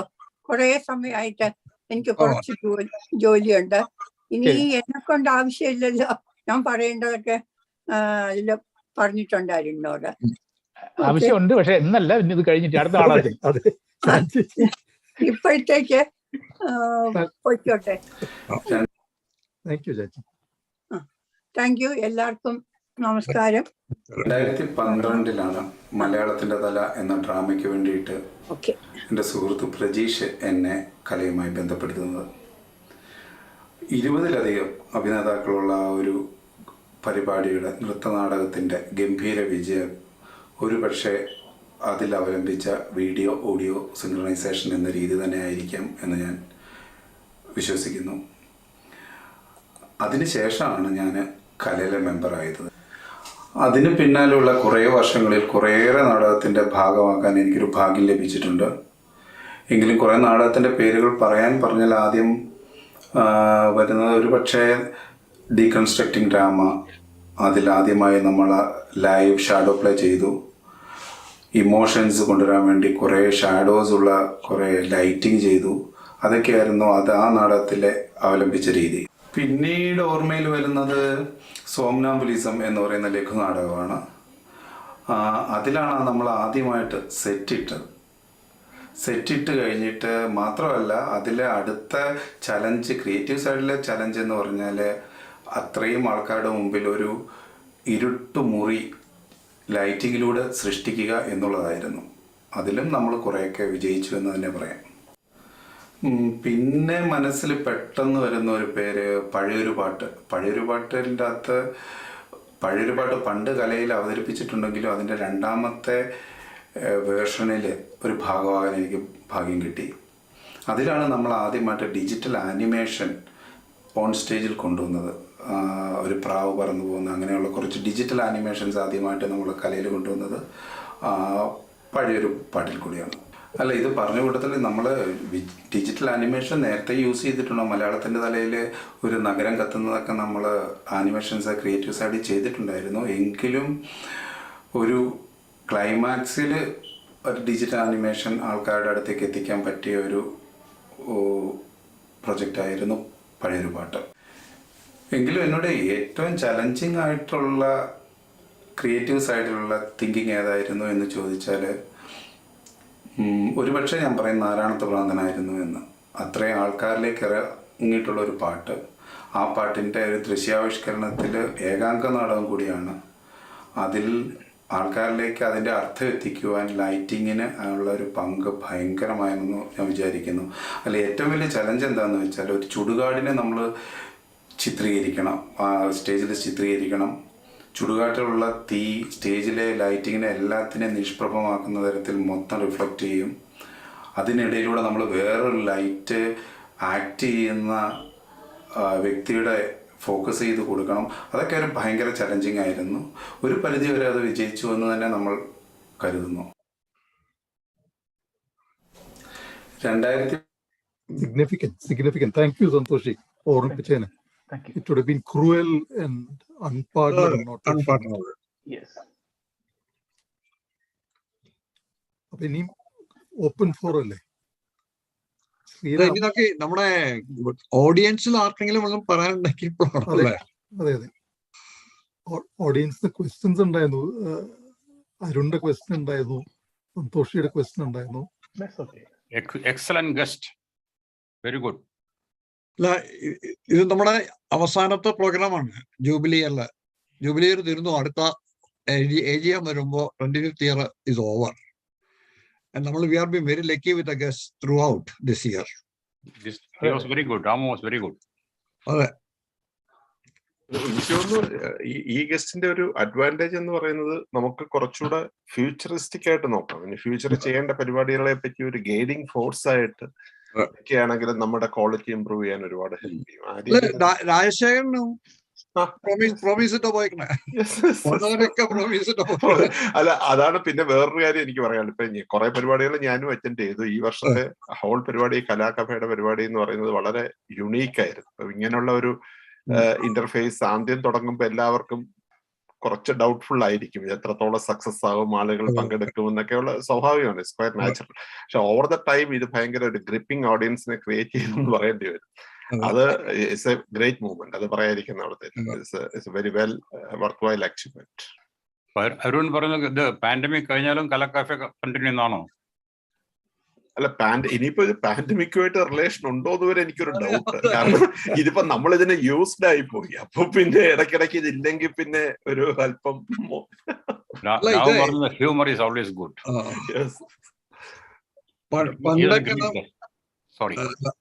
പണ്ടൊക്കെ നമുക്ക് ഇങ്ങനെ ഒരാളെ കൊണ്ടുവരണമെങ്കിൽ നമുക്ക് ബിസിനസ് ക്ലാസ് ടിക്കറ്റ്, ഭാര്യയ്ക്ക് ടിക്കറ്റ്, അതെ. ഇപ്പൊ അങ്ങനെയല്ല. നമുക്ക് നല്ലൊരാളെ കണ്ടു കഴിഞ്ഞാൽ നമുക്ക് വിളിക്കാം, ശ്രദ്ധിക്കാൻ, കേൾക്കാം. ഒരു 4-5 മണിക്കൂർ ഇങ്ങനെ സ്പെൻഡ് ചെയ്യാം.